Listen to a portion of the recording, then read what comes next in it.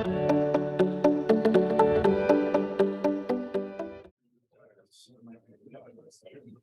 like to call this meeting to order of the Cascade Township Planning Commission for Monday, 19th.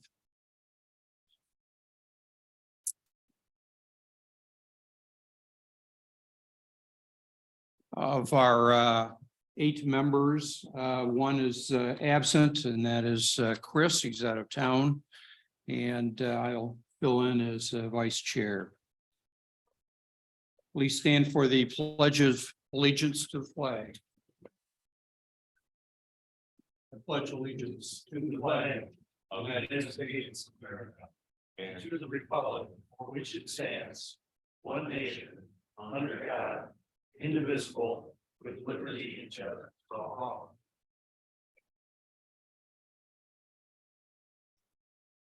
Mr. Chairman, if I may, I'd like to throw out a recommendation to approve the agenda with an amendment to do Article 7 after Article 10.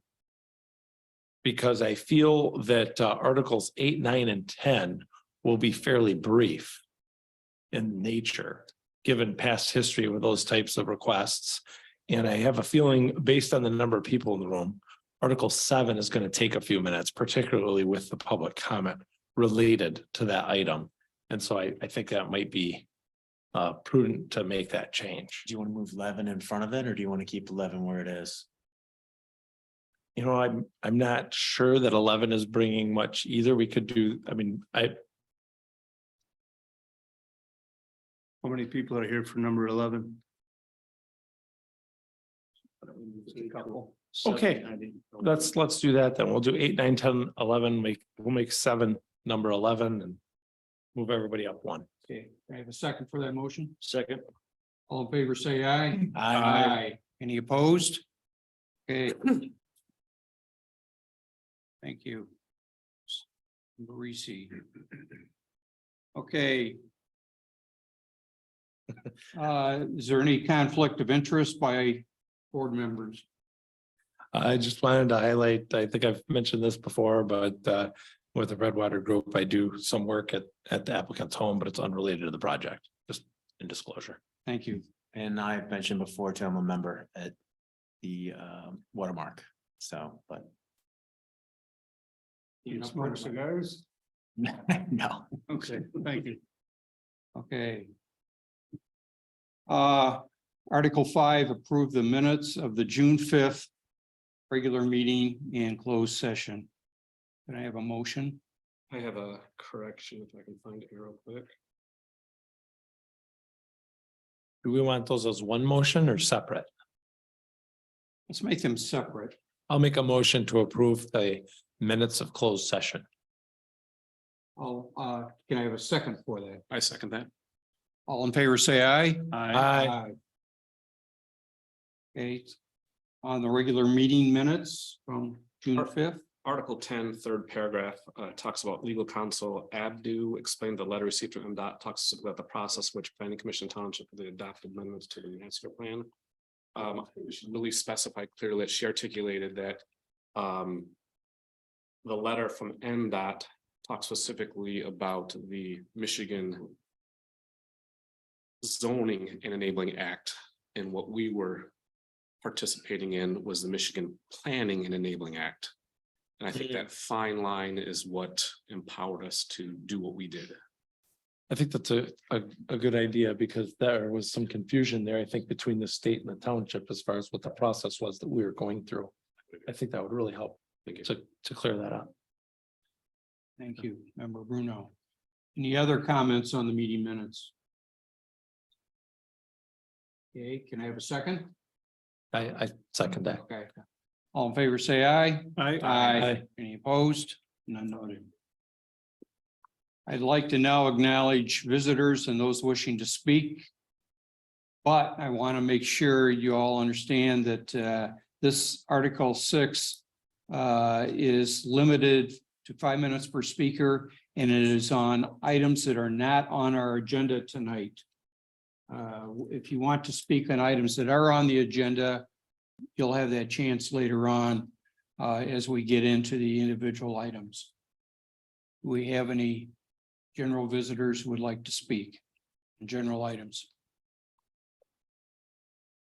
Yes. Turn up the volume a little bit, you guys. You just have to make sure you speak into your mics clearly. Old school Okay. volume, turn on just static. Just the volume control. Well, with that, I think we'll go to. Any other comments? If not, I'd like to now move on to Article 8, case number 23-3766 Bartlett.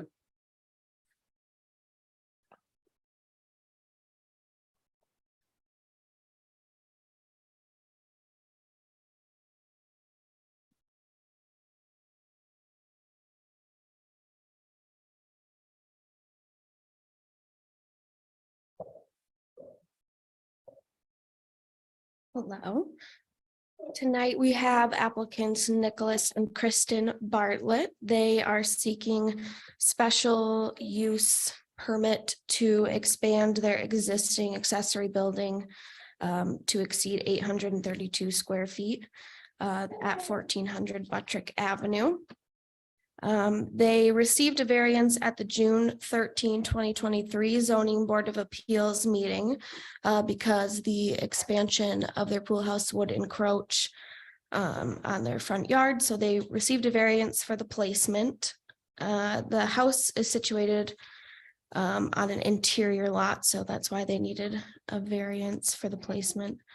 The existing accessory building is 288 square feet, which is the smaller flank side of this to the south of the building here, and they are proposing an addition of 765 square feet fully enclosed, and then a porch and a lean-to for an overall addition of 1286. And so the entire accessory building would then be 1,574 square feet. The design of the pool house would match what's existing to fit the residential feel of the neighborhood they're in.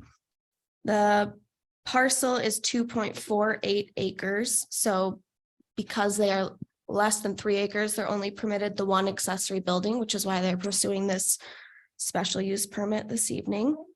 The existing septic and well do not interfere with the plans. And then when considering the average size of accessory buildings approved in this R1 district, the average was 1,996 square feet. And the average parcel size was 7 acres, and that's in the accessory building inventory included in your packet. Because of considering this average or comparable sized parcels, this appears to be a reasonable request for the zoning district. And when considering the factors for approval, the use for the building is intended to be personal storage. The location, again, they were granted a variance at this past June 13th meeting. The size in relation to the zoning district, again, it doesn't seem unreasonably large considering others in the area. We did note that the homes in the area are larger and a lot more attached garages, but for the district as a whole, it is a reasonable request. We did not find that the building would cause any negative impact to neighbors because of the parcel size, and there is common element parcels to the north and the west of this parcel that would never be built on, so it acts as a buffer of sorts. And there's no new access drives proposed from the Bartletts. So when we considered all of these factors and the application, I would recommend to approve the application with the following conditions: that the accessory building is not used to run a business or for a living space. Any outdoor lighting adheres to the Cascade Township ordinance standards. and that proper site plan be submitted with placement and setbacks for the proposed additions, which I carried over from their variance conditions. Thank you, Madison. Any questions from Planning Commission board members? I have two, and I'm not sure if they're directed at you or later when they come forward. So item I, you say with the parcel being 2.48 acres, that is why the applicant is only got one accessory building. That's why they're proposing an addition. Did they come forward initially wanting something that wasn't an addition? Because it almost seems like this is a situation where by forcing them to attach it to an structure that's already there, we're forcing it to be more in the front yard than maybe it needed to be. No, this was how they presented it originally, and it fit with the request because they weren't allowed to have another accessory building. Okay. And then this has been a common theme since I've been on the board, on the commission here. They say there's no new drives proposed. Is that from them, or is that just by the prints? Because it seems like we don't see drives on most of our submitted plans. Is there going to be a drive, or it's just not really been solidified? It was indicated in the application that there was not another drive being proposed, but you could refer to the applicant if you need a little more clarification.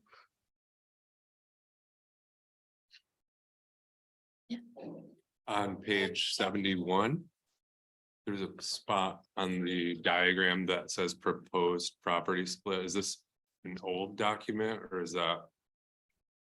I don't have the whole Yes, packet in it's front. of me. dated 2007. It's an old document. Yeah, I see that, but so did the property split already? Or is it still proposed? I guess is my question.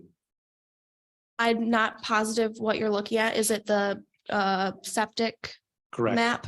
Yeah. So that the split was not part of, it's not, it was already done. And that was just to show where other utilities on the property are, to know that it's not interfering with the application. Thank you. Any other questions for Madison from board members? Hearing none, I'd make a motion to go to a public hearing. Can I have a second? Second. All in favor, say aye. Or actually, we should ask for the applicant to come up first. I probably got ahead of the game on that one. didn't I? Are Nicholas and Kristen Bartlett available here tonight? Is this Nicholas here? I got rid of the bigger two, but couldn't quite find somebody for the little ones. Okay, welcome. And the husband's on a business trip, so I'm here to represent. Okay. And I was out to see your house. It's Yes. a beautiful setting and very, very nicely done. Thank you. Thank you. Any questions from board members for Kristen? Do you envision in the future needing a driveway to this building at all? I don't, if we did ever, it would stay along the perimeter of our property where there's a common, where there's a common space between our property and the future adjacent home. And it, from what I've seen on how a house would be built on that, it would be against their side yard if they were to put a property on that adjacent one. Thank you. Mhm. I have one question. What's the baby's name? This is Duke. Duke, okay. Yep. Put that in the record. Any other questions? I have one. If we didn't have an ordinance saying you can only have one unattached accessory building, would you have done this plan differently? It seems to me like we're kind of forcing you to do something that doesn't quite fit.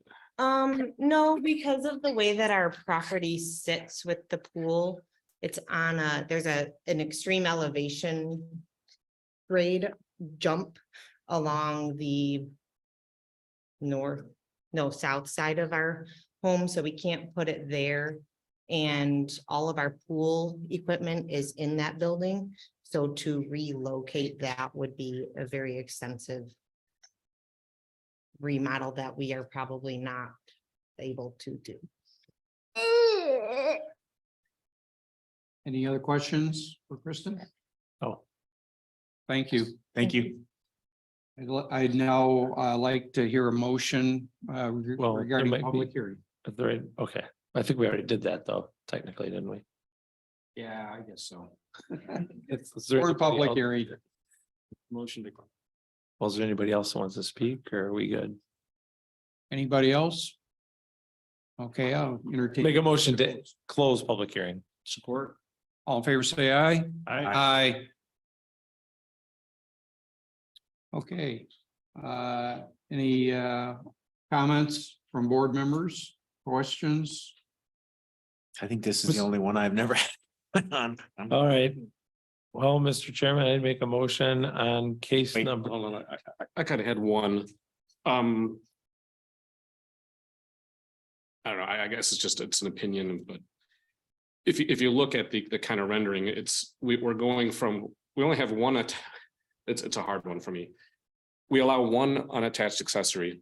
And by joining the roof line in, there's a breezeway, it's practically two unattached. Is this really kind of what we? There's a connector canopy between the two, basically. Makes it one building. I It's guess. one building. Okay. Good That's from an observation. architect. But we could Because I also, looked at the same thing. Yeah, okay, we could force them to tear down the entire thing and just build one building matches the current specs, which would seem to be. a Bizarre. little over the top. exactly. So it's kind of catch-22. Yeah. Hmm. Well, I would entertain a motion to approve. I can try and make one again. Go for it, number receipt. Okay, I'll make a motion in case number 23-3766 Bartlett. That we approve the request for an accessory building over 832 square feet with the three conditions outlined by staff. The first being that any outdoor lighting meet our regulations and that the area cannot be used to run a business or as a residence. And they need to provide a site plan with more detail, I believe was the third, if I'm not mistaken. Specifically showing the placement of the building and setbacks with respect to their lot lines. Okay, can I have a second? Second. It's been moved and seconded. All in favor, say aye. Aye. Any opposed? Opposed. We have one. Two. Opposed, two. Okay, Alright. Motion passes. Motion carries. Okay. Congratulations, Duke. Shot. thank you, Kristen and Duke. Good job. Here, I thought he'd be all excited and he throws ball up in the air and we got nothing. Thank you. I think that brings us to what is written as Article 9, Mr. Chairman. Yes, just a second here.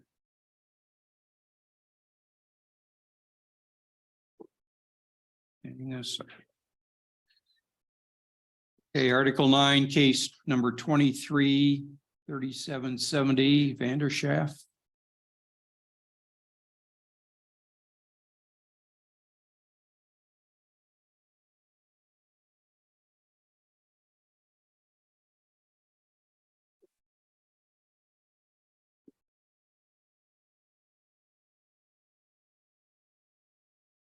Okay, tonight we also have Dale Vanderschaft here from 3671 Cherry Lane.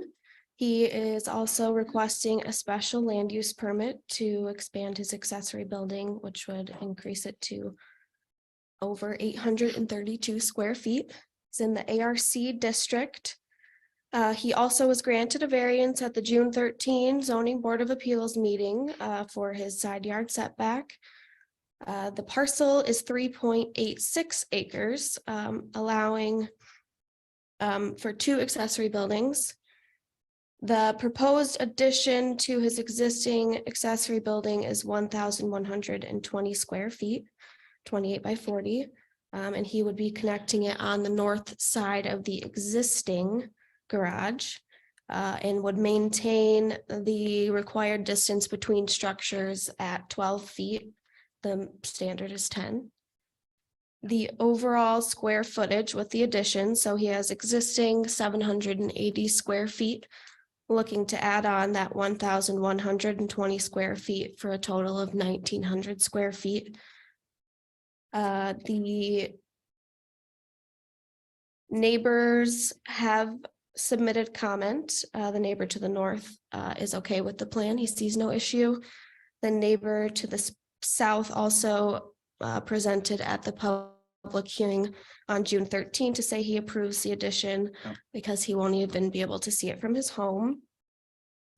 And then again, when we consider past approvals of special use permits, and this time in the ARC district, our average for that inventory of accessory buildings was about a 15-acre parcel with a 2,274 square foot accessory building. So this application is in line with others that have been approved. And then when we look at the criteria for approval, those factors, the applicant has indicated it would be for personal storage. The height was indicated as being necessary for a type of hoist he needs for storage of vehicles. The location, again, he was proposed that variance. His home is 1,694 square feet, and that is excluding his finished living space in the basement. And the overall lot coverage with these two buildings, his home, and if this were to be approved, would not overwhelm the 3.8 acres. The ARC use buildings in the area across the street to the north are quite a bit larger and might have more accessory buildings because of the ag use. And the proposed building affecting light and air circulation, we did not see that negatively impacting the adjoining properties, especially because of their comment of seeing no issue. The views also would not be impacted.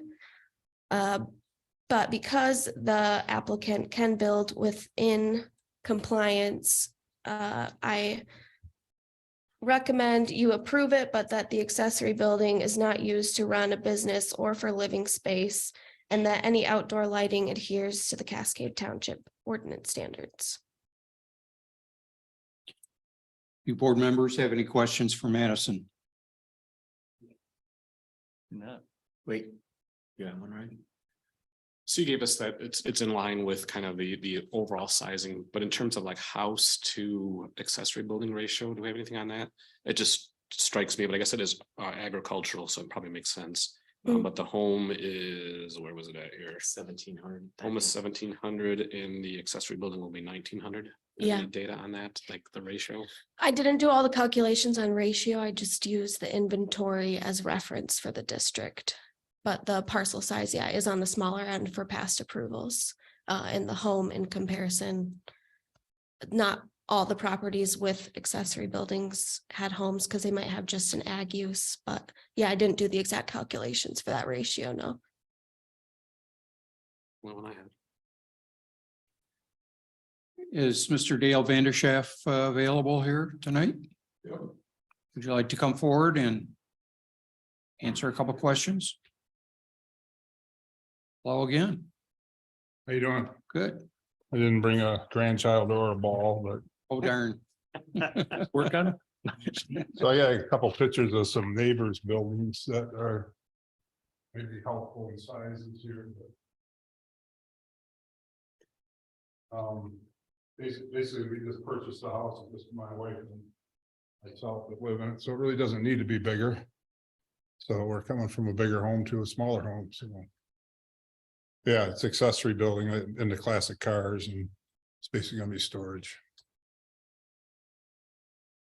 How many classic cars could you put into the new facility? Well, it depends if I buy stackers, but I could probably put 12 if I wanted to, but I'm not to that point, so. Okay. Nor do I think my wife will allow me to get to that point. So Oh, darn. It's early. Mr. it's early, it's right. Okay, questions? Have you confirmed where your well and septic are located Yep, to make sure they're not interfering? yep. Thank you. Yeah, that was all done. I'd like to say I just bought the house, so I understand. the septic's on the other side of the house, so. Member That's Bruno? what I thought. The standard is 10 feet of separation. I see somewhere in here it's written as 12. I think from our staff, I think one of your drawings says 12, another one of your drawings says 14.5. Just the fact there's an inconsistency Are we I think certain it's the larger of the two numbers, the Okay. distance between it, because it showed it being closer to the lot line on the other side than it actually is too, so it's. As long as we're certain it's everything's a greater than little 10. different. What's that? As long as we're certain it's greater than 10, and just the inconsistency bigger gives than me 10. pause. Okay, perfect. Any other questions for Mr. Vandershed? Okay, thank you very much. Thank you. I'd like to now entertain a motion to open it for public hearing. So move. Second. Moved and seconded. All in favor, say aye. Aye. Aye. Would anybody like to speak to this issue? Please give us your name and address. Jack Holst, 3717 Cherry Lane, directly to the south adjacent property. Don't have any problems with him building this building, as I didn't when last on June 13. I think it's not going to obstruct my view of any kind. And like I said earlier, the only time I'm going to see it is when I drive by and see the front of it, and that's about it. So I would say vote in favor of it. I have no problems with it. Thank you. Thank you, sir. Thank you. I'd like to now entertain a motion to close public hearing. Move to close public hearing. Or Supported. All in favor, say aye. Aye. Any opposed? Unopposed, it passes. Okay, any comments or questions from board members before we vote on this? None noted. I'll entertain a motion. I make a motion that in case number 223770, that we approve the request with the staff recommendations that the accessory building is not used to run a business or for living space. And number two, any outdoor lighting adheres to the Cascade Township ordinance standards. Okay, have a second? Second. It's been moved and seconded. All in favor, say aye. Aye. Any opposed? None noted. Congratulations, Mr. Van Schaaf. Thank you. Thanks for moving this down too. You're welcome to stay. it could be exciting. Okay, I'd like to now entertain Article 10, case number 223771, Achterhoff. Madison.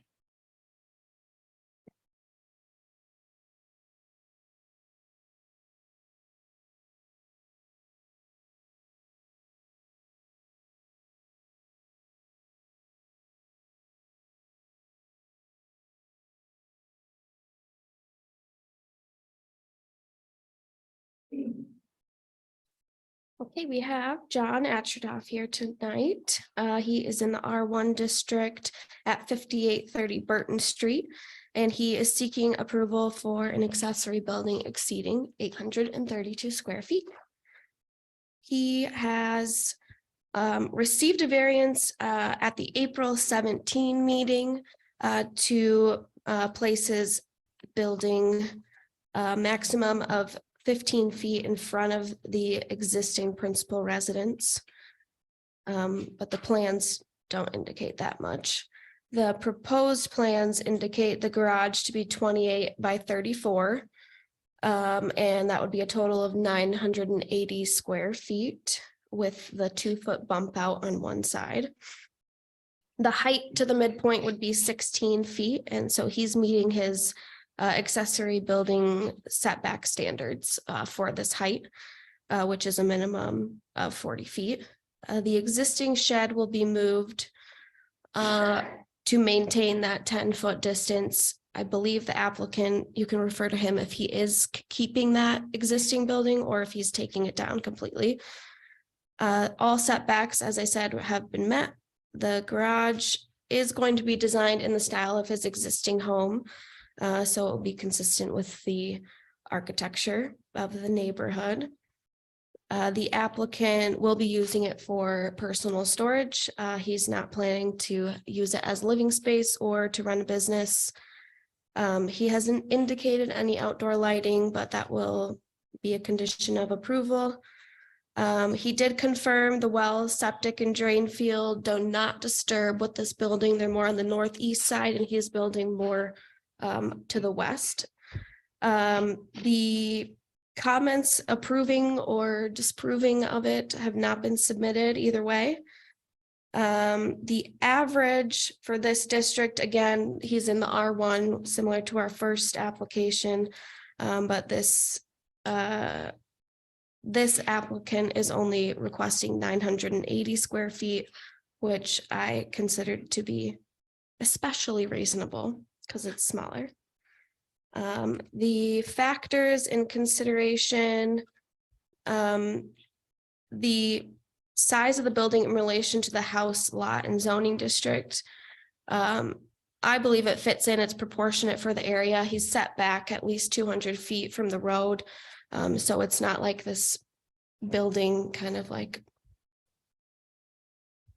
taking over the street or anything. The surrounding parcels are only about 0.3 acres and he's got 3.8. So he's kind of a large parcel surrounded by smaller ones. So for that reason, his neighbors don't have accessory buildings, but he does have the room to have one. And because of previous public hearing, I didn't believe that this would negatively impact the adjoining properties since all residents have seen it and commented. We haven't received any new comments. So with all of that in consideration, I do recommend that you are able to approve the accessory building with our conditions of not using it to run a business or for living space. And again, that it adheres to our outdoor lighting standards. Do board members have any questions for Madison? Yes. Is the drawing on page 94, is the blue rectangle in fact the proposed structure? I'm not sure what page you're referring to. Is it this? To the board. Yes, packet. yeah. Yes. But yes, the blue. Yes, the general location. Okay. To use the existing access that he has on the property, so no new drives proposed. Okay, so is it safe to assume that the northernmost horizontal edge of that is no more than 15 feet from the farthest most, what would it be, the northeast corner of it? Is that correct? Is that where the 15 feet comes from? Because if I look at kind of the that's northwest. closest structure, it's more than 15. Right, probably going by the northeast corner. Northwest. Yeah, the northeast corner is further north North, than okay, the so we're with west. the northernmost point of the structure, not the closest structure. Correct. South. Member Roland?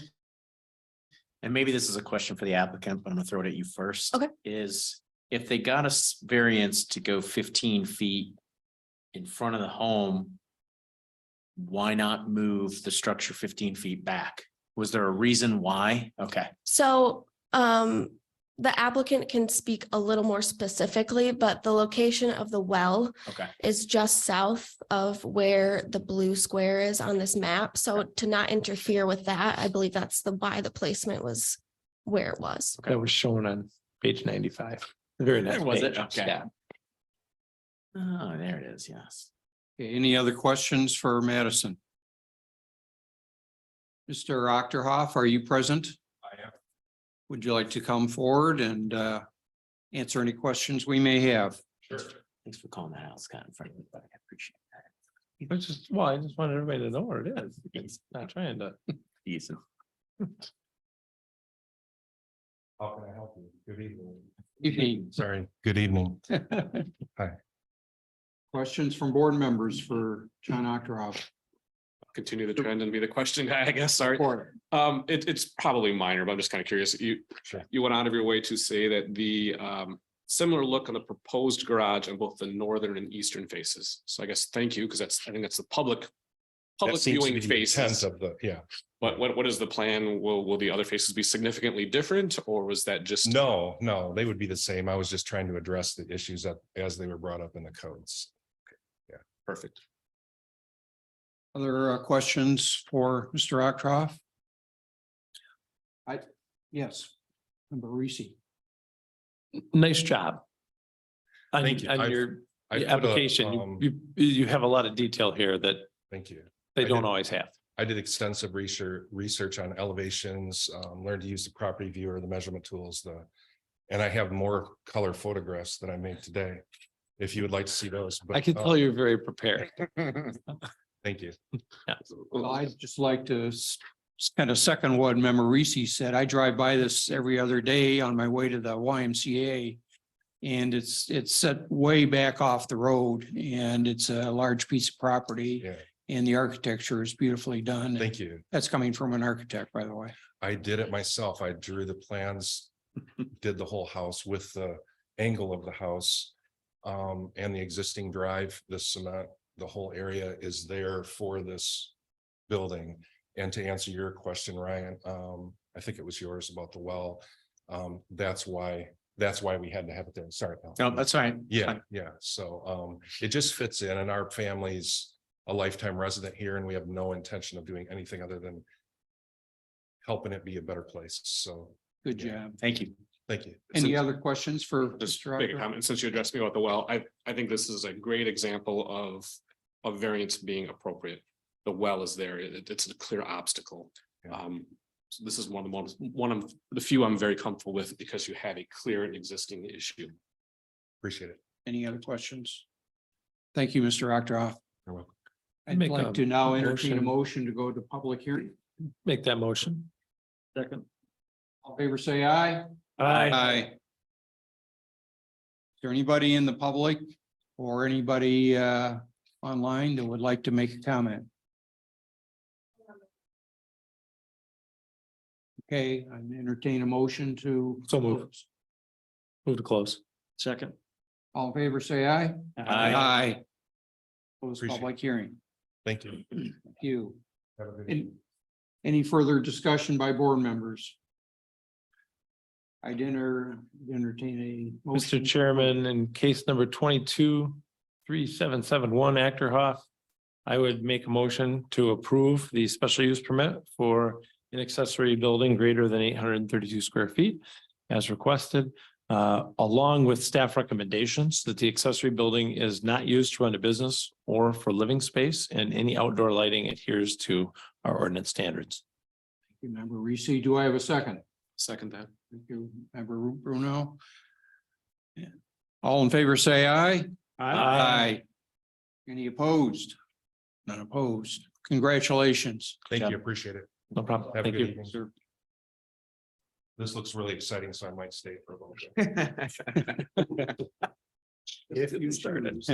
I'd like to now move to Article 11, case number 23-3765, Redwater Group. Brian?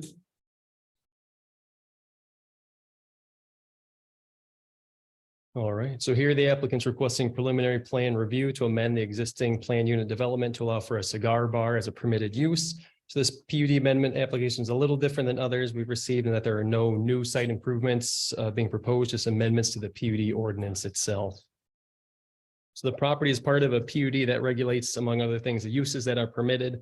So the permitted uses for the clubhouse building include one clubhouse / restaurant / pro shop / cart storage building. So since the PUD ordinance lists a number of specific uses for that building and a cigar bar is not included as one of them, I determined that if the applicant would like to add a cigar bar, they would need to amend the PUD ordinance in order to permit that. So back on May 15, we reviewed this as a basic plan review. There hasn't been much change since then. The applicant did provide the floor plan there showing what areas would be that designated area. So the interior cigar lounge area on the lower level and the adjacent lower level outdoor patio will be designated as cigar smoking areas. And so I know members had a couple questions, the outdoor patios. I believe the applicant is here again tonight. If those, you still have those questions on that outdoor space. So if preliminary plan approval is given, then a PUD amendment will be written and brought back for the planning commission for a recommendation to the township board. And so again, this is slated for a public hearing as well. But this time staff are recommending approval of the preliminary plan with the condition that all necessary state, county, and local permits and approvals are obtained. Any questions from board members for Brian?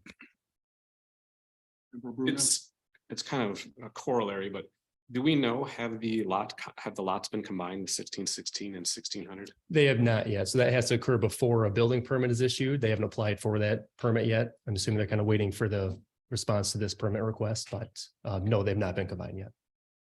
Makes sense. Okay. Is the applicant here, and would you like to come up and give us your name and any comments you may have? Sure. Thank you, Mr. Chairman. My name is Ken Watkins with Architectural Concepts. Mr. Steve Plattmeyer from Redwater Group is actually in the lobby. I've been trying to get his attention, but we will carry on. And if we need him, we'll get him. I think Brian did a good job of kind of reviewing the scope of the project. Redwater has received a state of Michigan exemption license for the cigar bar, which would allow for smoking inside the building. To earlier question, the lot combination has not been filed yet, but it is being worked on.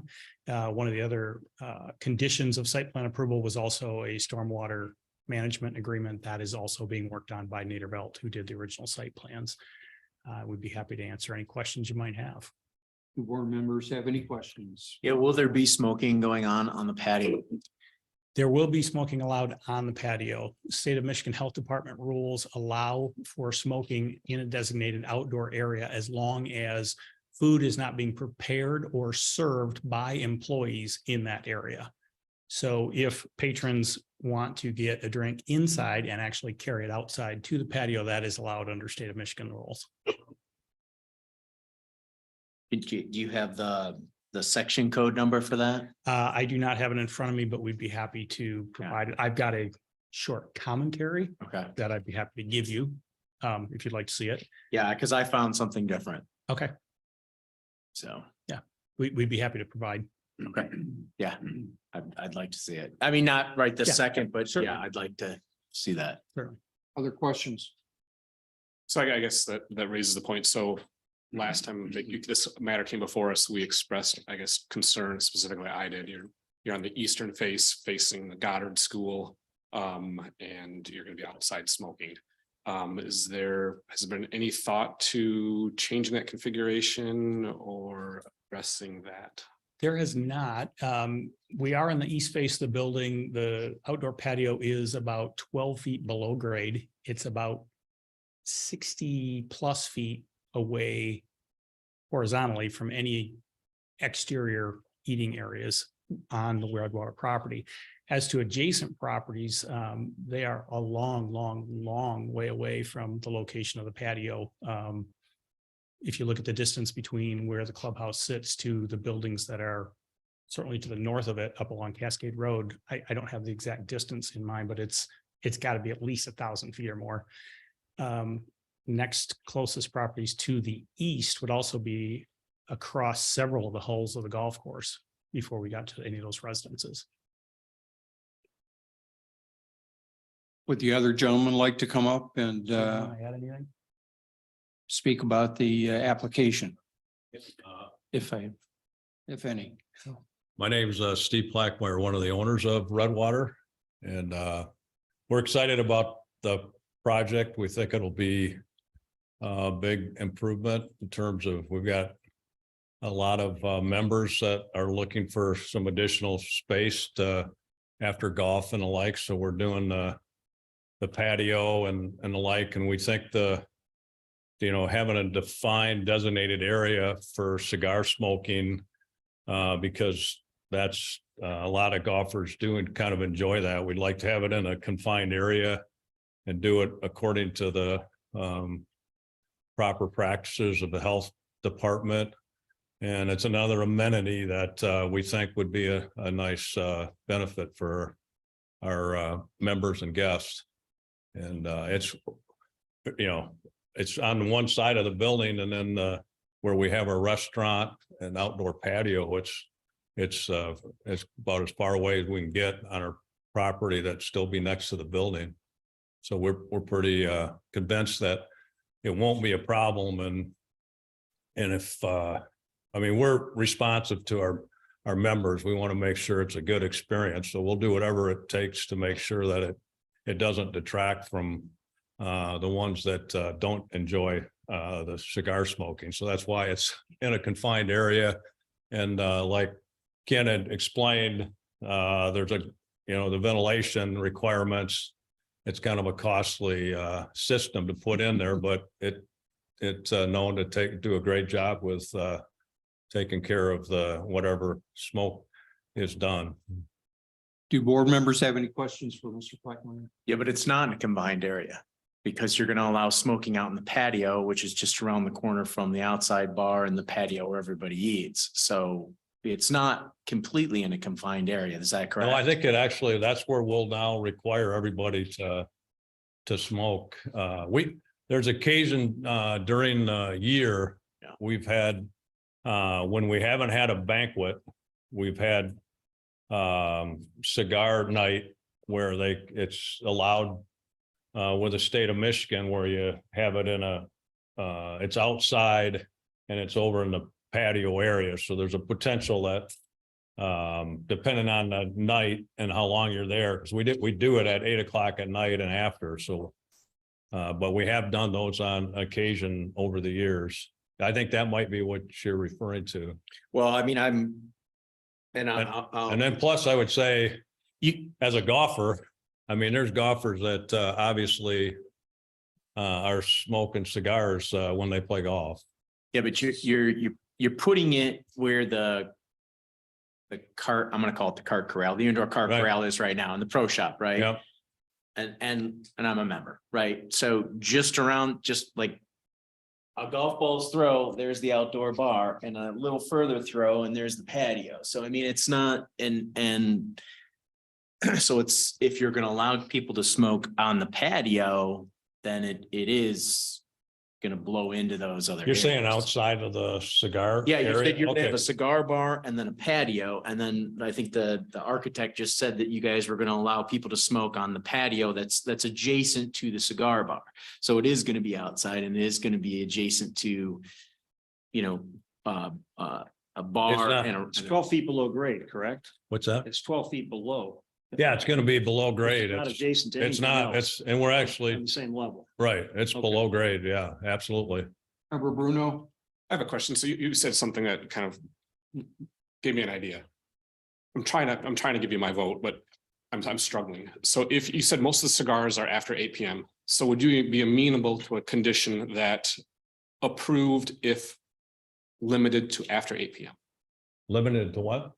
Smoking is limited outdoors until after 8 PM. Oh, a certain time of day? Correct. No, I thought the request though is specific to indoors, isn't it?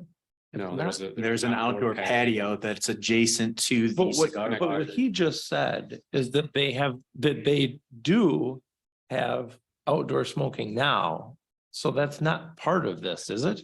I mean, if it's going on already, approved through the state, he's asking to create a cigar bar to allow this to happen on a more, I guess, regular basis. But if it, Brian, do you understand where I'm going with this? Well, I think a cigar bar is a different use than just allowing Right. smoking outdoors. That's not a Right. use that we regulate at all. So this is I would equate it specific to new use. A being golfer walking introduced. down the golf course smoking a cigar. Now you put 30 guys on the same fairway smoking a cigar, you're gonna have a larger concentration, right? I mean, there's a difference between a onesies, twosies. Right, but I guess I view it as though the request is specific to the indoor or into the cigar bar. It's if whether somebody wanders out onto a patio, I don't know as. But that's the part is he's got a patio, a cigar smoking patio too. That's the thing. There's an But that's 12 inside feet smoking down. lounge and an outside smoking patio. Correct. It is a smoking patio. It's not wandering out onto a Yeah. random patio. And the patio is, as Joe put, 12 feet below, but right there is the bar and right there is the outdoor patio for eating. So That's not. Help me with, can you point, sir, to where this outdoor patio is on this drawing, just so we're all on the same page here? that one, I don't know if you can, but 103. It's actually not shown. I mean, this is the lower levels. We're talking about the lower level is where this smoking area is. It'd be just outside the pro shop, right? Area right here. And So where it says lounge, I'm sorry, where it says, this is where the existing patio is right here. And we're talking about this area here. so that's the lounge patio where smoking would be allowed, and that's 12 feet below grade, and it's not Right. adjacent to any other. I mean, you've got to go 12 feet up to be adjacent to any other area. Is that what you're saying? And that's on the And north. actually talking about putting a fire pit, just something outdoors too, that would actually just be something that would help as part of just the ambiance in that area. And we're looking at this thing kind of as a way to confine the cigar smoking. Because at times, you know, if you get the golfers, then you got a spot for them where we're designating them to go and smoke it when they're done with the round. I think it's a positive thing rather than a negative. And like was mentioned, we don't, when it comes to the state of Michigan cares about the indoor aspect of it. I mean, that's what the permit, that's what we're talking about with the use. So we want to just be transparent with you in terms of what is planned and what is involved in the process. And like I said, I mean, we got our members and guests are smoking cigars on the golf course currently and as they drive by, and we haven't had complaints where, because you're in the open air and that's kind of tough for it to congregate and go in a specific way. Member Bruno? So now I guess I'm partially confused, and I apologize for that. Previously, it was stated that the indoor cigar bar area included a cigar bar patio. And I'm using the wording here, only cigars can be smoked.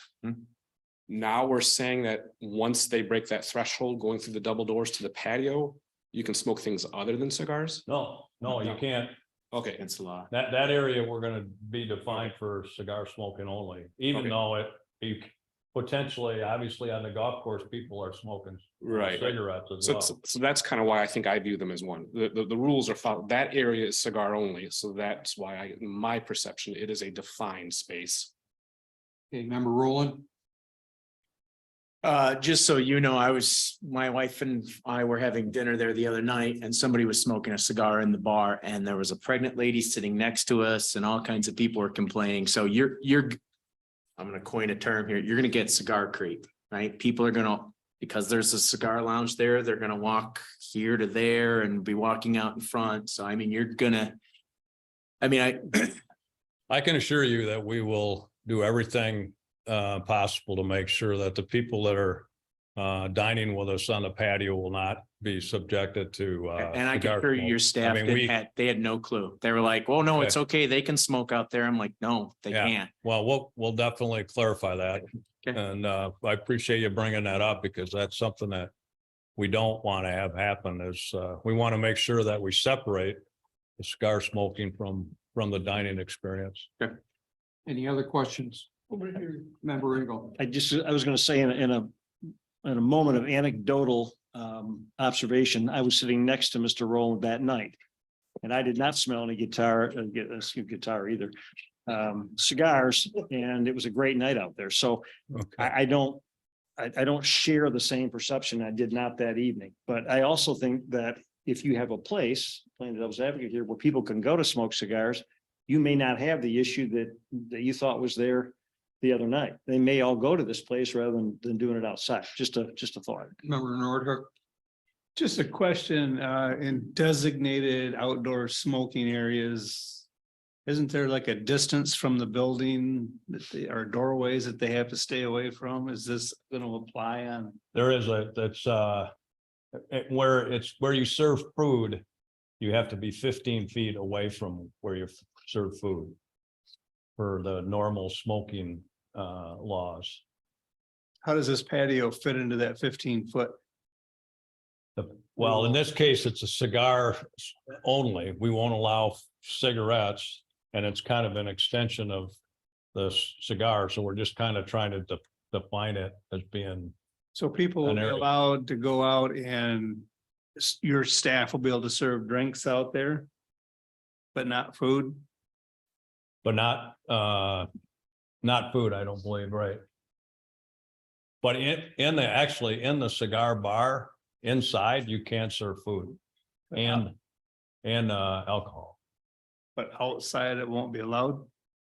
We don't think we'll be doing that, no.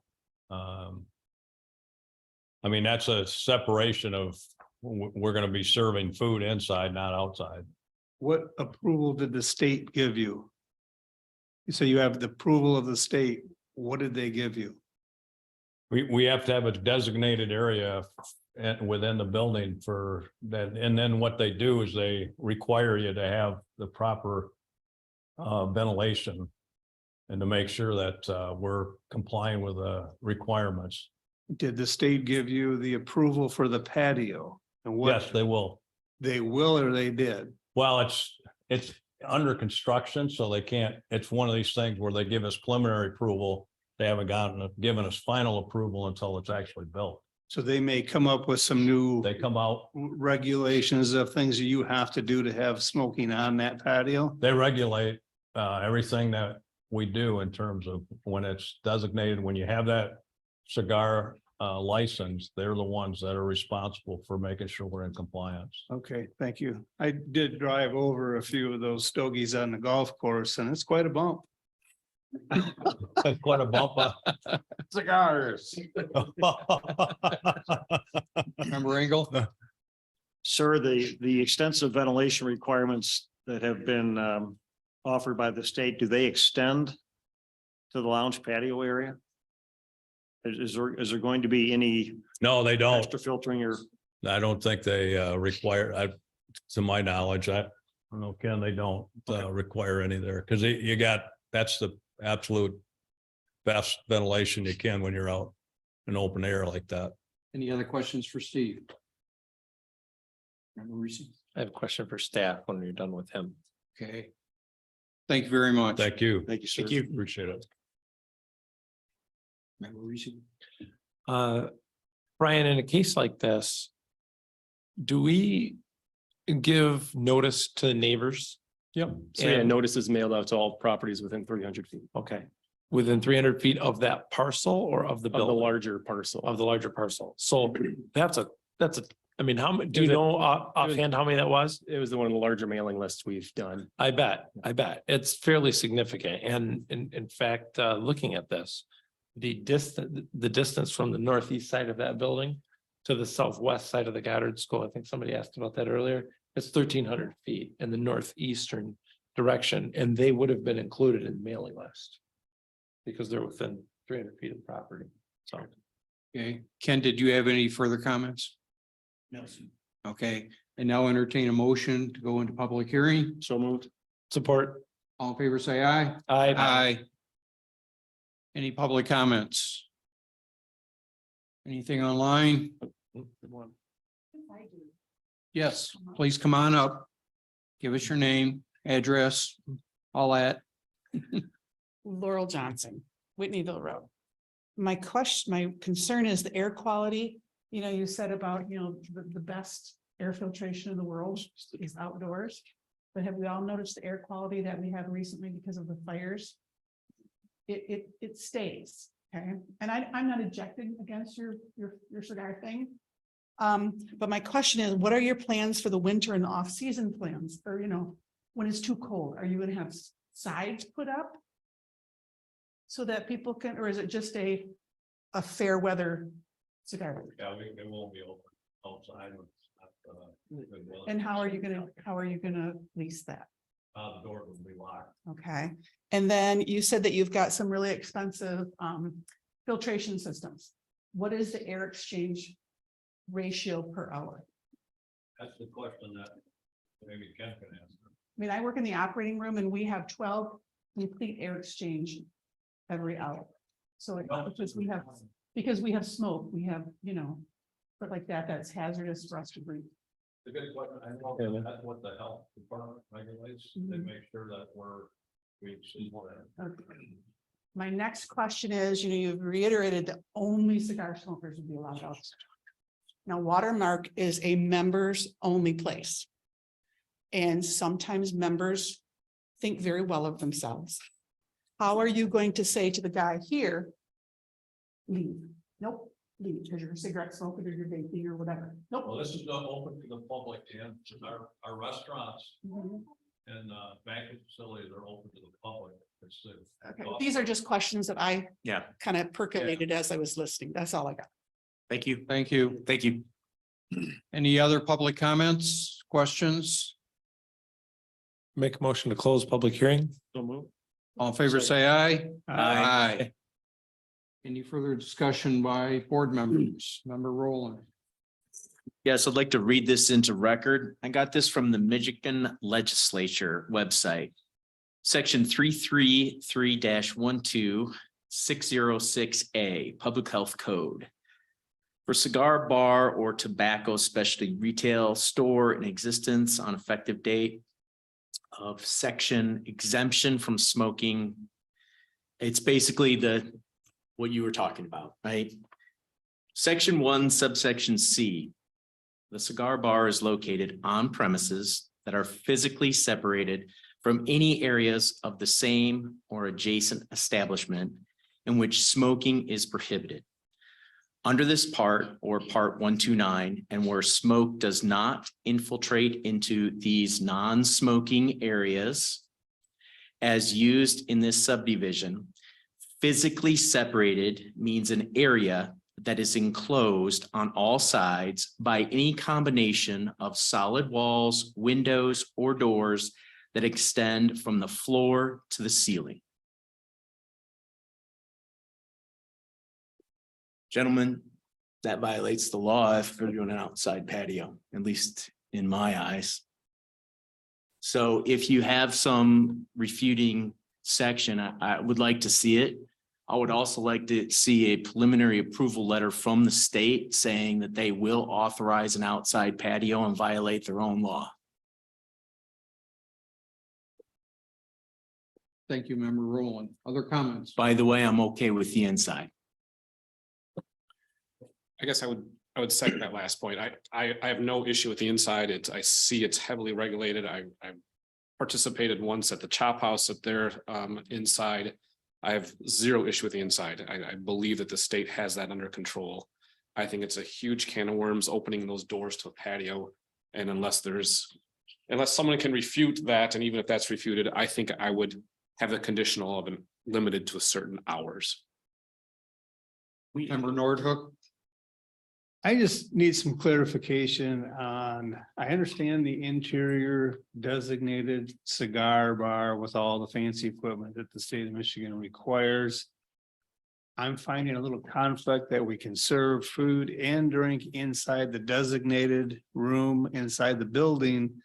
But the 15-foot rule out on the patio where they are serving the food and drink inside, just a set of doors. I'm just a little confused on that. I'm not sure, if it's a 20-foot wide patio, you got about a 5-foot strip there that would comply with the existing law. So I just need some clarification on that.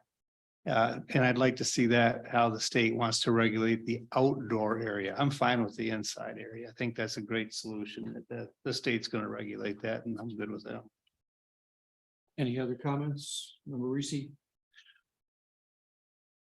I'm noticing the only recommendation from staff on here was that all necessary state, county, and local permits and approvals are obtained. So if this was to be approved by the planning commission with that condition, does that suffice your concerns related to the outdoor? If the state came in and did an inspection and said, nope, we don't like your outdoor patio, but we'll give you approval for the indoor, or vice versa, maybe they say, yeah, this is fine. I mean, is that Member Rowland, what's your take on that? I mean, you're using the state law. I guess I would assume that the state would, I'd like to think that they would be thorough enough to look at that. But I mean, I guess looking at our standards, right? And our ordinances, I look at this and I think, well, I'm gonna have to deal with the state on that. That's out of our control. That's the state's job. That's not our job. So from my perspective, that portion of it is related to the state's rules. That's their ordinance or their law. We'll let the state make that determination.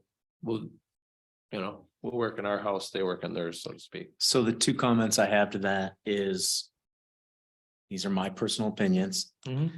I don't always feel that the state has Cascade's best interests at heart, and I don't really want to leave that up to them. And number two, I feel like if we do this, we're gonna set a precedent, and now who knows where it's gonna lead, and now we're gonna have people, you know, medical marijuana smoking out on the patios, you know, yeah, I have no problem with it being inside, and every cigar bar that I've been in, and I haven't been in a ton, but every one that I've been in, they're all inside. I haven't been to one that's outside, right? And maybe I'm more sensitive to smoke than others, but I just think that inside's fine. Give them the inside. Why do you need the outside? Member You're smoking. Ringel? What if we drafted a motion that granted our approval of the indoor cigar bar and conditional approval of the outside upon subsequent provision of proof from the state of Michigan that they are aware that the outdoor patio is being used and that they have specifically approved this in addition to the indoor cigar bar? I probably wouldn't support that. I'll be honest. I mean, well, So you got the it wouldn't ins- matter, it wouldn't matter from your perspective whether the state did or didn't approve the exterior lounge, you wouldn't support that. I wouldn't support smoking cigars outside where it can negatively affect me or other people around me. Right? I mean, does anybody here like to sit and have cigarette smoke blown in their face? No. Would you like to sit and eat a meal with somebody's cigar I smoke? can't stand cigars. Alan. So I mean, I'm just saying, like, listen, you want to smoke a cigar, fine. Do it out on the course or do it inside where there's that special air filtration system. I'm not saying you can't, I'm just saying you can do it here. I guess I'm just reluctant to project my own personal opinion if this action and this request is otherwise legal and approved by this. And yet state. we do that all the time. In this instance. But maybe I can, Bruno? maybe I can run in the middle here. Pretty much everything we review, site plans through an accessory building. One of the things is, will this adversely affect light and air? We do that for an accessory building. Right? This is clearly going to affect air quality. How can we have it as a metric for approving an accessory building and turn a blind eye to that for a smoking patio? So I don't think it's a personal projection. I mean, he's making it personal. I'm not making it personal. I feel like I'm representing Cascade here. And I think the citizens of the state spoke at some point when we outlawed smoking at restaurants and we have designated smoking areas. I think that we're being very accommodating and I think they've done the right process. They have interior cigar smoking with food, with drinks. I think they should be happy with that. And that's probably as far as I'm willing to go. Okay, I'd like to entertain a motion. I would also like to add one thought to this. So we mentioned earlier the school. I'm not familiar with that last name or how you pronounce that, but there's a pool that's much closer than the school. I mean, pool is used by many children in our community and it's way closer to that patio. No one seems concerned about that. I am. Thank you, Member Richardson. Any other comments from board members? I'll entertain a motion.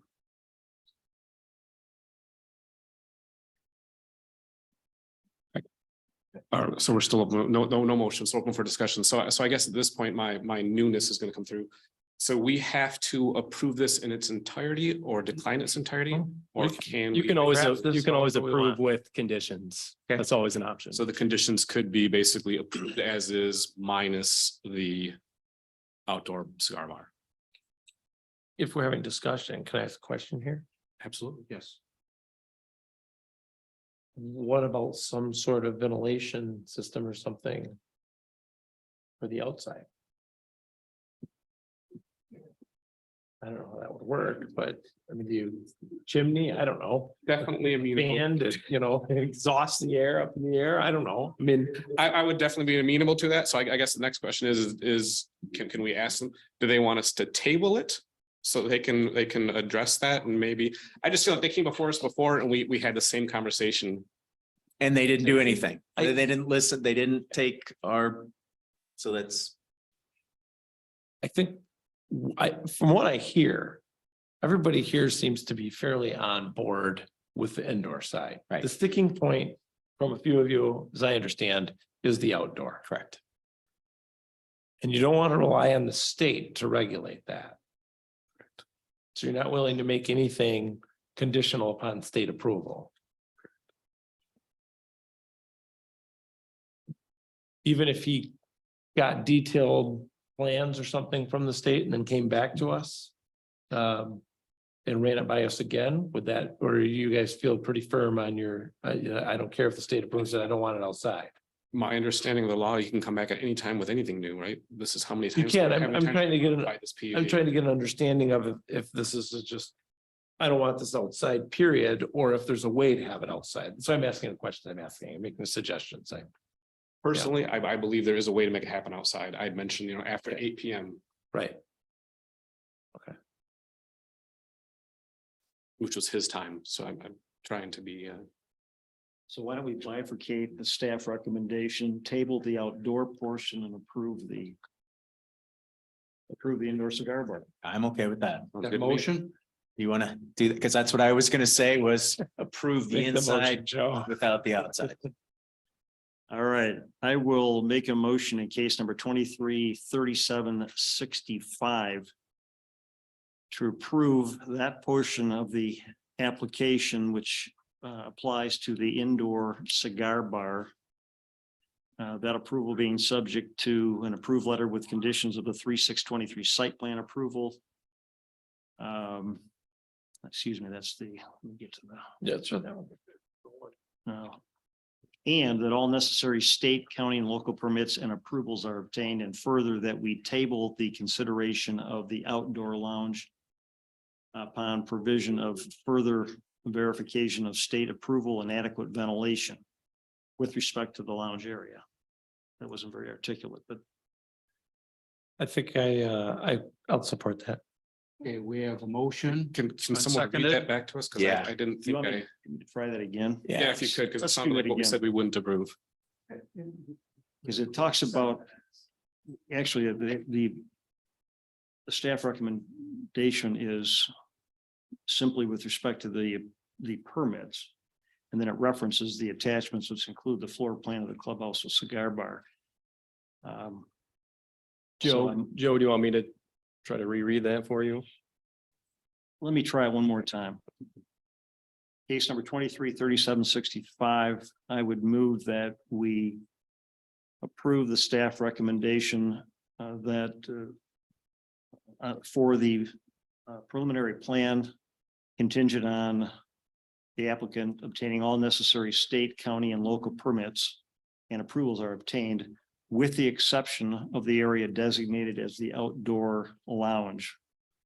And that the applicant would be free to come back with additional verification of state approval and adequate ventilation concerns being addressed as stated by the planning commission. I support that. Okay, seconded by member Reese. Any further discussion? No, I'm good. That's Good. Yeah. All in favor, say aye. Aye. Any opposed? None noted. Thank you. Okay. Like to now move on to Article 7, case number 223746. Wasn't even the long agenda item. Is this the long one? Because it seems like they've all been long today.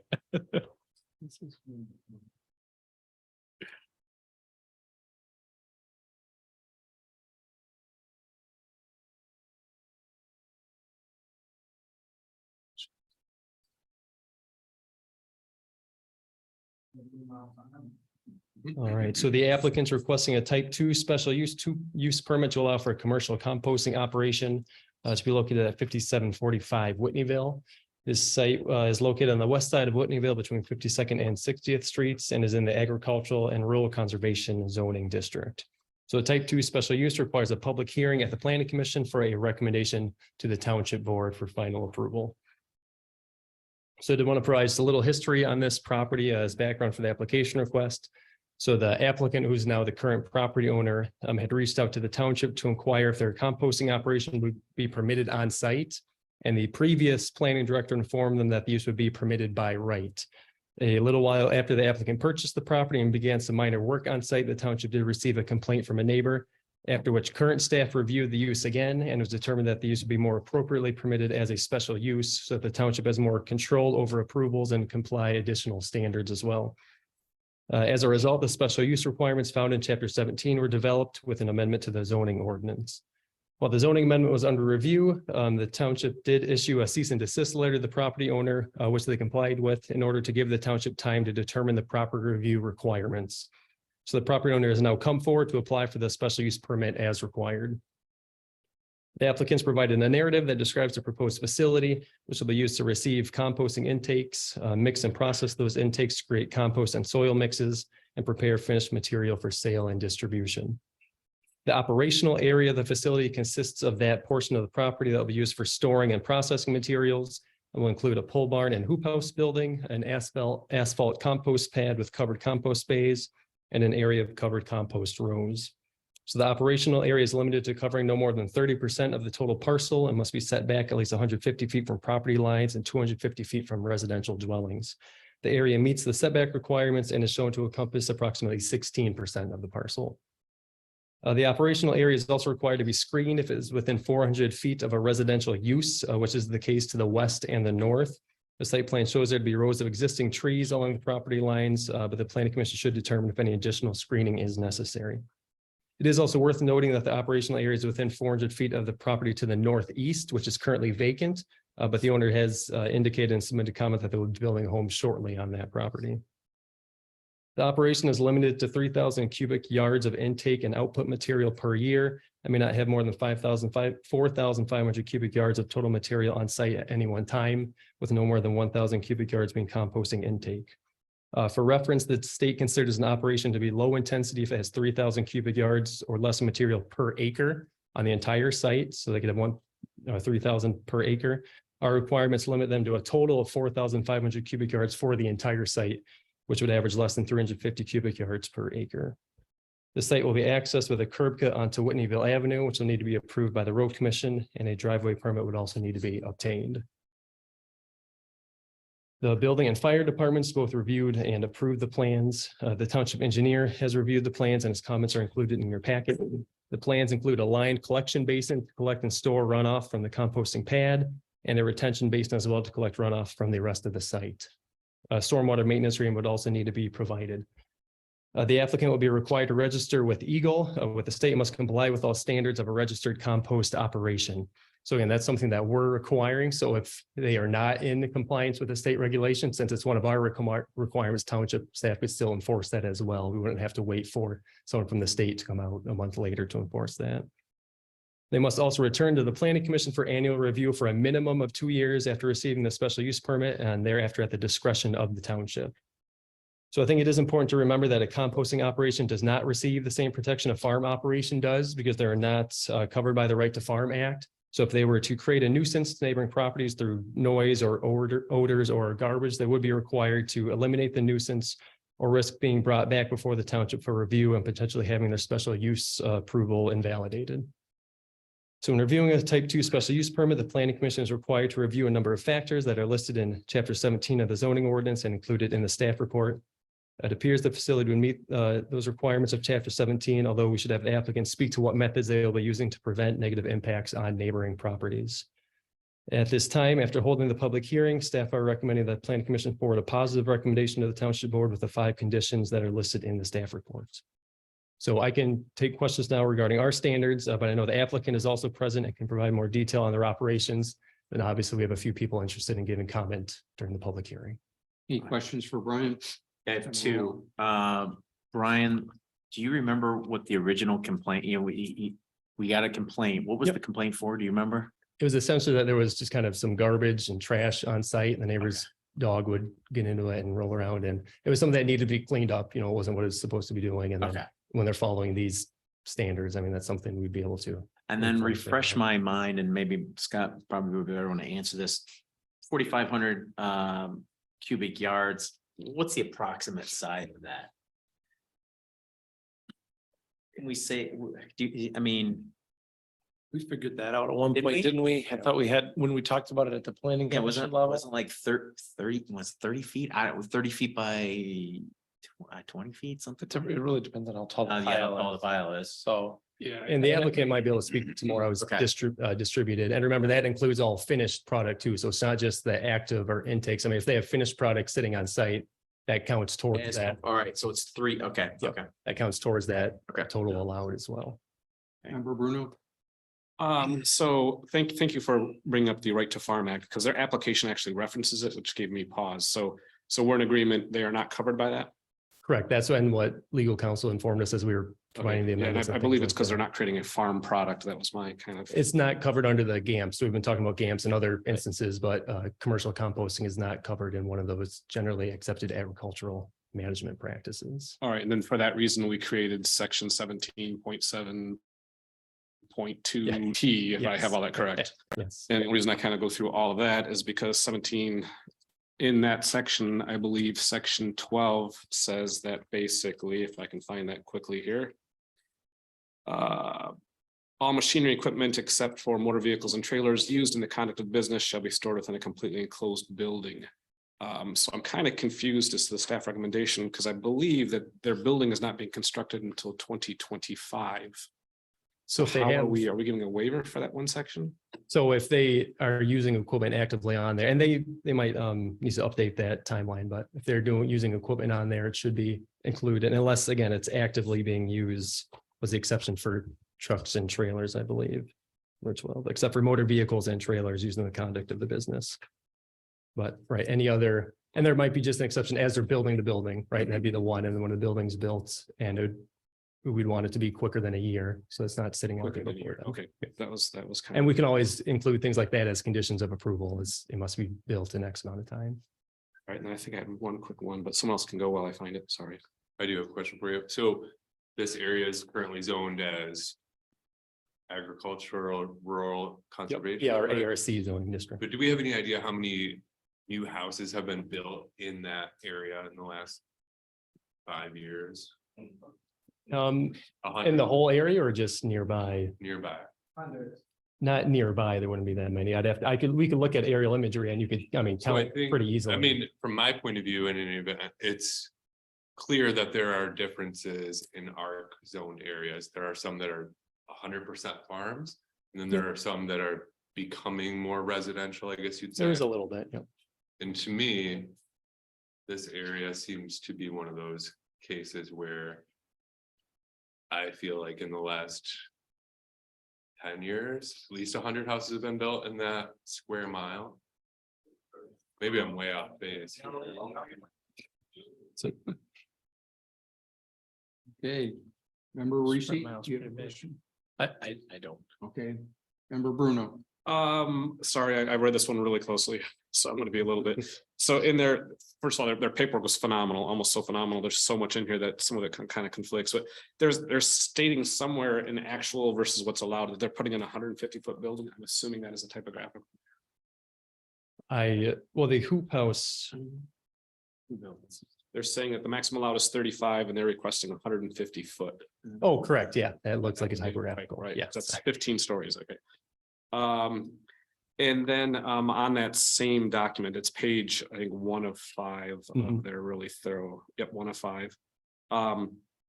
There's a couple of things that kind of sound warm and fuzzy, but I'm wondering if we could make it a conditional. Feedstock such as food waste is received and processed immediately after receiving. Would we be defined immediately to stop the dog from rolling around it? And then we kind of have that several spots. Mixing will occur on the pad toward the middle of the site on days when winds are low. I would hope that we'd specify something specific with regard to that if we were to consider this. Right, I mean, we have a lot of flexibility for adding conditions of approval, so any specifics like that, we could work on addressing. And then the final one.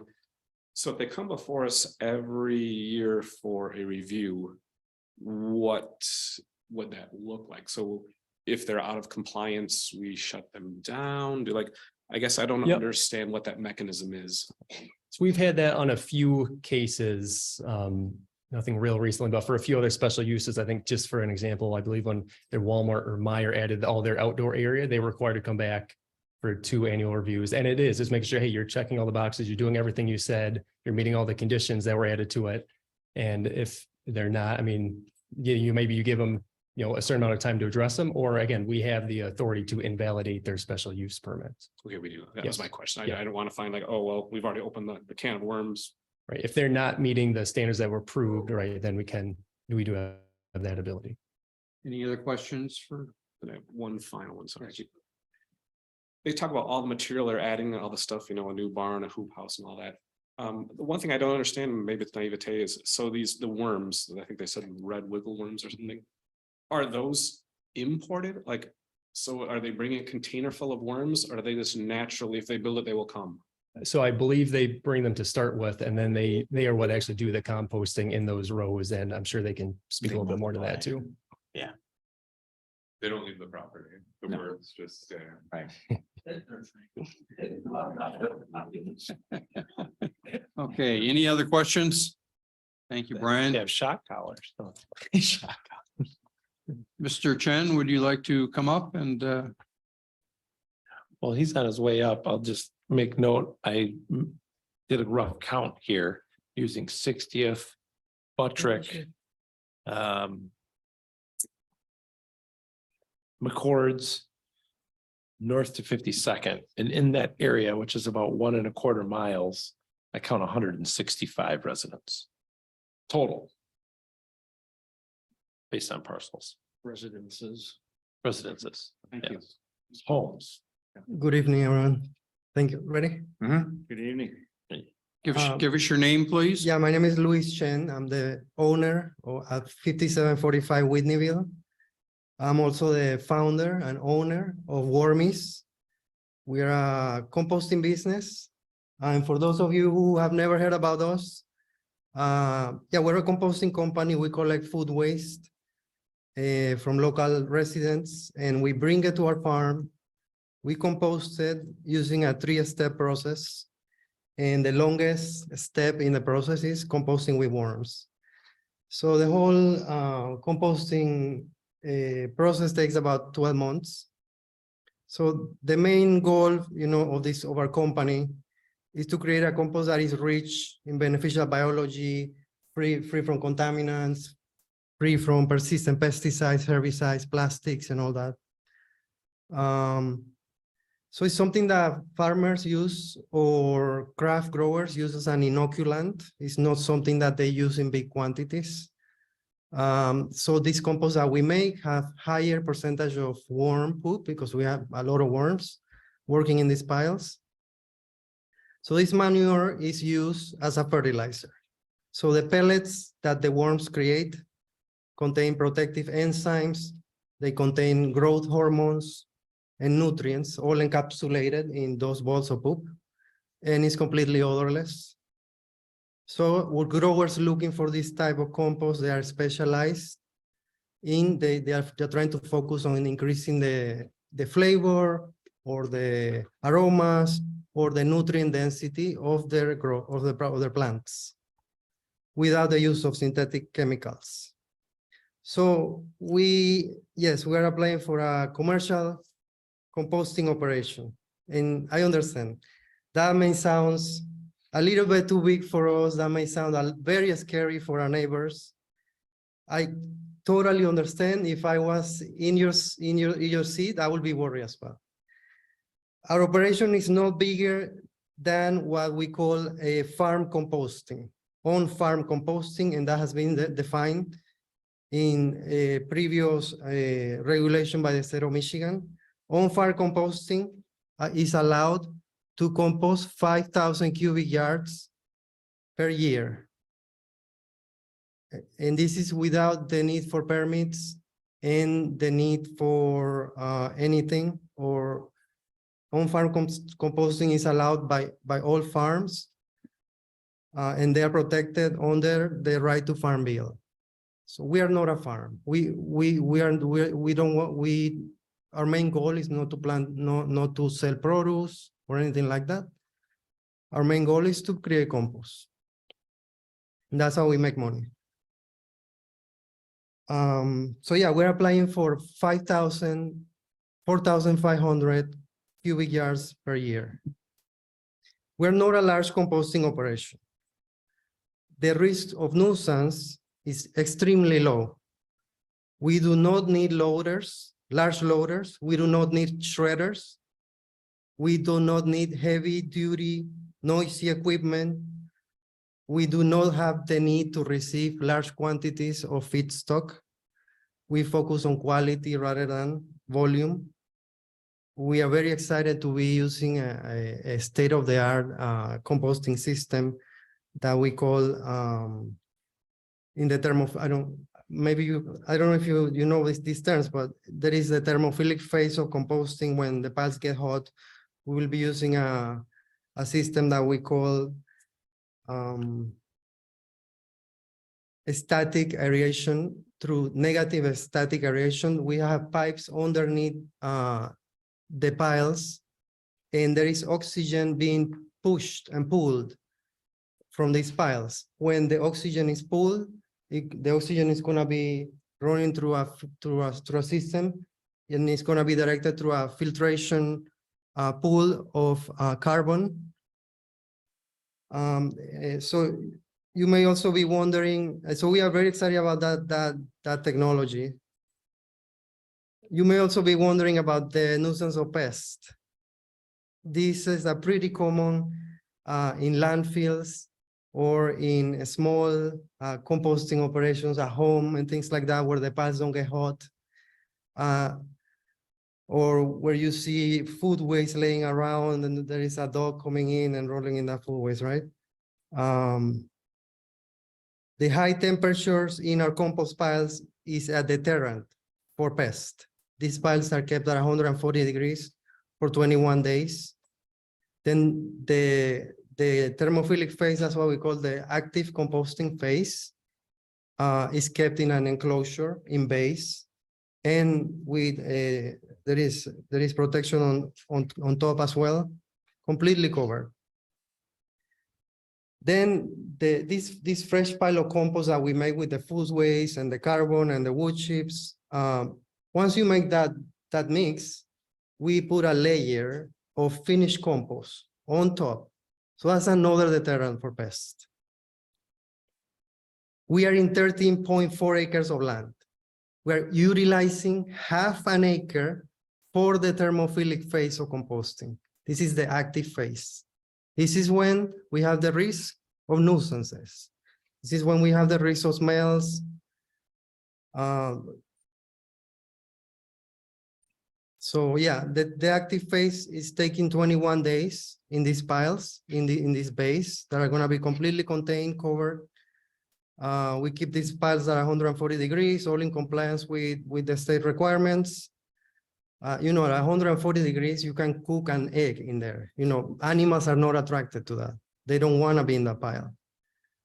There is 12 acres of space around the active composting phase in our property.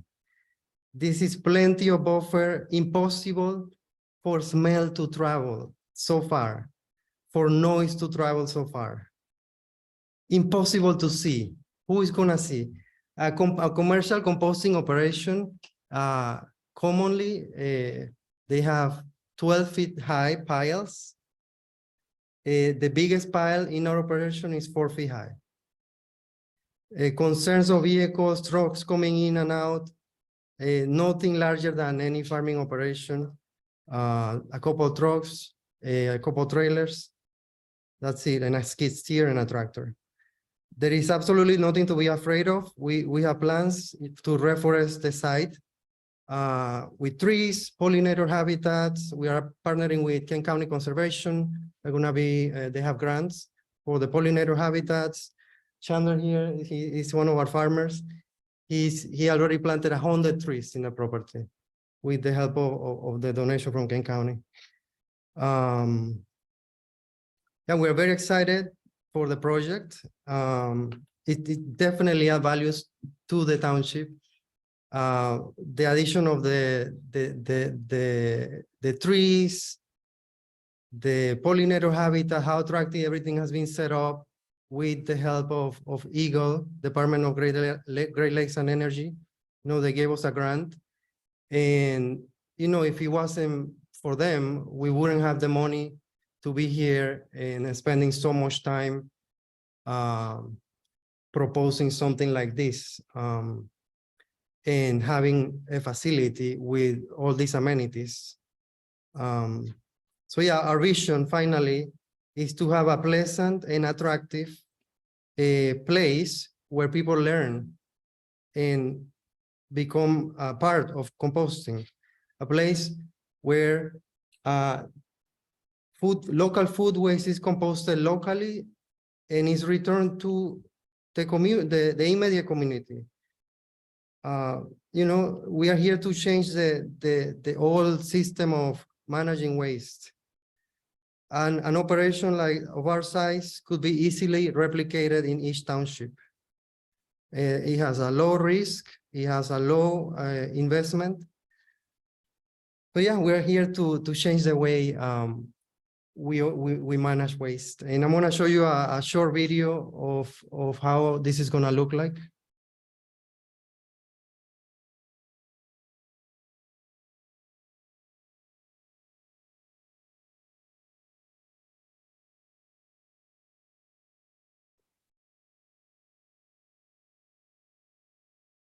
So those are the active phase.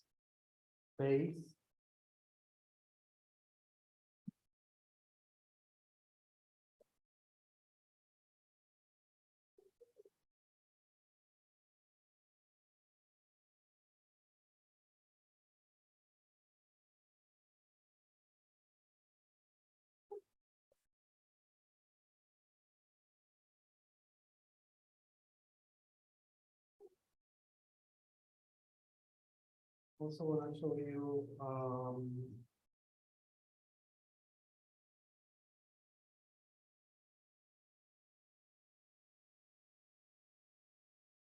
so in the media packet that we submitted last year, we were showing, this is pretty much the size of our piles. And this is after they went through the active phase. So right now, these small piles that you see here on the ground, that's where we have the worms, and they're going to be completely covered as well. So what that material is pre-composted material. So it's ends up being wood chips with composted compost. So there are worms in there, chewing on those wood chips. And yeah, that's what we have. And yeah, that's all I have. Thank you very much to the Planning Commission and the special committee that was put together for all your time. Thank you very much. Do the members have any questions for Mr. Chen? I do. Ryan does. Mr. Richardson. Is this a nonprofit organization? We're a for-profit. Okay, so it's not all rainbows and unicorns. Now you said a 4-foot tall acre pile of manure, you can't smell that 6 acres away ever? We don't have piles of manure. We don't have piles of manure laying around. This is a food waste. It's a recipe. Yeah, we use manure. Okay. But I have one more question. I'll just. Were you done, Mr. Chen? I'm sorry. Were you done with your answer? Yeah. Except that I misunderstood that. Yeah, thank you very much. Do you live next door to this? I don't live there, Would but you we live have. next door to this? I actually would now. My wife wants to move in now that she sees the plants. Okay, thank you. Any other questions? Yeah, I have questions. but Let's go go ahead. first. I thought you were gonna say something. Mr. Engel? I have a few questions. Mr. Chen, can you tell us and tell the folks exactly what input you put into the front end of this procedure or process? Okay, yeah, so 200 cubic yards is that we are allowed per month. 100 cubic yards wood chips per month. Then another 25 cubic yards leaves per month.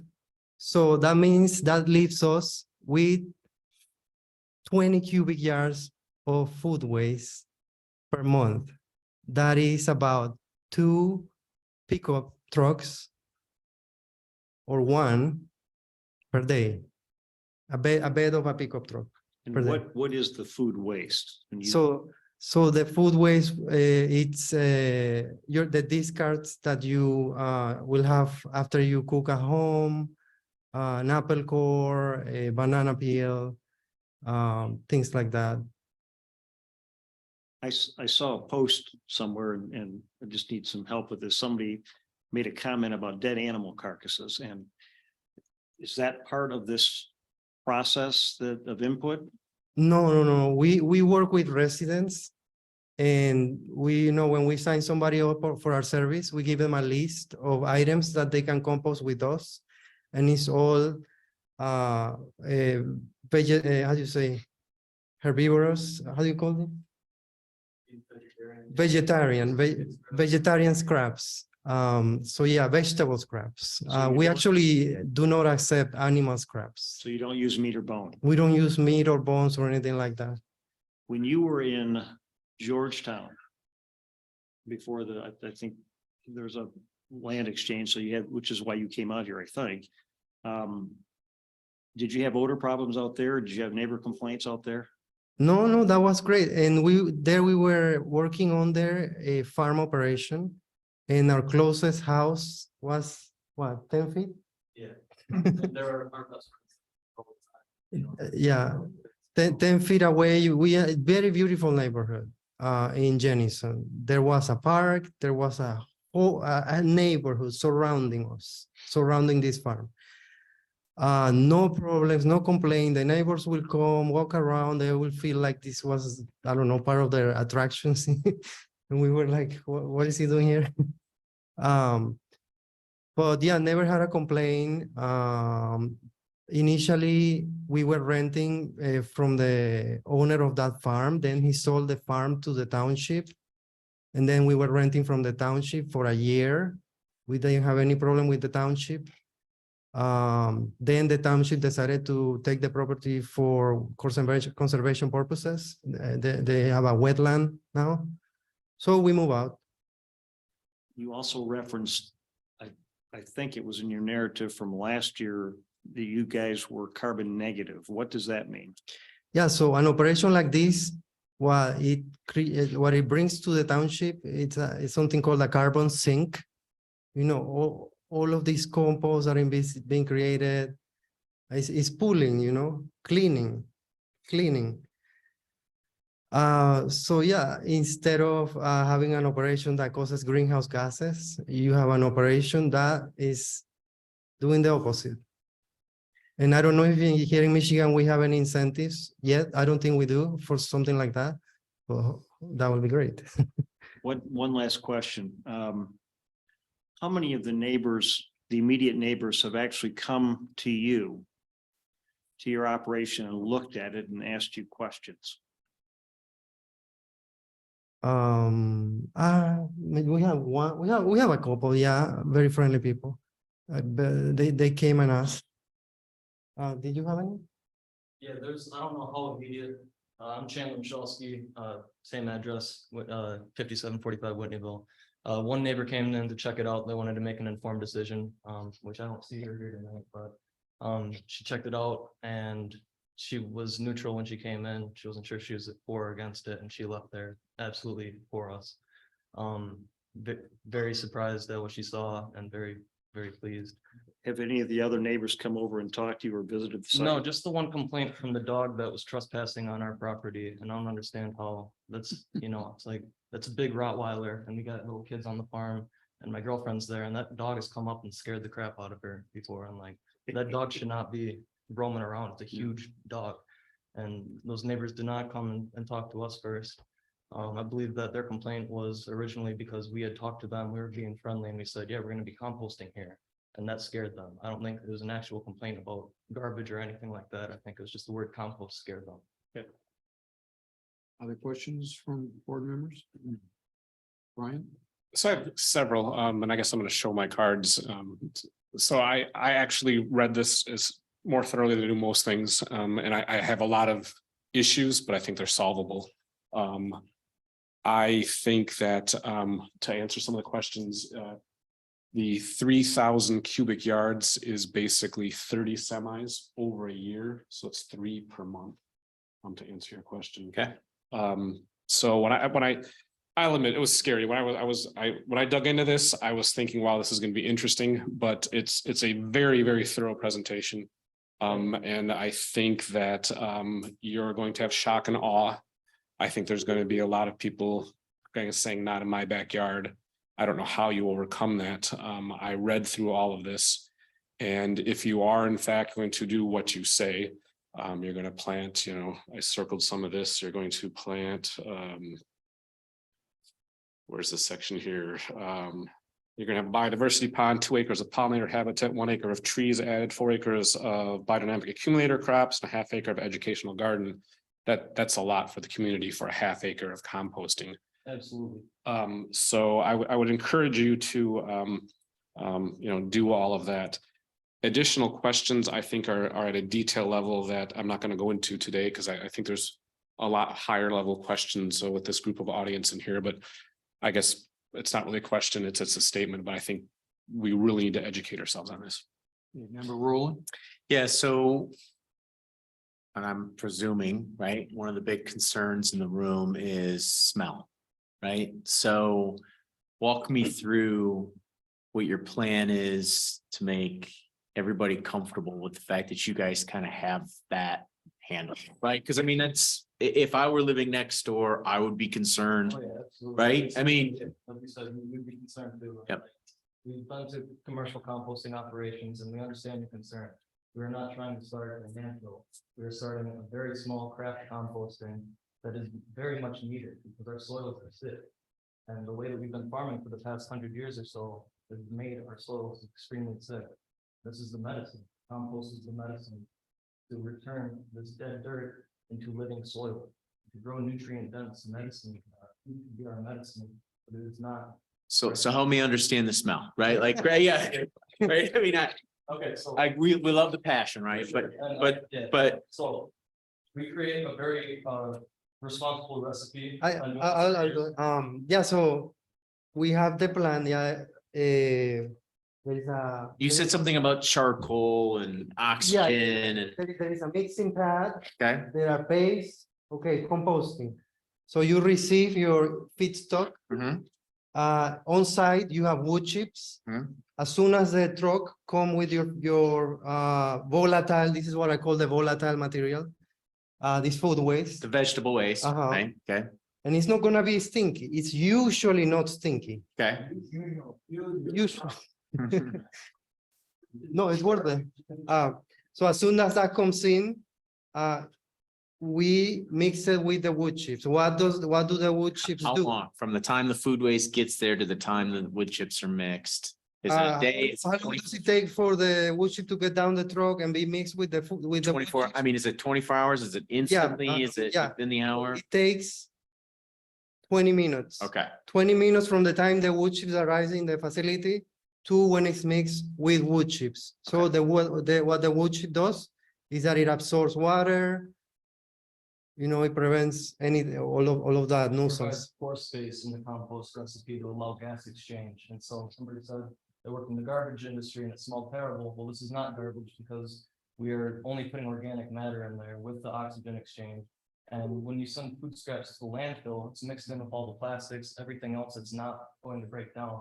And it breaks down in a very low oxygen or an anaerobic environment. And that's what offputs all of the methane and the greenhouse gases and the stinky smells. Is those anaerobic conditions. We do not have that. so 30 minutes, the food, I'm gonna round up a little bit. All right, food scraps gets there. 30 minutes later, within 30 minutes, your wood chips are mixed in. Okay, and that's gonna help with some of the smell. What else are you doing? What else is involved in helping with the smell? That aeration that's underneath, it's a long PVC pipe with holes drilled in, and then we'll suck air through it, and then put that through a carbon filter, and then that's inside of a pile of wood chips and biochar and all these things that are incredibly porous and that absorb all those gases on the other side of this thing. Okay, so food's in, 30 minutes mixed. How long from the time it's mixed to the time you spread it out? along yeah, into those wormholes, and then how long until it's covered? Yep, so the hot composting process is 21 to about 30 days. And Okay. then we lay it into the worm rows, so the worms work through it and it's covered immediately. And the smell of the worm poop, the vermicompost, it smells like the forest floor. Like it smells incredible. You take a sniff of it and it's therapeutic, like you feel calm and you feel like it's bringing the forest. And you're like, All right, bring it in. you know, Yeah, I no. good stuff. Okay, so you're mixing with the chips, and then what, within 30 minutes it's spread onto those pipes? Yes, no, and then within 30 minutes after that, it's probably covered. Yeah. Okay, and then how does that Then there is a eliminate layer. the there is smell a- completely once it's in a- covered, or? Once it's put in the base Yeah. with the PVC pipes underneath, Yep, there is a top layer of finished compost. that you put on top, It's a cap. okay? And then you cover it, Correct. and then it heats, Mhm. and the heat doesn't, like, I mean, usually heat increases smell. Yeah, so the idea, this is an amazing idea. So this system has a cover. Okay, So there is a moisture being released in these piles. So that moisture is gonna fall down again. Because it's covered, right? So that heat, that containment, in a conventional composting pile, the piles that are not covered or contained in this way, you will see that the pile is unevenly heated. There may be 100 degrees on the outer layer or 80 on a system that's completely contained. The whole with the PVC underneath, the whole pile is going to be evenly at 140. okay. Which is amazing. It's great. We did that in Jenison for a couple of years. And that's why we love this technology. I just want to say right now, we've mentioned the farmers composting, but there's like farms all around us that we've gone to that they just have huge piles of manure, bigger than any pile that we're ever planning on creating, and they're not mixing in the carbon. They're not making a responsible recipe, and it smells awful.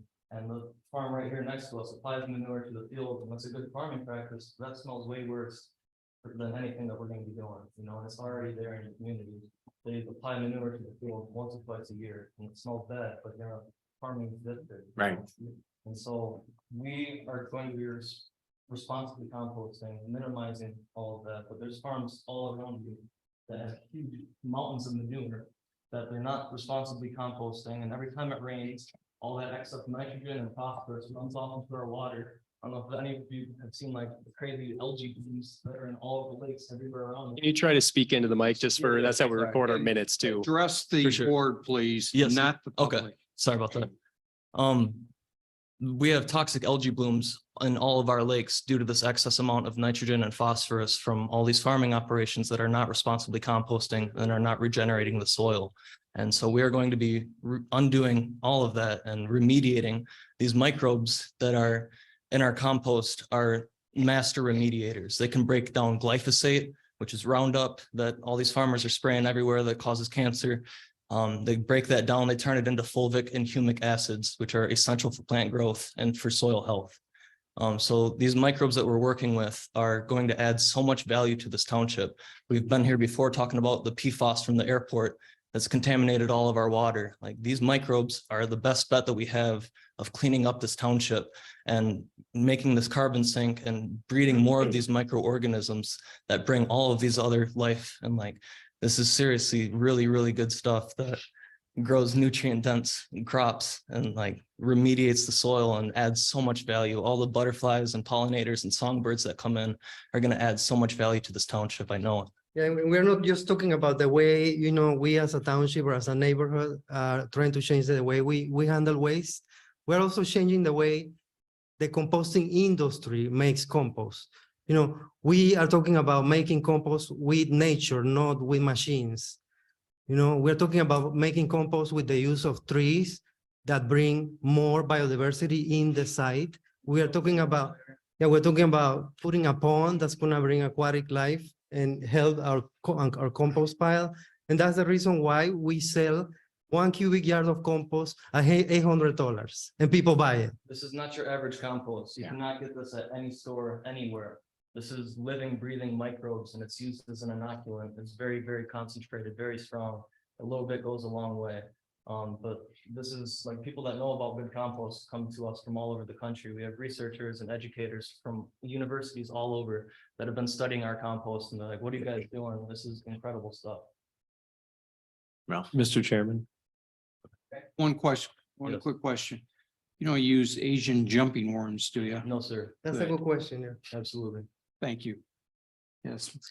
Sure. I Mr. just Reese. want to make sure we keep moving here and in the interest of time, I just want to check back on something. You mentioned you're talking about intake, and when we talk about I'm going to use the term vegetable scraps, okay, which might not be quite the right way to say this, but try to put it in layman's terms. Average intake on a daily basis, you're thinking pickup truck load? 2 pickup trucks. Okay, 2 pickup trucks. a day? Monday through Friday, 7 days a week? What do you, Our routes go out three times per week. 3 times per week? Uh-huh. Okay, so 2 trucks, 3 times a week. That's what you anticipate would be your average intake. Okay. Thank you for that. I guess I feel obligated to say this. I don't know that everybody realizes that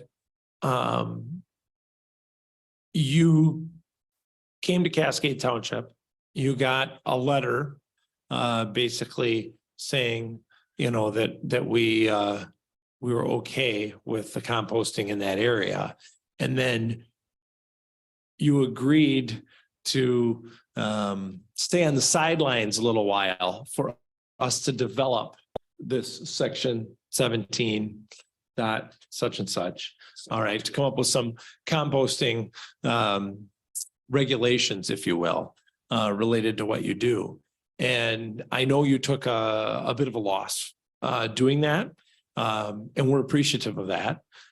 We had a subcommittee that I think consisted of Treasurer Corsetch, myself, members Rappin and Deering, I believe. So I think I'm the only one up here now that is familiar with that whole process and how that unfolded over a year or so. And then the Planning Commission got a hold of it and made it even better before we put it in place. So I just wanted to say thank you for letting us go through that process, and hopefully we don't bruise you too much more along the way. Member Rowland? 2 quick questions. On your previous location, the first question, did you have a lot of residents that you said you had one house that was 10 feet away, but did you have other homes that were surrounding your composting? Yeah, there's actually a nature trail and a walking park around a pond. And so people walk by all the time and we're constantly sticking their head in and talking to us and no complaints. At your last location, how many complaints did you get about pests or smell? We didn't get any complaints. 0. And 5 years of being there, 6 years of being there. How long were you there? I think 6 years. 6 years. Yeah. Okay. In that same vein, you submitted a bunch, like I scrolled through pages and pages of recommendations from the township, from the state, from The USDA, from the right place that normally does airport type stuff. Everybody gave you unanimous approvals, like almost too glowing. So my question is, but the catch is somewhat, you were forced to leave an area because they had different plans, not because you were breaking any rules. Is that correct? Correct. And when you left, they turned that into a natural wetland. Is that correct?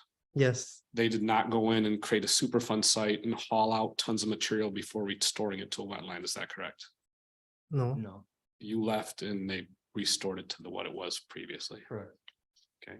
So as far as you know, if we give you a 1-year leash and everything goes awry, there is not tremendous risk on our part in terms of toxic cleanup. Oh, absolutely. No, we're remediating the land. It was farmed for decades before we were there and we're reforesting it and all these microbes are cleaning up everything. Okay. I just want to, No, absolutely. Okay. Great question. Okay, any other questions? Yes. Well, I'd like to start by apologizing for the way that I addressed you initially. I didn't mean to make it sound quite the way it did, I don't think, but I think it sounds clear that you guys know what you're doing and you're passionate about it. And you know a lot more about it than I'll ever understand about it. I acknowledge that. I guess like my feeling about it isn't that, I mean, I can agree that what you're doing sounds like it's probably a net good somewhere. My issue personally is that I feel as though the people that bought houses in this area were never assuming that they were going to need to spend 2 hours explaining this to the next person that goes to buy their house. And it's complicated to understand, I guess. And that's where we ask you to be pragmatic and, give us a chance and, see that there's not going to be nuisance. Give us that 1-year leash and like, we'll show you that we're doing a good job. And, as I mentioned initially, we could have opened the farm and do the same volume. Yeah, I understand what you mean by that. However, I mean, a traditional farm is a lot easier to explain to a potential buyer of your house. We put a sign out that says Wormy's Farm. Right. It's a worm farm. We don't need to say anything about compost on a sign out front. On a sign out front. But yeah, let us show you all the value that we're going to add. And, if we didn't want this commercial composting operation, we had to, get this bigger license than what. Yeah, the reason why we are applying for a commercial composting operation is because we want to sell the soil, the compost. The farmer making compost, 5,000 cubic yard per year, they cannot sell that compost. They are protected, but they have to use that compost on site. So we are not into that business. We don't want to use a compost, we want to sell it. So that's why we apply for a commercial composting permit. But also, we can get one of those nice fancy white signs that says this farm is certified environmentally friendly. And I know that would add to the property value, that would increase things, it's like, we're gonna make this place a oasis of life. It's going to be incredible. And we want to have community nights there. We want to have the community gather and show them. We teach people how to compost. We teach schools, we teach adults, teenagers, everybody how to compost their own food scraps, how to grow their own nutrient dense food. And it's essential. And future home buyers, including like, this is up and coming. People are into this. People are into regenerating. People want to live next to a pollinator habitat. They want to live next to an oasis of life, even if that includes a tiny little section that composts on it. Mr. Chairman, I recognize we have a lot of people in the room and I don't mean to interrupt, but you guys have had the floor for quite a while as an applicant, and I'd maybe like to consider we take a brief recess and then go to public hearing. Yes. And then if we have questions, we can come back and engage them again before we do some good discussion. Can I ask just one last one? Because I think it's germane to the public comment, and I'm not sure I know like the them to answer. stay brief and on task, otherwise we'll be here till midnight. And I'm not sure this is to them or more to you. Is my understanding correct that before they purchased this land, the township gave them the thumbs up on this operation and that we backpedaled on this after they purchased the land? And that they've been gracious in holding off on this, is that correct?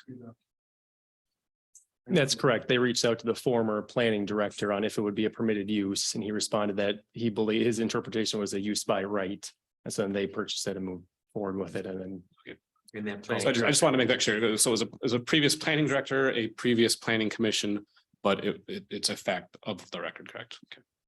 It never came to the planning commission. It went right to the director and he did a unilateral approval, and then we found out about it and we said time out, and they graciously said okay, which So they just didn't like have to do. at that time, Yeah. the the rationale was, people have chickens, they feed the chickens. We have worms, we feed the worms.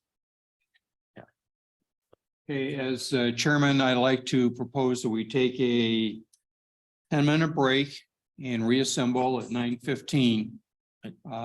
Get back together again. Do you need 10 minutes or just 5 minutes enough? I don't know. Five, let's just do Probably, five. Five would be. Yeah. Okay, thank you.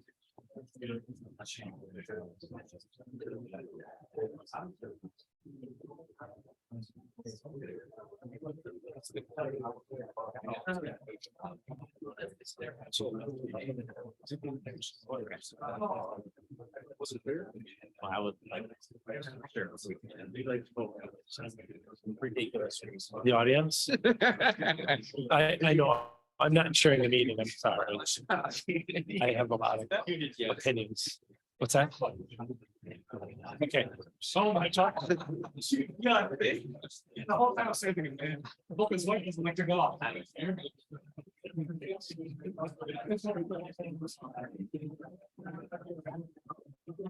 That's 5 minutes. We're gonna time it. And he's gonna give me 30 seconds. After that. So I think we're gonna have a little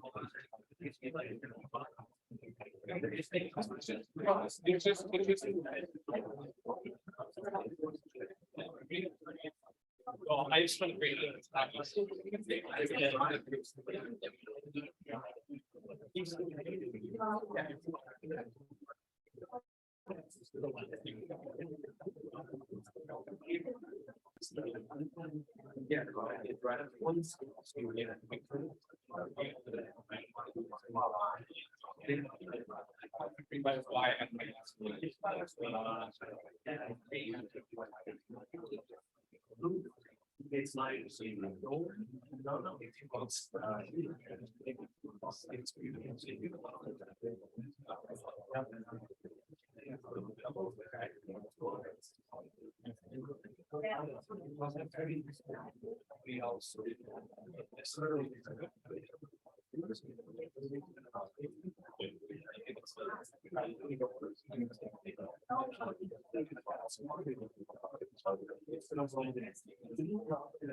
like their property, so they're going to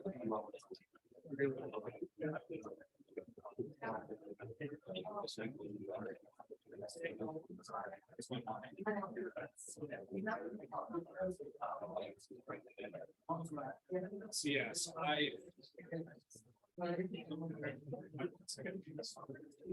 Considering the number of people here, it's 5 minutes. I think it's 3 years.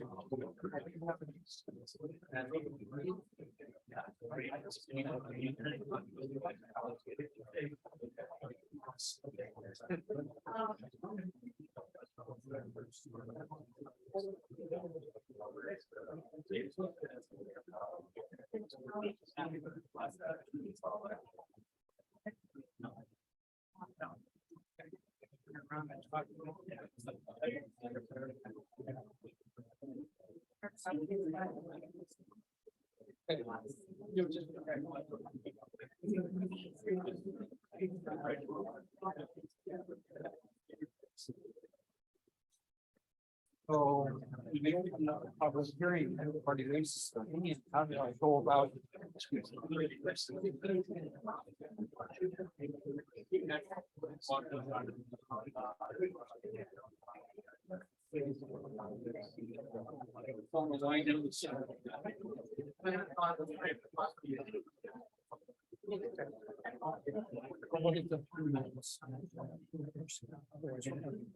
Right, and then everything is. Literally. Remember, public comment, that's public comment, that's not conversation. And so, exactly, so. We're addressing the planning commission. Right. But if they ask a question. Right, if one of us wants to respond until at the end, we can type in, but if they're not asking him questions, right? And if we want to know the answer to one of the questions afterwards, we can ask the applicant for that. The applicant on behalf. Nobody has great information, but a lot of it is not necessary. We have.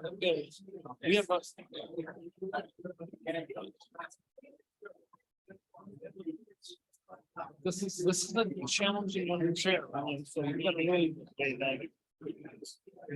So who's running the train? Okay, does somebody have, or are we not allowed to use that time? It's still.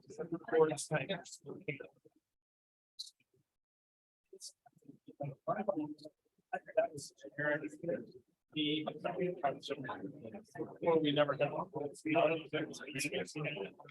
So I just. You and I are like old timers around. I know. It's stop. Okay, we're done. And all that's the time.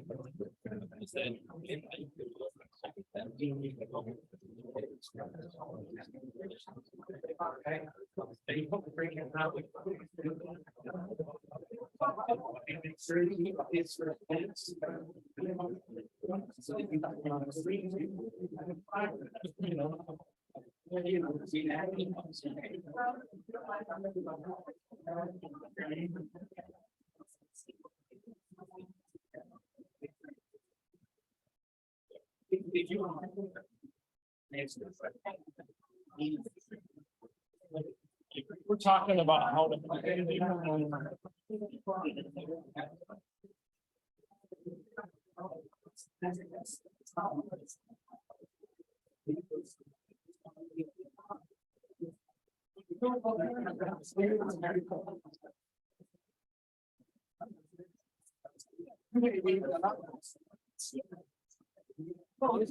We will have time or something. Joe's gonna time it. Hang on. And I'm going to see the line and pick them up. I'll get 300.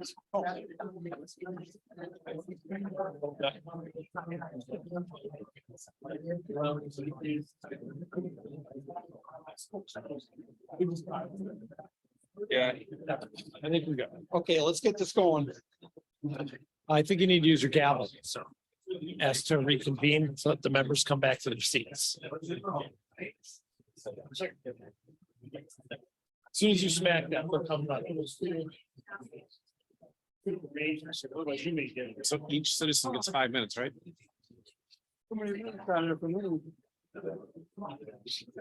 Like to call the meeting to order. Please take your seat. Take your seats, please. Gonna call her to order here.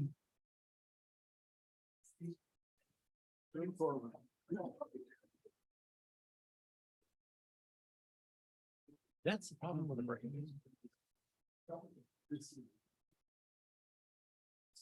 Mr. Chairman, I'd like to make a motion to go to public hearing.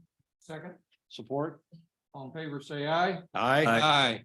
Aye. Gentlemen, I would like a request, and Mrs. Davis has a question and she's got another place she needs to be to visit a friend at the hospital. Would it be all right if she goes first to public comment? Sure. Before we get started, though, I'd just like to say a few rules of engagement here. We're going to limit it to 3 minutes per person.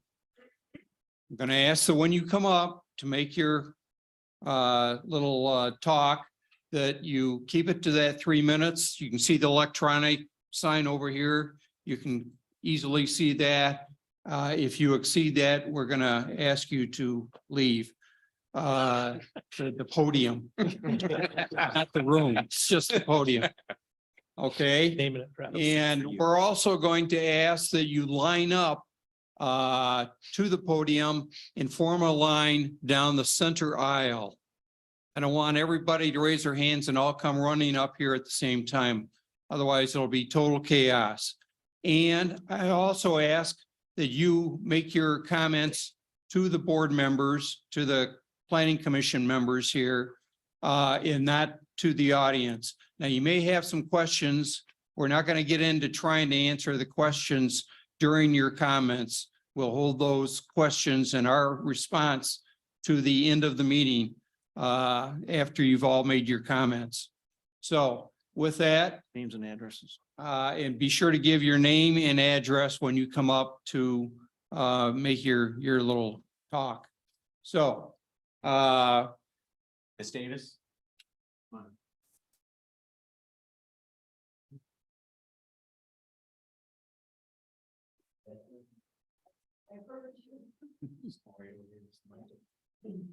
Turn that mic down for a little bit. Thank you. Yep. State your name and your address, please. Yep. I'm on this sheet along with my neighbors. And however, I live at 5535 Whitneyville in Alto. And I've lived there 40 years. And it's number 223746. And my question, well, several of them, but did these people buy any of the property that we're talking about? Because it looks to me like it's accurate that there's one drive that goes right to my house. Are they intending to use that along with my neighbors who have also lived there approximately 40 years? Can you restate your address? Pardon? Can you give me your address one more time? 5535. I'm at the top of the hill, one of the highest elevations in Cascade Township. Their driveway is to the south of you on, not near your property. So your property's up here. correct? Yeah, So their driveway would be down here then. for that access. That's Whitneyville, right? Or do I have that wrong? Yep, this is- Don't go away. Drive? No, this is the drive. No, I know, this is Whitneyville. This is Whitneyville on the east side. So Oh, this is their proposed driveway. And then your property is. Oh, they haven't bought it yet. They have bought it, yep, but they haven't made any, or they haven't made a road yet. So they own this property. Your parcel is located right here. This is Whitneyville on the east side. They haven't made a driveway off of Whitneyville into their property. This is where we'll be coming on the south side of their. Wait a minute. Their driveway will be at least 600 feet south of your property. It's to the south. Yeah, this parcel here is the township cemetery. Yeah, and what are they gonna do with that? The township owns that, Well, I know that. so that's staying just as it. They're not gonna touch it. Your south boundary, ma'am, will remain wooded per their plans. I don't think you'll see any change to the physical boundary of your property. Now, it's debate on the view and all of that, but the plans as permitted, they're not removing anything on your southern boundary, and that's the boundary you have in common. your time has expired. Sorry. Thank you, Ms. Davis. Thank you. Thank you. Thank you for allowing me to speak. Well, Thanks for coming. Thank you for teaching. Thank you for teaching at Forest Hill Central. Go green, go Rangers. Right. Okay, anybody else in the audience would like to come forward? Give your name, address.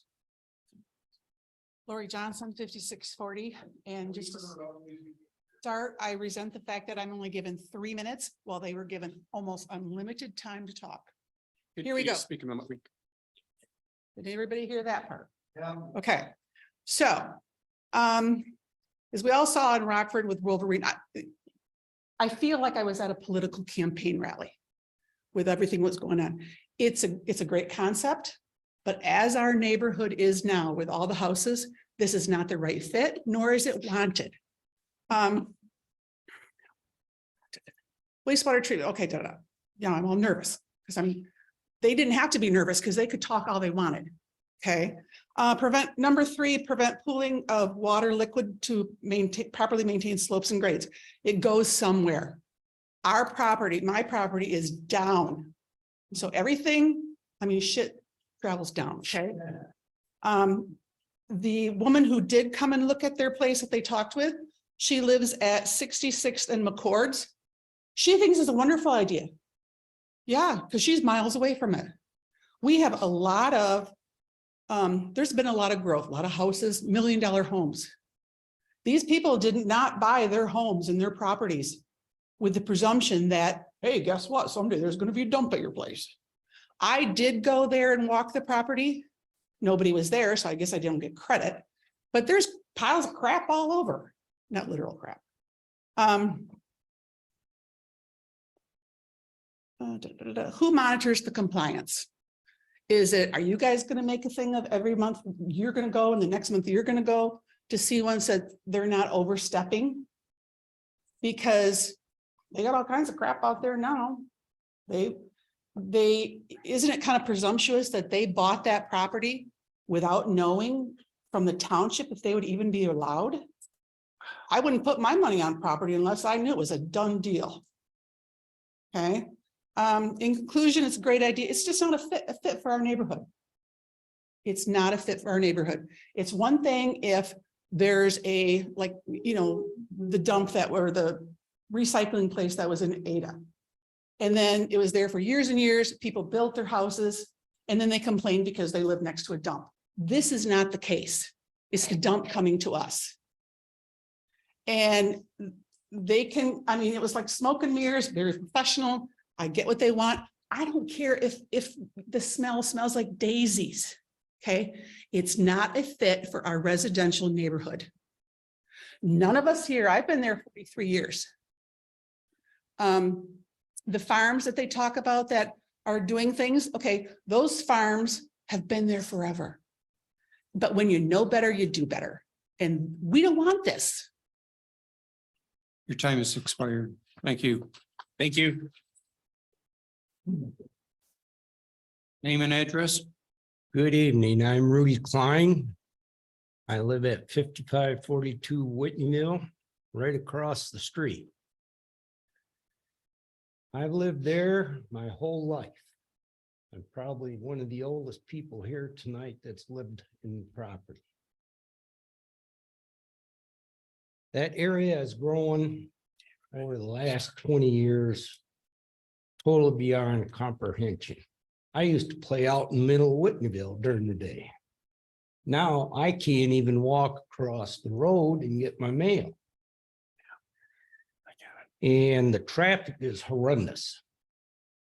And I've worked in the landfill business for 9 years, hauling waste. And they were doing the worm deal. And it ain't all what it's cracked up to be. And I don't care, you start composting, you're gonna get a smell. You haul leaves in there, you haul grass in there and start blending it and brewing it, it's gonna smell. You guys all know what rotten grass smells like. And it just ain't gonna cut it when you're backing that up against a cemetery. Just no way. It just ain't right for our neighborhood. They should have went out further toward Freeport. There's hundreds of acres out there, Class A agricultural, where they could have had all they wanted. But they went and dumped it in our backyards. It's no way. It ain't gonna work. Thank you. Thank you. Thank you. Name and address, please. Nicole Cruz, 2300 Buttrick. I'm currently a consumer from Wormies. I have a bucket or pickup outside of my door on my porch, in which I open and close every single day with fresh vegetable waste. So I have the liquid, and with the lid, on my bucket. There is absolutely no smell. I have no issues with visitors coming into my home. My neighbors have never had an issue with me having my bucket out there. I feel like I can read the room and I feel the air behind me. But I just recently moved here in 2021. And I got really excited when I saw that like the super amazing company that I've been supporting from year one was coming into our township and also starting conservation efforts for the land that they are also going to be on. Don't respond. Go ahead. I guess all I want to say is I think it's an amazing company, an amazing project. And I've been there myself to the community events, like the pumpkin drop-offs for Halloween, so that you can remove all that waste instead of throwing it in your trash bin. I've also been to the South Kent landfill multiple times when I moved to Buttrick. And the difference is night and day. Thank you so much for your time. Thank you, Nicole. Thank you. I'd like to remind people that this can be an intimidating experience. So, please be good people to each other. Thank you. Name and address. Bill Van Arsen, 8650 Lily Ridge, been there for 20+ years and bought the property, intending on living it there for the rest of my life in a residential community. To Rob's point, you guys have reaped rewards of all the residential families and subdivisions moving in Cascade Alto area. The Alto area has grown tremendously. Put a subdivision in on 48th Street, right on Whitneyville, right down Whitneyville. Now on the corner of Whitneyville and 60th Street, there's new housing going up. You made the commitment for residential. Follow through with what you've already started. Keep it residential. This may be a good program. It probably is a good program, but it's a good program for farmland further out where they're not the residentials. You're going to increase the traffic tremendously. The trucks is going to be more traffic. It's just like she said, like everybody said, and you're going to continue to hear, not on Whitneyville Road. Thanks. One other thing. It was kind of bad how we got put last. We've already waited 2 hours just to have our spiel. When you make a plan to put a meeting together, stick to the meeting and keep us at 7 o'clock. Thank you. Next. You guys having fun yet? I've got it on here. Mike Hemmingson, But it was- 8475 Laurel Ridge Drive, just off of Whitneyville. So I'd like to start out with the understanding that I completely support Mr. Chan's business and what he's doing is good. There is no debate on that. With that understanding that this location is not conducive to the business that he's looking to bring in. The location is being considered as rural, and we bought in that area because it was a rural residential area that we could enjoy the outdoors with our families. This facility is being put directly across from our subdivision. Okay. Home values are a huge concern. While I understand that there may not be smell, I question that, but that's what's been stated. Home values immediately will drop as soon as somebody sees that there's a compost facility. We can't control what Google posts it as, or Amazon, or anyone else. So while putting up a nice wormy sign will be great, it's not going to help. Odor is a big concern. Mr. Chen's plan says he will diminish, not eliminate. His plan says for rodents and birds that he will diminish or decrease, but again, not eliminate. When you have worms, you have birds.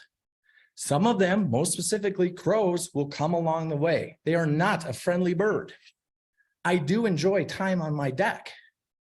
I hope everyone here enjoys time on their deck. I prefer not to increase the bird turds on my deck or any other area of my facility. Airborne contaminants. I'd like to see some studies, some information in regards to, will this cause additional illnesses? Will it exacerbate pre-existing conditions? Any of those kind of documents or studies would be great to provide to the residents before we even get to this point to say, hey, if you're within a certain mile radius where these things could harm you, You should be informed. And the township should take that. You are the stewards of the community. It's your responsibility as elected officials to make sure that every resident, not just the ones within 300 feet, are educated and understand what's happening in a general radius of where they live, where they raise their kids. I have children, rangers that probably all of you have had. This is important. It's not just a whim. It's not just folks standing here saying, this isn't what I want because we don't like compost. This is about a quality of life. This is about safety and being informative to the residents that you support. And we haven't done our due diligence here. Last but not least, and I can go along with the list, I've got a lot of questions. We'll get to those later. But I feel as bit that Mr. Chen, unfortunately, was promised something that the township took away. That's not fair and equitable to him. But I also don't think it's fair and equitable for the residents to pay for that mistake. Thank you. Your time's expired. Thank you. Yep. And then give us your name and address. Hi, my name's Dr. Prashad. I live on Laurel Drive. I represent some of the many concerned residents who live near the vicinity of this project. So first of all, there are many major health and environmental concerns that these facilities do have on neighboring areas. Air quality will be a concern and overall safety, and that should be a major concern to everyone. Is long-term studies has shown correlation with increased risk of lung disease such as asthma, COPD, and possible cancers in people near vicinity of these sites. While there is a multitude of biopollutants involved in these operations, other pollutants, including benzene and plastic products, inevitably do end up in the composted material. These all have strong links to cancer and have been shown to have long-term detrimental health impacts. Additionally, a large portion of the population here relies on well water systems. Having this proposed site would likely expose everybody around the area impacted by the close proximity to seeping of the biopollutants into their only source of water, likely leading to a polluted water source and illness. The situation has been seen multiple times in the past with the recent contamination of the well water in Long Island, New York, near a similar mulch-based compost site. The health department at the time determined that arsenic and other heavy metals were found in the well water. These type of heavy metals have been found to lead to increased neurologic deficits, birth defects, Parkinson's disease, and many other things. This last winter and earlier portions of spring should have demonstrated how fast flooding and increased water levels can occur. Regardless of the proposed safeguards, there's no guarantee that wormies can prevent this from affecting everyone living remotely near the proposed site. In addition to air, ground, and water pollution, there's likely a very large concern regarding the rancid smell that will be produced from this site. If it takes approximately 5 to 6 months in over 90-degree weather, there's no situation where the rancid odor doesn't become a major inconvenient and detriment to all those living nearby, despite their guarantees of a controlled smell. Having rotten food decomposing for months at a time in the severe heat is all but guaranteed to attract rodents, birds, and potentially raccoons and coyotes, which can then further spread the organic waste and possible disease to these communities. In addition to potential health concerns, there's also multiple other concerns with this proposed waste site to the community. Increased traffic is likely to occur on an already busy one-lane road. Having trucks of waste will not only add more congestion to Whitneyville Road, but also bring an increased noise to the neighboring homes. On review of the Georgetown meeting minutes, it also appears that bringing this type of proposed site leads to junk items being left at these sites, which did draw multiple complaints from the surrounding neighbors. While they may not have control over what people leave on their sites, it will ultimately still negatively impact those who are around. And have the proposed site appearing more like a garbage dump rather than its intended Dr. use. Prashad, your time is expired. Thank you. Thank you. Name and address. I'm not 8611 Lily Ridge Drive. This is the wrong project for a residential area, and it's becoming more residential all the time, even though it still is residential agricultural. I also think that these gentlemen have been misled, obviously not by you, but by a previous individual. I think the township has a responsibility, or not a responsibility, a liability in this situation. And you need to address that. This is just not going to work in our neighborhood. Thank you. Thank you.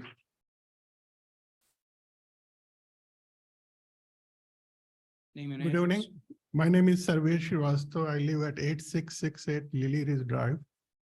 And everything has a time and place. Unfortunately, this is a wrong project for both the regions. The area where this site is proposed, that is booming area for residential thing. All around this, you see north of Whitneyville, all area is becoming residential. $500,000, $1 million homes are there. If you take an aerial view, it's in the center of all the new construction homes coming east of the 48th Street. So if you take an aerial view, it's a kind of hidden area, but it's like a center of all these great neighborhoods. And those people even don't know this site is coming. So it will be a great, it will be like a backstabbing to all the people who are coming to this area, who came to this area for a nice, serene life. So something is called aerosol, airborne particles related to composting, and those are known to cause health issues. Similarly, the bacteria-aid composting process can facilitate the spread of disease to humans and animals. All those are known things. So knowing all this, this is also the other thing, it's a permanent in nature, and we cannot bring where everything great is happening. The area is booming, residential, people are coming. We cannot we cannot start something bad knowingly. This is composting is not bad, but the location is bad. It should go far away. So, and because we have responsibility to all the citizens living in that area who may not be even knowing that this project is happening. So I think we should not just allow this knowing the area, and this is just not the right spot for this kind of project. That's all. Thank you very much. Thank you. Thank you. An address, please. Hi, my name is Mary Talajeski. I live at 6624 Jack Avenue, off of 66, just down from Whitneyville. I've been out in this area for 18 years now. I moved here from Grand Rapids, and when I moved out here, it was quite country. It was. There was a lot of agriculture, a lot of farms, and I loved it. Now it's becoming more and more residential. You're tearing down the trees and you're putting up all houses, and it's getting too compact with people. I think you need a real good balance of farmland. I think this is a wonderful thing to bring to this community. I think it balances it out. And I look forward to it. I honestly do. I like to eat organic. I like to grow organic garden. I think it's beneficial to all of our health. You need to give it a chance. I really do think it's going to be beneficial in the long run. And I don't think it's going to be big and overwhelming like people maybe think it is. It's not going to be like that.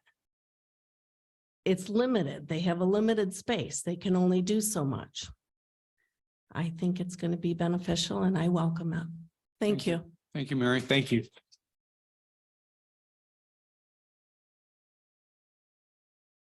Name and address. Darren Stedman, 5539 Whitneyville. They are directly south of me, I believe.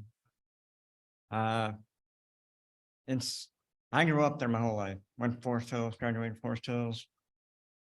Mom and dad died. I bought the house for my mom and dad because I loved it out there. I got great neighbors, residential. You know, it's a great project. They're a great salesman, right? So, you know, and I agree with everybody else that's here. You know, mostly it's, you know, it's not the place, right? I don't know how Cascade Township benefits from this, right? How do we benefit? Are they giving you guys stuff? Are we, you know, are they giving it to Cascade Township to spread out?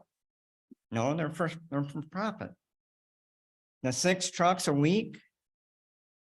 24 trucks a month, right? That don't equal 3 semis. The math's not right. Who's gonna see how many trucks they got pulling in? We got somebody there watching? Because we're just going on word then. Right? We're all humans. We're all gonna fail. Right? Not everybody's truthful all the time, right? We give them the benefit of the doubt, right? So I just think that for my family, my grandkids that come over, the parties that we have outside, I don't want to have to deal with that smell. You know, it's a glorified garbage dump. Can you say there's not going to be any or oil in their compost that comes from the vegetables? How do you cook your vegetables? In oil, right? A lot of people do. Is it all off the grill? No, probably not. We're going on, do we dissect every pail that comes in? And it's straight vegetables? No, that way you're relying on other people again. How do we do it? I just think it's too big of a risk for Cascade Township. Too big of a risk. I thank you for your time. I thank you for listening. Thank you. Thank you for your comments. Name and address. Rachel Garnett, and I live at 7745 Whitburn Drive. My husband and I bought our house in the Cascade area last year. I grew up in Grand Rapids, but was living out of the state before this. Composting is something I've always done at home, or when I lived in an apartment without a yard, I relied on a home pickup service, which was really awesome. And I really appreciate having this service available to us because I don't have the state-of-the-art technology and my dog gets into it and it's just not safe. I think it's a great thing to have the ability to divert food scraps from the dump. And I think it's good for our township. I don't live near this site. So some of you might think I don't deserve to have an opinion on this, but my mom lives in Middleville, just down the road. And I know what it's like to live by a farm. From my understanding, this is zoned agricultural. Is that correct? ARC. Yeah. So if Mr. Chen sells this, it could just become a farm where people are using raw manure or not having the lovely, pond that's gonna manage any runoff or anything like that. So I just wonder, I mean, people wouldn't be able to oppose that, but I think this is a much better thing to have in the neighborhood than a farm. It's unpleasant to have those manure smells. I lived with my mom for years and, I think this seems much better than a farm to me. So that's my view. Thank you. Thank you, Rachel. Thank you. Name and address. Hi, my name's Tasha Pacheco. I live at 8686 the Lily Ridge Drive. I came in with my pitchfork, like a lot of my neighbors. After I have heard them speak, I really think what is needed is a community event so neighbors can actually understand what's happening. Because when you say things like commercial and you say composting, people think horrible smells, horrible runoff. What is it going to do to your property value, traffic, all of these things?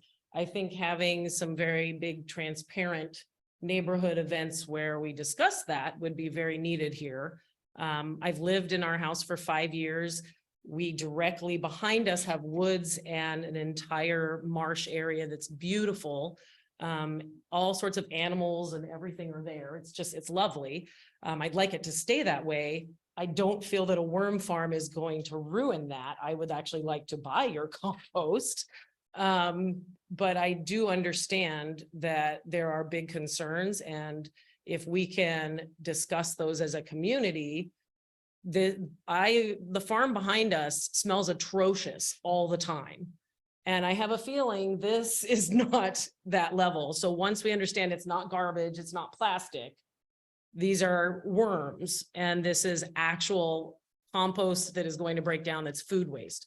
I'm a vegetarian. I'd also like to give him a compost bucket full of my waste that is all It's not meat or anything else. So I feel like there needs to be some community event where neighbors have an opportunity to go there instead of push ideas back and forth and make it into a big bad monster before we even really know all about it. So I came in ready to go nuts and I actually think I would support your business. So that's all I have to say. Thank you. Name and address. Mark Talbot, I'm at 5337 Whitneyville Avenue. So one of the things that really struck me tonight was I had a few questions and they all got answered here. So I really appreciate the presentation. Thank you. And the detailed information. I appreciate what the board's done in terms of coming up with a whole compost set of rules and regulations. I also really like the idea of a review in a year. I think that's fantastic. The other thing that I really want to point out to people is that we're all concerned about the environment. Just not in my backyard. That's not how it works. The environment's everywhere. There's a little known fact that there is only 60 years of topsoil left in the United States. Within the next 60 years, we will run out of topsoil. That's pretty dramatic. These guys have a solution for it. They make dirt. They make really powerful dirt that regenerates farms. This could actually be something that saves the entire country. A lot of people don't know those facts, but those facts are out there and we have an opportunity to do something for the environment here. So do I really want it down the street from me? Is it going to affect my house value? Maybe, but you know what? I know the facts. We've got 60 years of topsoil left. I think we should give these guys a shot. We're going to put a 1-year review on it anyhow. We're going to be able to take a look at it. They've run this operation for 6 years successfully with no complaints. I think they can pull it off. I'd be interested to see them do it. That's all I have to say. Thank you. Thank you.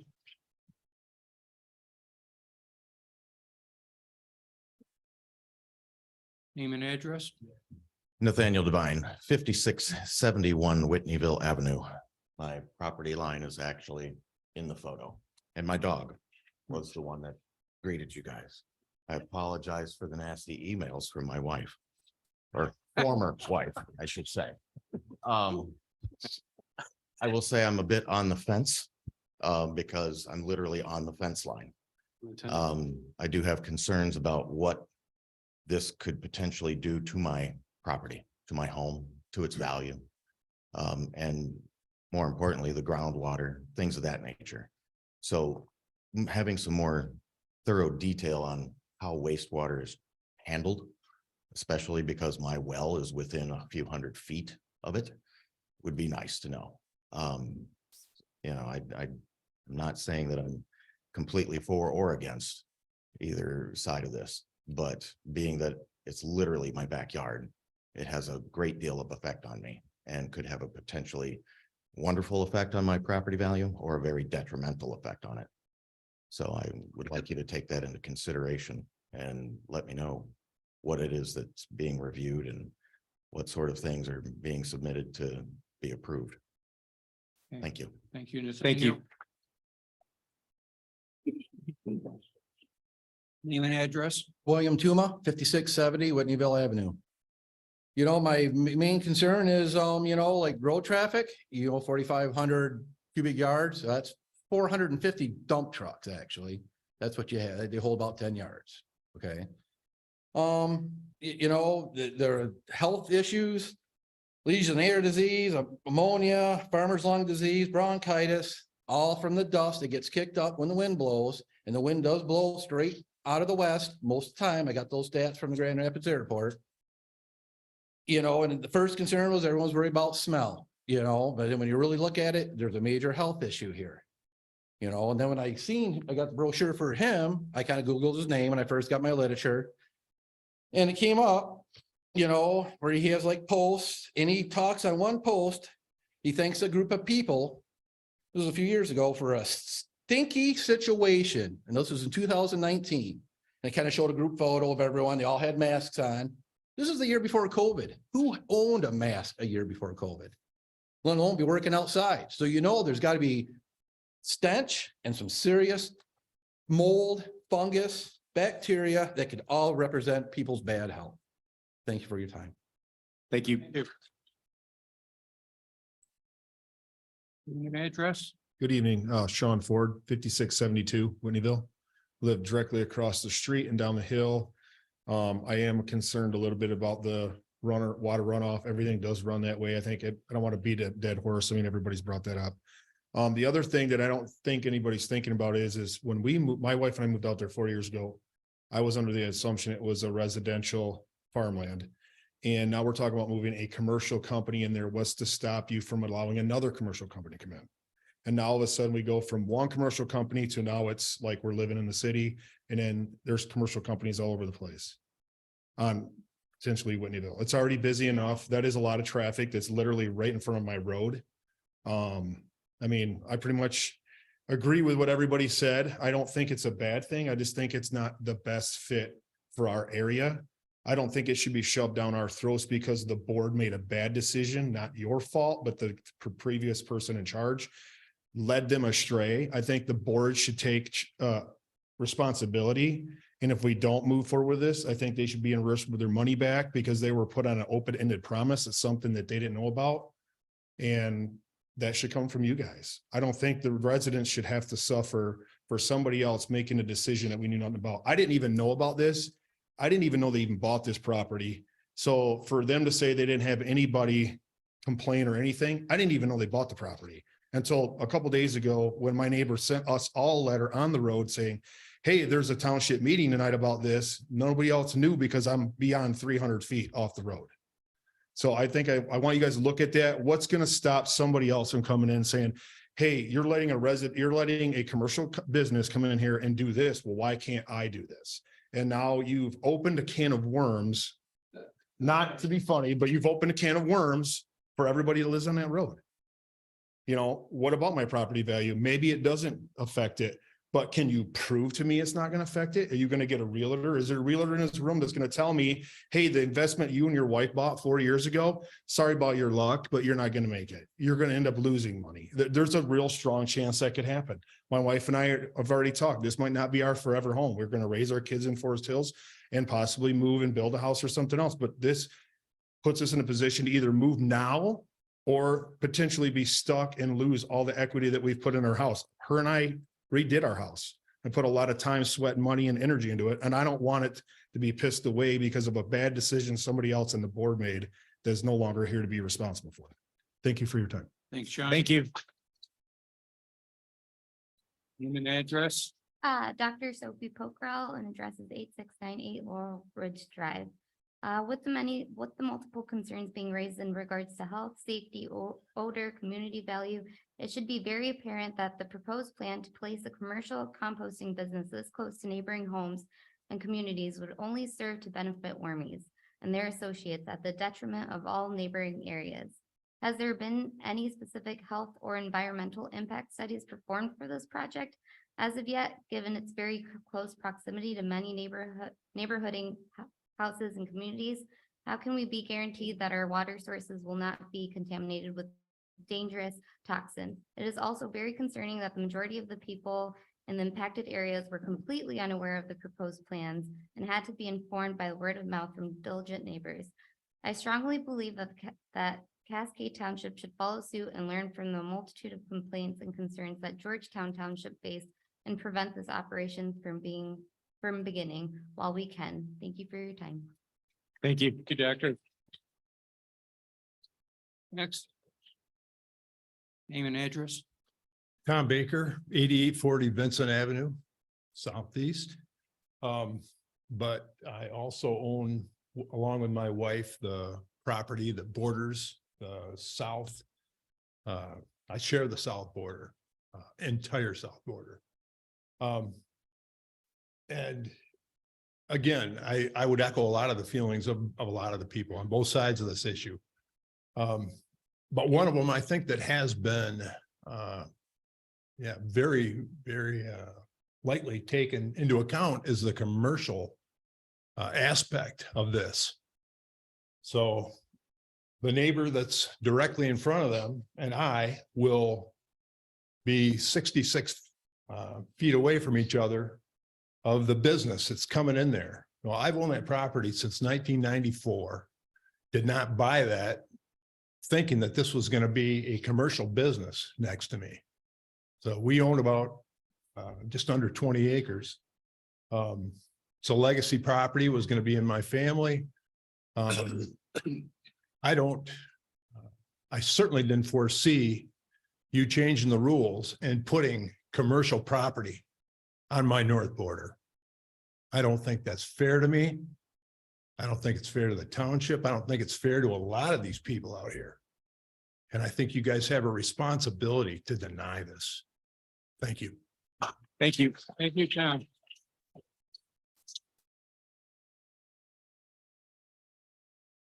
Name and address? John Ekins, 5666 Whitneyville. I live on a private road right next to Laurel Ridge. I've been there for 52 years. And first of all, I want to thank you guys. The township is beautiful. You do a great job. But the traffic on Whitneyville is horrendous. Yeah, and if you give the okay to these guys, I divided my land 3 ways, and I had to expand the road when I did that. And these guys should put a left turn lane there and right. It should be 4-lane road with a left turn. I've been hit turning left into my property. I turned right and there's a hill there and heavy vehicles there and they try to go around it because I'm pulling out at the same time. It is terrible. You got school buses, gravel trucks, trash trucks. What else do you have? Davenport University, that's a main drag. Camp Hall Corner.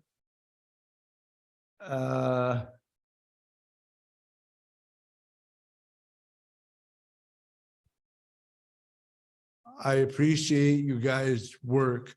Cascade Township is beautiful. Thank you. Thank you. Thank you.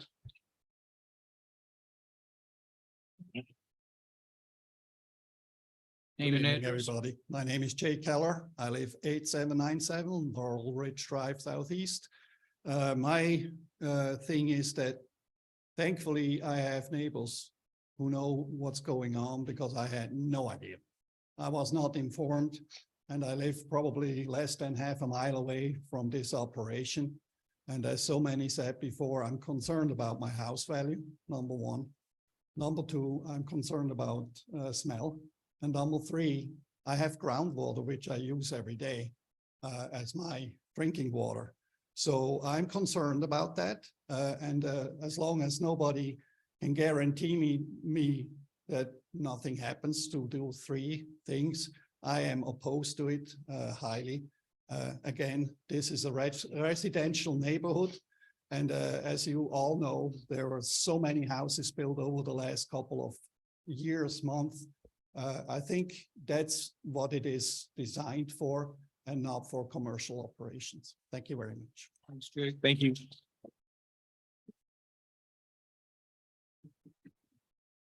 Name and address.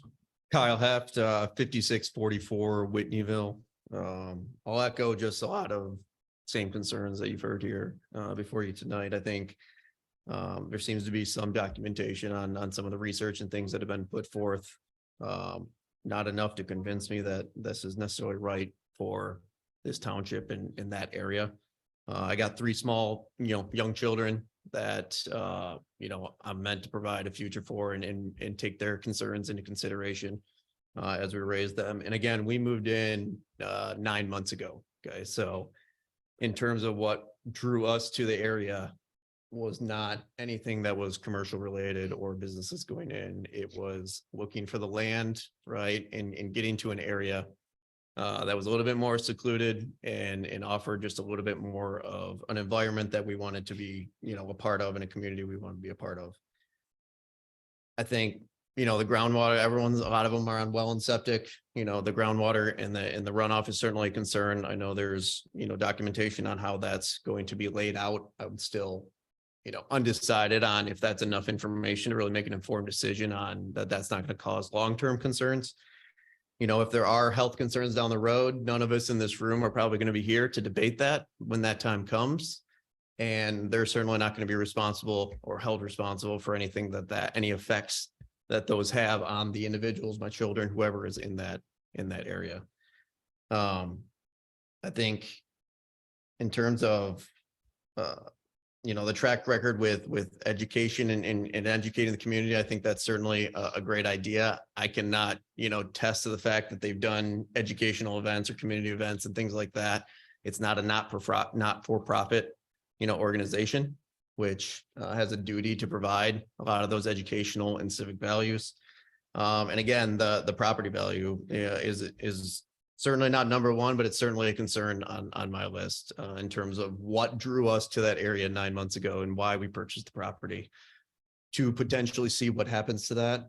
Again, we don't know at this point in time, but certainly a concern on my end. Thank you. Thank you. Thank you, Kyle.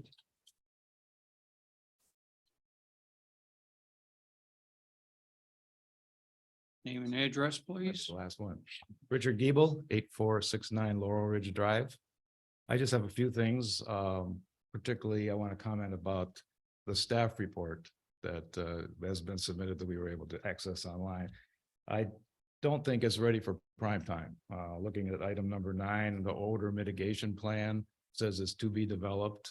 We heard a lot of comments about what was going to be done, but there's nothing in writing, nothing for the public to really see and understand what their plans are and how it works.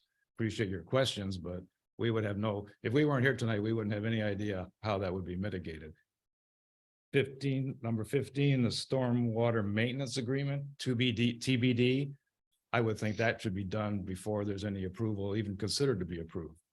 Number 17, develop a compost site management plan. I would think that would be, I think that would be the first thing that we would be given and you would be given, and that's a TBD as well. So I don't think their proposal is ready for any kind of serious consideration. My last comment is there's been a lot of talk about what's residential, what's commercial. Maybe you can clear it up. My look at the Kent County website, when you look at property search, the applicant's property, my property, practically every piece of property in this area is zoned or classified for tax purposes as residential, either vacant, which is probably the farmland, or improved, which has a house. So is it residential or is it agricultural or is it commercial? What is it? We're all paying taxes as this is residential. And I think a lot of people here have said over the last 10 years, that's the direction this whole area has been going, from 48th Street to 68th Street, to McCord's to Buttrick. It's all been the farms that gradually been transferred over to single family homes, not apartments, not condos, but expensive, big single family homes. And that's the way I think most people want to keep it, because that's why we lived while we moved here. Thank you. Thank you, Richard.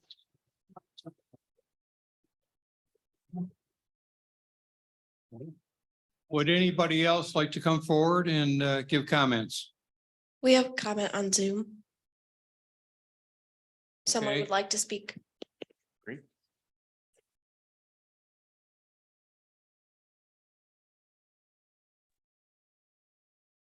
Can everybody hear me? Yes. Yes. Thank you. My name is Jim Berry, and my wife Sherry and I own 5651 Whitneyville Avenue. If you look at the map for the Wormies site, it is the northeast corner. If you see that little chunk taken out of the large area, that is our intended retirement home site. So when the comment was made earlier, not in my backyard, it literally will be in our backyard, right off of the property. The square, the property shape that I have is an L shape. So we enter off of Whitneyville. right next to the cemetery, and our roughly square area is behind the cemetery, directly in front of where the business is. And there is no buffer. So my concerns are the same as everyone else regarding, I'm going to be putting a well in there that is the closest of anyone to that property. And then also very specifically, something noted on page 5 of the Wormies packet outlining everything. There is shown a map with a 100-foot property buffer, and then also a 200-foot residence buffer. And I don't have a residence there yet, but there is no provision for a residence buffer for where I will be putting my home, and it will be the closest to their property line. I'm right north of Nate Devine, and his home is more forward. He has a hill behind his home that is a buffer for visibility, that gives him some separation. My home site has nothing like that. It looks directly over the site where the Wormies business is proposed. So those are my concerns. I submitted this in writing, a written list of concerns related to the well and the view and the property value. The home cost, a new home is going to be between $500,000 and $750,000.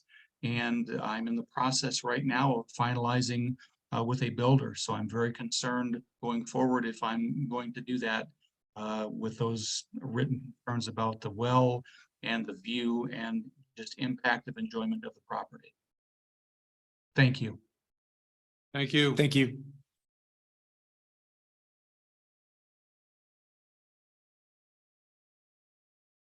So one other,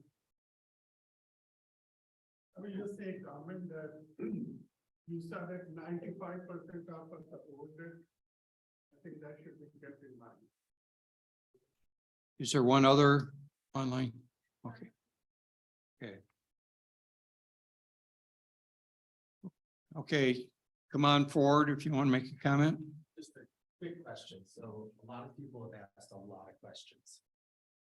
As most of us want to be notified and we're not within the 300-foot radius, how do we keep communication up on what's happening with this? How can we see the studies that are performed? All of these things that our community is requesting. How do we stay up on this without having to call your office and track things down? And it was tough enough to find the details on this, let alone get follow-up. Okay. I will let our township planner address that issue. Perfect. Thank you. Thank you. Any other comments? Okay, Brian? Did you want, are we closing? You want to close public hearing? Yeah. Yeah. Can I have I'll make a motion to close public hearing. Support? All in favor, say aye. Aye. Okay, Brian? And a little bit depends on what, the planning commission's decision is tonight. So again, we're just this board is just recommending approval. A final approval is from the township board. All that information is always posted on the website there, but we can create additional probably pages on the website since this has generated so much interest of where if there's going to be additional information or meetings or things like that, that'd probably be one of the best ways to approach that. Okay, questions? I was just gonna say, as a citizen in Cascade, if you want to keep an eye on what's happening, the best way to do it is to periodically look at the planning commission agenda and the township board agenda and just scan it. There's typically 2 meetings a month. And if you get in the habit of checking that on the township website and you read those agendas and just look at the topics, you can generally get a pretty good vibe for what's going on and certainly recognize addresses that are near your home. I would further that with just visiting cascadetownship.com. Even as a planning commissioner, I went on today to download the packet and there was a notice up there that there's a liquor license available in the township. Not everybody's presented everything on a silver platter, so visit the website. It has lots of information. We learn from it just like you. I don't want to see any drunk worms in town. Yeah, but I'd like to say, I think we as a township need to do a better job too. If we're only emailing or sending out letters to people in a 300-foot radius, we need to do better than that. I think. I would concur. I think we need to come up with some sort of system that says, hey, listen, we've got a 1 mile radius. We have everybody's address because we send out the Cascade connections to them. So we should be able to do better. My opinion. Thank you. Being a new commissioner what is the protocol? Is 300 the de facto for all matters before us? Does it vary on? Yep, it's really 300 for each, and that's what the Michigan Planning Enabling Act requires as well, and it's what our ordinance requires. And so we can always look at if there needs to be changes made to that. That's a minimum, right, Brian? We can Minimum. go Yep, beyond that. correct, yeah. Good. Okay, there is like water and air quality involved and all sorts of things. Any other comments? Are we just making general comments about wormies and whatnot? Yeah. So listen, when this came to us, what was it? Has it been almost a year? Technically it. When this came to us, like one of the speakers said, I had my pitchfork out too. I was like, heck no. Right? Wormies has been great. I get it, right? I wouldn't want this coming in next to my house either. So, I mean, I think we all get that, right? This is not been a good situation, right? I mean, the predecessor, who shall not be named, is the one that kind of got us in this mess. I think the same person that made the comment about the pitchfork had a great idea about the community event, right? I mean, I think what sold me was having conversations with Mr. Shen, just listening to the presentation and doing my research and the subcommittee. And I think it would be a good idea to kick that ball around a little bit about a community event or something where people can come in a open and respectful manner and just learn, right? And then you have an opportunity to make an educated decision, right? And again, I get it. I feel like there's a lot of emotion here, as there should be, and an emotional decision. At least from what my wife tells me, an emotional decision is never the right one, right? Like make an educated decision. And I think we need to do some education. And, the other concern I have is somebody comes in with a pig farm or a chicken farm. It's agricultural, right? That's a farm. And I personally feel like the smells you're going to get from a pig farm or a chicken farm are going to be 1,000 times worse, right? And so I just, it's not an easy one. Member Bruno? I guess I would like to address a few things, and this is kind of a bit, we normally discuss amongst ourselves, not with the audience, but Right. I think that's what we're doing. But well, that's what my predecessor's done, so I'm going to make it a combination. I was sworn into this role on, I think, January 5th. And if you look at my track record, I'm very critical. I don't know if everyone is here for the whole meeting. I voted no on lots of items. And I think when I saw this packet, I had my pitchfork out because Cascade is my backyard. I think those people are saying, not my backyard. Cascade is everybody's backyard. I like the gentleman who said, I love Cascade. I love Cascade. I spent 3 hours reading just this portion of the packet this morning, and I'm a volunteer. I highlighted many sentences. I already pointed out issues I had. I don't like some of the terminology. I highlighted them earlier. One of them is timing, what was it? Soon after. I would want that defined. I have your back. I'm looking out. I want it very well spelled out. But if you read the packet and you read what they're saying, it's really quite precise. The to be determined, I didn't see that. I don't want to argue with that gentleman, but my packet didn't really have anything to be determined. I saw a 5-page packet from them that was more thorough than anything I've seen so far in my 6 months doing this. I love the fact that my predecessors who created this ordinance say we're going to review it in 1 year. And I specifically asked, can we pull the plug in a year? And I was told yes. So that makes me feel good. But now I want to specifically address some of the items that were raised and dispel hearsay and myth. This is zoned ARC. I didn't know what ARC was 7 months ago. I've been in this role for 6. ARC is agricultural rural conservation. This is not residential. I'm sorry if you guys believe that or walked away with that, or when you bought that, that's not what this is zoned. I'm not an expert at this. I've had very little training, but I've had some. Residential is different. Just a fact. Commercial is different. I'm gonna get to that. If you could please, I'm gonna show you respect. Can you show me respect? If people continue to operate, I'm just gonna vote and not share my insight. Commercial gives me pause. We've had conversations, if you look, we've had closed sessions. There's some issues with CAFOs. Google the Right to Farm Act. If you want to have pause, worry about the pig farm coming in. We have zero control over somebody who wants a pig farm on the same property, zero. The state has taken all of the control away from us.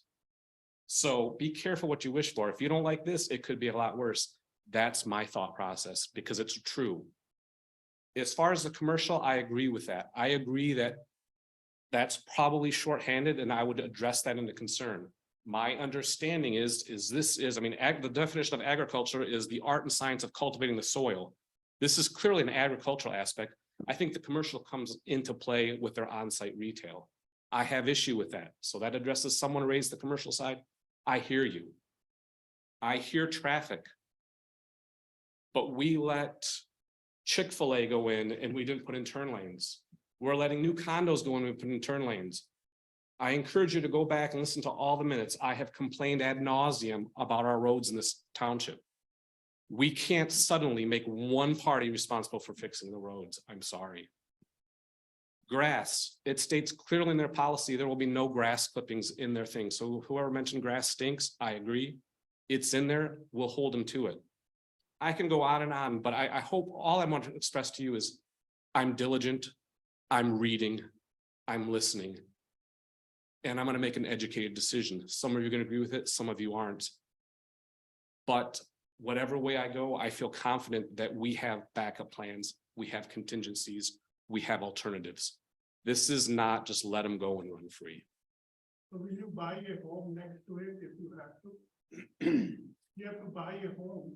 Will you buy a home next to it? Sir, you're asking me the question, so I'm going to give you the answer. When I bought my home, I pulled the zoning map. I looked at all the open properties next to me and I ran the scenarios of what everything could be. And I made a decision based on that. I am sorry that if you did not do that. The public hearing is closed, please. Member Reese.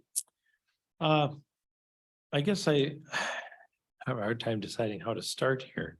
I feel like Jack Lewis, the way you guys are talking, I think I'm running for office. Okay, so I think I'll start with a question to staff. Stormwater, I believe this is in the 100-year district, so they have to manage stormwater as though it's a 100-year rainfall, correct? Correct, yep. Okay, and the recommendation is that's through an on-site pond, right? Yeah, there's 2 items. There's a kind of lined catch basin immediately next to the asphalt composting that holds water there, does not release it specifically for that asphalt area. And then there's also a larger retention pond to capture anything else, which is again sized for a 100-year rain event. Okay. Per our stormwater ordinance. And I'm simply reviewing this based on the comments that we received. It would appear to me a lot of people were not aware of the details of this. So, but the soil borings there were, they did not encounter groundwater. That's what the packet said. So, the area is the proposed plan would work. As how the engineer stated, I believe, for management of the water. As far as compliance, there was a lot of questions about compliance. How, Brian, would we follow compliance in this situation? If you could highlight how that would work. Let's say that something is approved and it goes array. It's generally a complaint-based system, I believe, if I'm not mistaken. So you get a call that instead of bringing in vegetable scraps, they're bringing in deer carcasses. Okay, how would that be handled? Yep, so yeah, that'd be under the purview of myself or the zoning administrator. If we either got complaints about something not following the approved special use permit.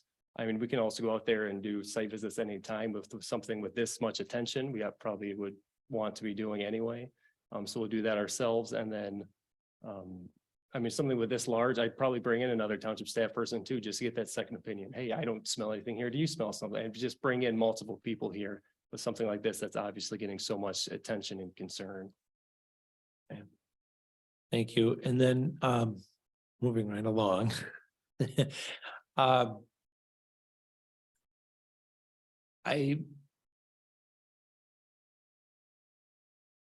there was discussion about the road. We all know the road is the authority of the Kent County Road Commission. And as part of this approval, they would have, if we were to approve this, and if the township board approved it, they would have to go to the road commission and get a permit to have a driveway put in and build it to the standard that the road commission requires, which may require lanes and also in curb and gutter and all sorts of things, or it may not. But it's the road commission that determines what happens there, not the township. Is that a fairly accurate statement? Yeah, within the right of way. So the the driveway permit is approved by the road commission. Correct. Okay. And then do you know off the top of your head how long they've been operating at that site?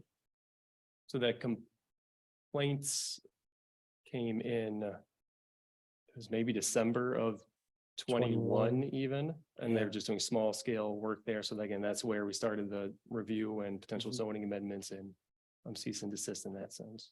But there've never been any odor complaints coming in. I had not received, I think it was just the original complaint from the neighbor immediately to the east there, more with some trash on site and and views like that. Sure. I don't think it was, yeah. Okay. All right. Next, what's the trash on site, because we haven't built a barn or anything, because we've not been on board. It will all be under. Out of view. Yeah. Folks, I think my biggest concern here is that we're in a little bit of a pickle because our township staff, for whatever reasons they had, felt that this was an appropriate use in the ARC district. And so we have developed a set of guidelines, if you will, as to what we feel would be a better fit for this. It just so happens that his proposal is very in line with what our ordinance now reads. Am I out of line to say that? Well, yeah, I mean, any proposal would have to be in line with what our ordinance requires, otherwise they wouldn't be approved. Right. So, I mean, we've got a fairly, we've got 13 acres of land here and he's proposing to do this on half acre. He's over 200 feet from all the residents.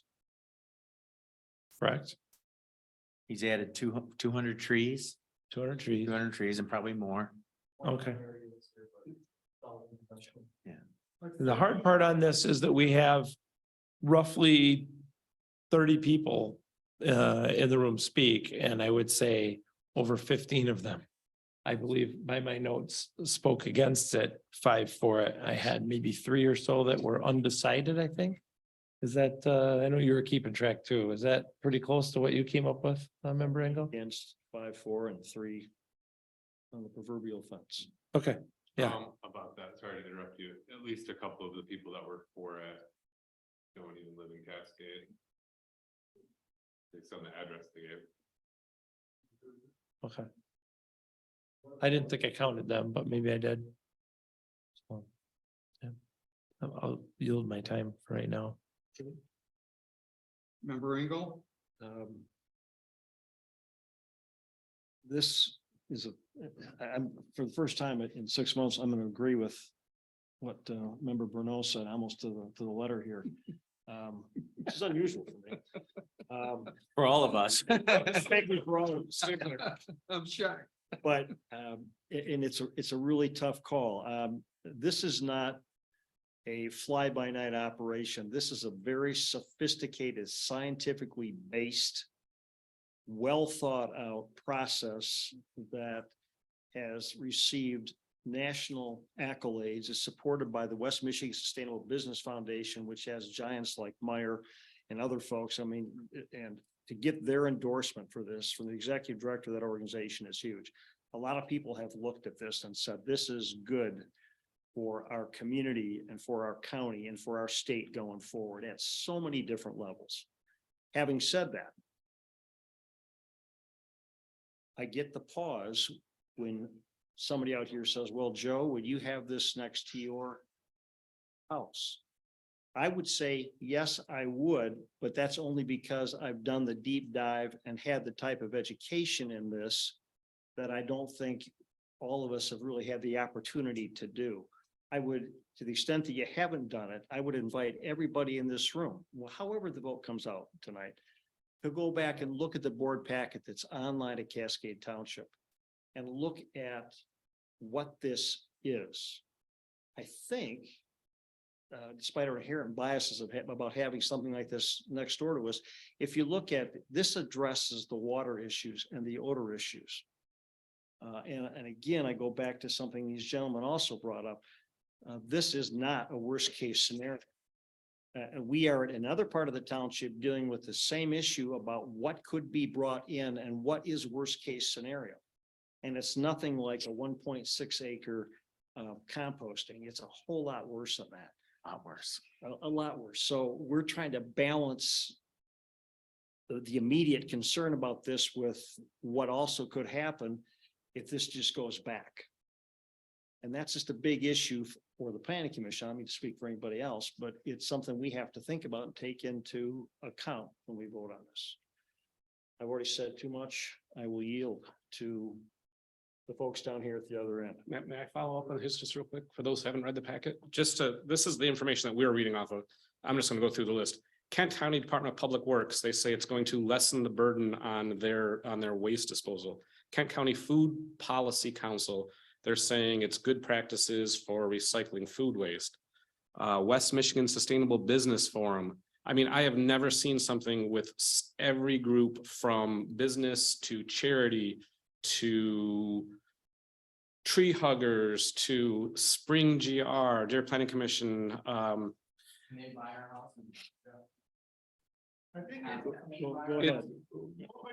It is a long list of accolades. Public hearing is closed. I yield. I just wanted to support my Member fellow Richardson. supporter. I have nothing additional to say.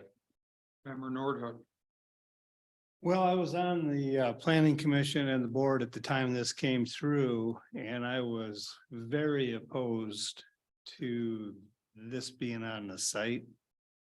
In fact, I had some good names for the planner that was that approved this, and it wasn't this guy.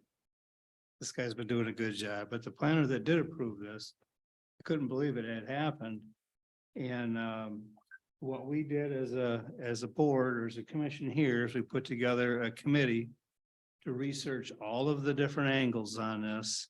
We talked with the Wormies guys here who have been doing this for a year on that site.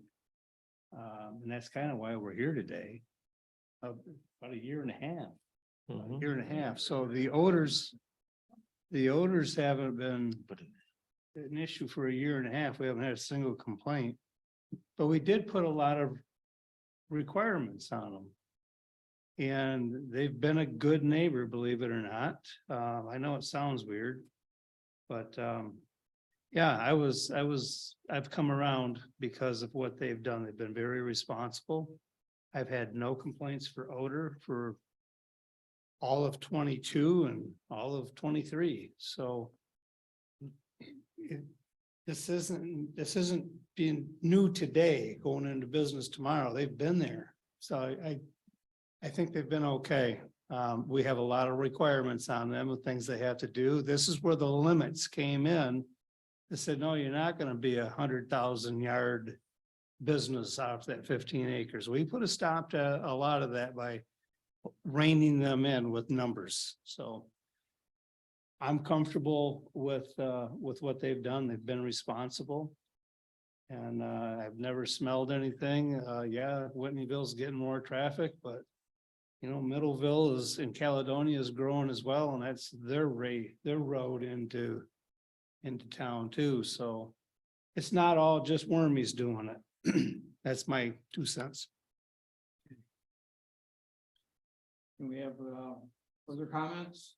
Yeah, just some more discussion, I guess. One of my concerns, I suppose, or things I guess I'd like to make mention of is that obviously they've been operating under the conditions that were in place when they arrived, which was prior to the date of this ordinance. And so based on that prior approval that they received, you should call it an approval, I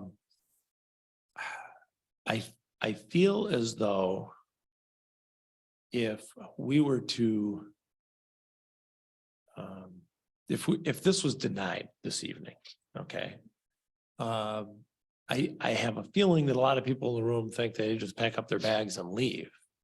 But I think that there could be consequences, and the outcome of that would not be what people envision in their mind. And I think that there's a good possibility that there could be a fairly challenging process ahead of that that could have an outcome that would be less desirable than what they're proposing now.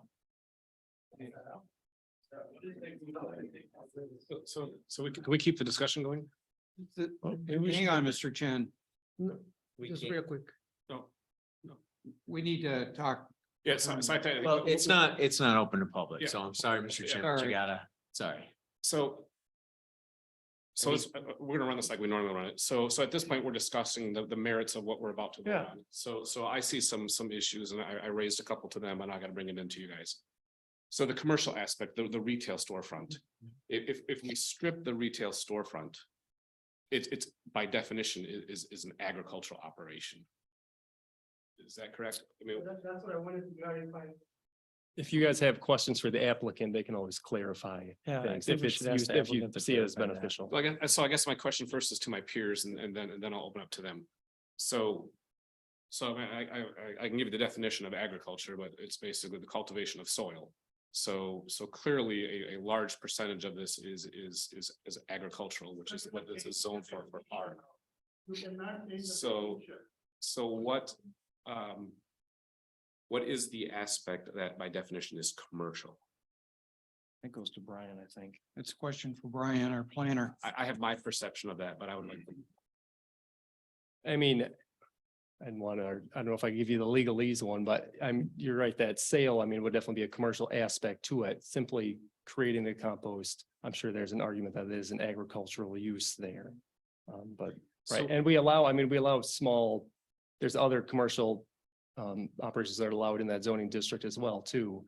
Like Farm stands. or farms or green And there's nurseries or. There's a farm out in Whitneyville, like a community farm that just popped up in the last couple of years. Yeah. You know, Buy a little share. is that what it is? Yeah. And I know mean, I'm exactly sure what you're talking that's, So again, and things like farm stands and things like that are protected by the Right to Farm Act that we can't touch anyway. Then it's an allowed commercial use in that area. So I want to raise that, and if I could raise a couple more points. Yeah. In reading through their documentation, I do have issue with the plan for a barn coming in 2025. I think we have a well-crafted ordinance that says things must be stored indoors. So, I would want to see that as a condition if we were to approve this.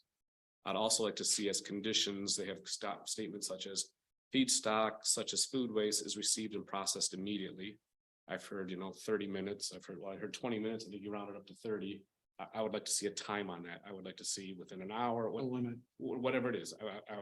If we're going to do this, I want to do my best to address all this concern and we hold them to a really high standard. Similarly, mixing will occur on the pad toward the middle of the site and on days when winds are low. Well, they have a specific pad, so we've got that. We've got the size and location of that. Days when winds are low, I think we should hold them to a velocity. I mean, winds are low. It's different for me versus someone else. I watched the PGA Championship last night. Would that be contradictory though? Like, Yeah, I hey, think that I is. get the food. Can't mix it because the winds are high that day. I mean, it's so I'm, But I gotta deal with it in 20 minutes. so. Yeah, I'm just saying, Or they don't take it off the truck. You know, I don't know. I kind of feel like we have the way we created this ordinance, I would take a little credit here, with the 1-year review, 2-year review. Yeah. Type system. People change. I think that, in my opinion, we let them, based on the last year and a half, not having any complaints, other than some garbage blowing around.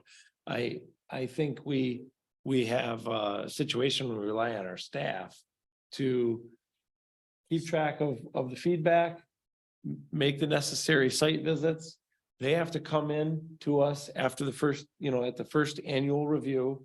They come in, the public can come in and speak and say, hey, I saw a rotting elephant out there, or whatever the case may be, and we can address it. And at that point, we have the ability, do we not have the ability to add conditions if we see an issue? In order to extend them another year to the next review? Yeah, and we might want to phrase the approval or any kind of approval that way is that, it is open-ended, that everything is up for review at that year. That the conditions are locked in and that additional conditions can be added. That addresses it. That'll be. So you will just take their word, that there were no complaints. I'd like to now ask Mr. Chen to come up as our applicant and address some of the issues and questions you heard tonight. First thing I want to clarify is what I have been hearing about the previous planning director. Yeah, he approved this because I explained what it was. I said, I'm gonna be having worms, I'm gonna be composting. This is an agricultural operation, that's what I'm gonna be doing. He did his research and he found that composting is an agricultural operation. And he said, go ahead, no problem. Then somebody else came up and said, oh, this is a commercial operation. Well, what is a commercial operation? What's the difference? It's the same site, it's the same site. Even if I turn this into a farm and I start selling trees, I can put the same site. I don't have an issue and nobody can say anything. But I don't want to be a bad neighbor, I don't want to be here if you don't want me, Yeah. Okay. Guys, hey, enough of the side comments, all right? Please stop. So I know, the majority of people in this township want this. The majority of people want to live in a place that cares about the environment. And, I have many relationships with people that sell houses, realtors, and one of their values when they're selling these houses is them saying that in this house there is a compost service available. Things are changing. Things are changing. Not composting is not good. It's a decrease in your value as a person. You are not human if you don't care for the environment. To address some of your concerns, they were obviously all based on misinformation, starting with, after everything I explained, half an acre surrounded by 12 acres, it's just doesn't make any sense to have this kind of attention, for something so small. I completely understand, some sort of assessor trying to revalue the value of your home, and then researching and finding there is a commercial composting operation. I don't know if it's in limbo. We don't know what that's gonna do in the value of your home just by looking at those words. but by looking at the site and being next to it, believe me, you're gonna wanna be next to us. And I'm not just saying this. I'm not just saying it. You're gonna wanna be next to us. Thank you. Thank you, Mr. Chen. Okay, can I have a motion? Mr. Chairman, Mr. Chairman, I think what, this is not your typical request. It's not your typical situation. And I think a typical, motion is not the way to do this. I think we need to, as a group, go down the list of recommendations perhaps and see if we want to alter those or add some conditions. I'd like to see a motion graft kind of Team scripted. team scripted. Thank you.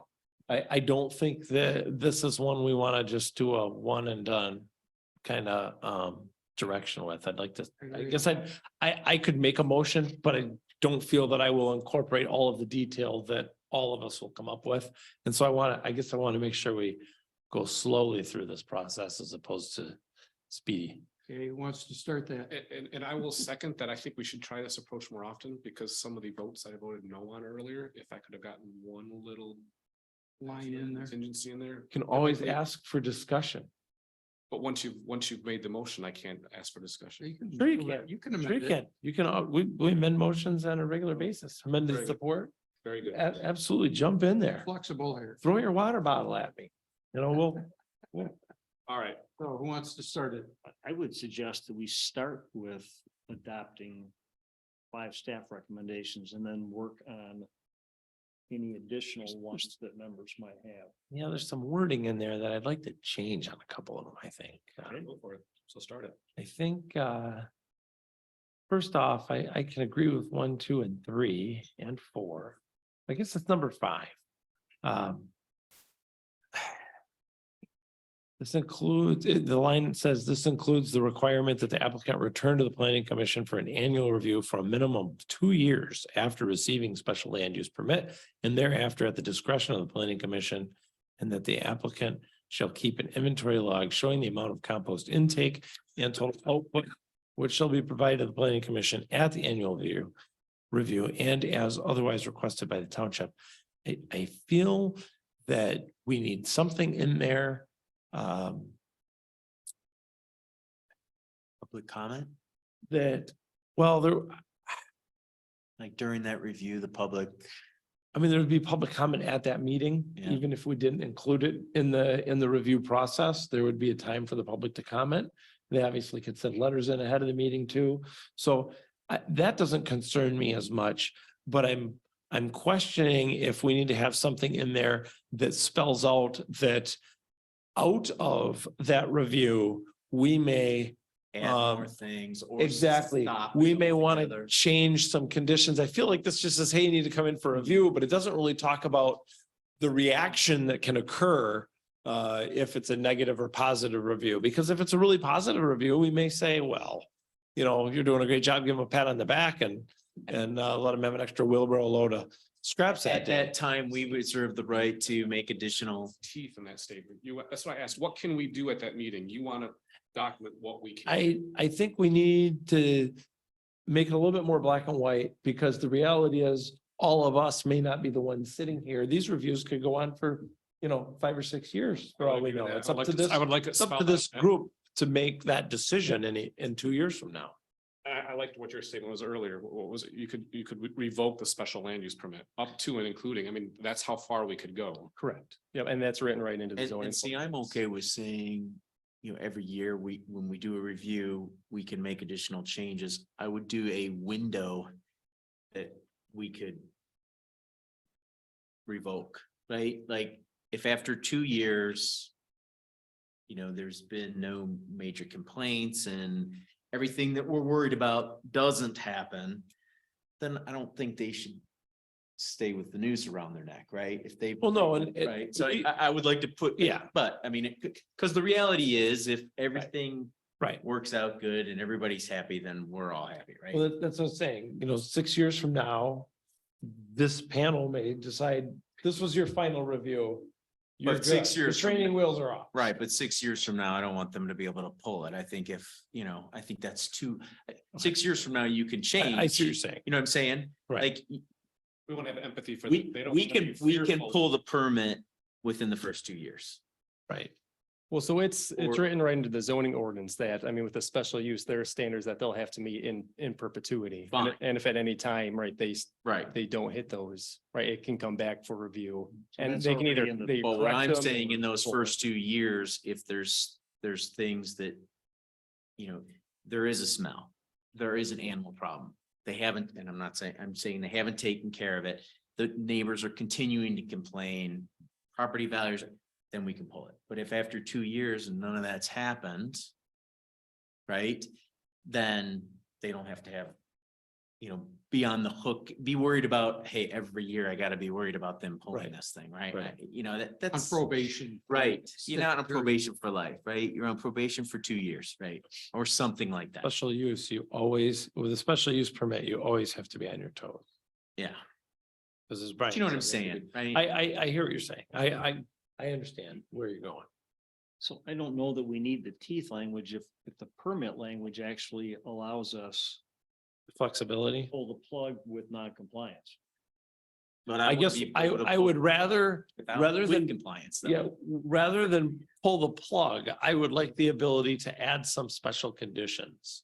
And I'd like this to say that we may in the first 2 years, if there are Mhm. complaints, to address those complaints, the planning commission wants the flexibility to add conditions to see if that improves things between that point and the next review. What you want to say is we specifically reserve the right Would you allow it to add conditions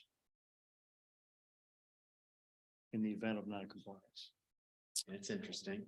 Well, Would you allow a 10% expansion of his business? well, Steve, I mean,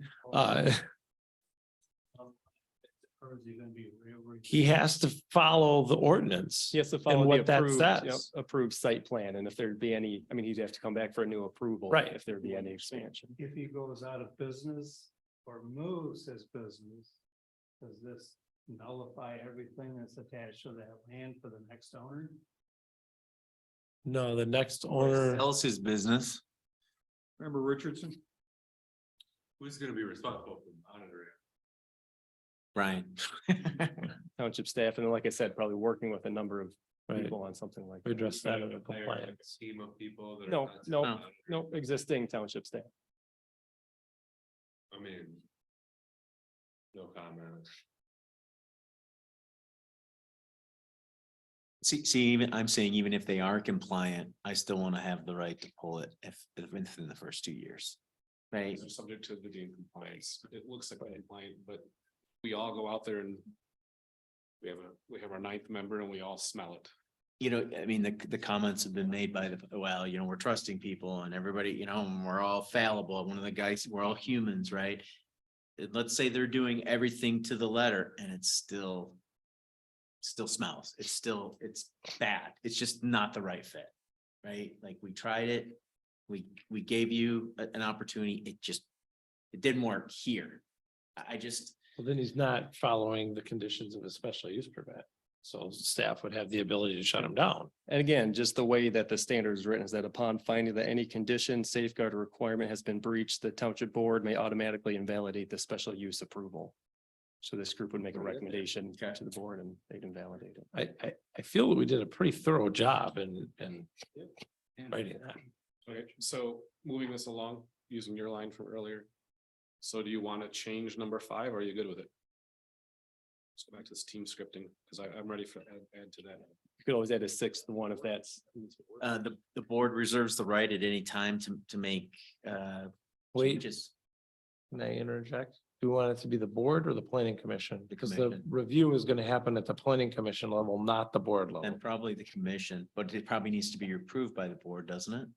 Not a review. Review comes through us. It's a one and done. Okay, then I would do it at the commission level. The review, and we can double check that, because if we want to make changes, that might technically need board approval if you're changing the special use. But Right. If we added conditions, the board probably has to approve the conditions. Right. But the review is.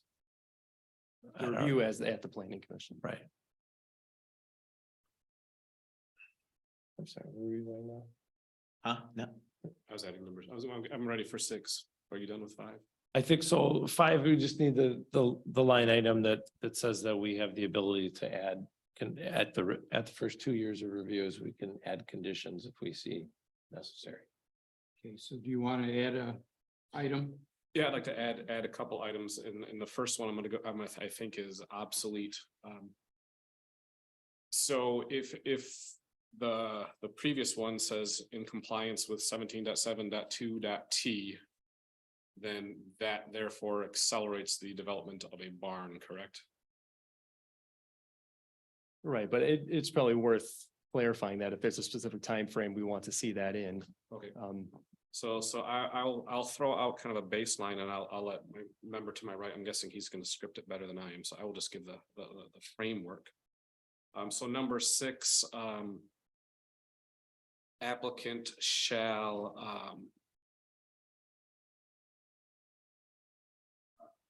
find the exact wording here, or anybody have 17.7? I have too many documents up here.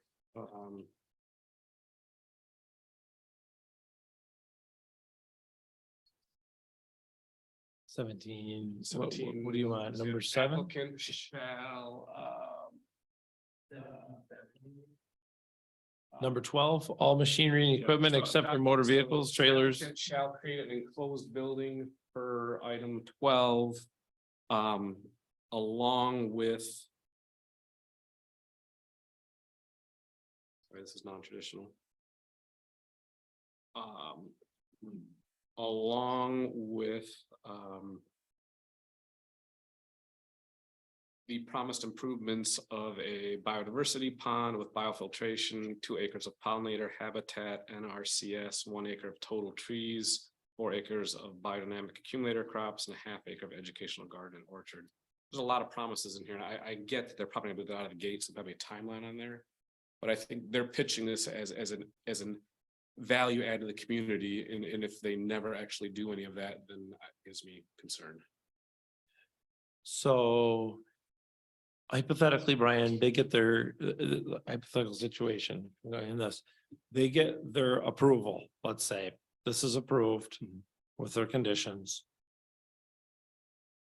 To start construction, as far as putting down a pad and bringing in more compost, they don't necessarily have to get a building permit for that, but they do need the building permit for the barn, right? Correct, and there's some allowance in building departments where if it's an agricultural building, they don't require and that's state requirements, but if there's Correct. any type of other people that'll be entering the building, then they would require it, if any kind of public use, things like that. And then all these conditions, we can enforce that before a building shall be constructed, or, Sure. we can phase that however. But I think in this situation, we want the building to be constructed towards the front end, not the back end. So I think what we want to say is that before they expand the operation they currently have, they need to have the building in place.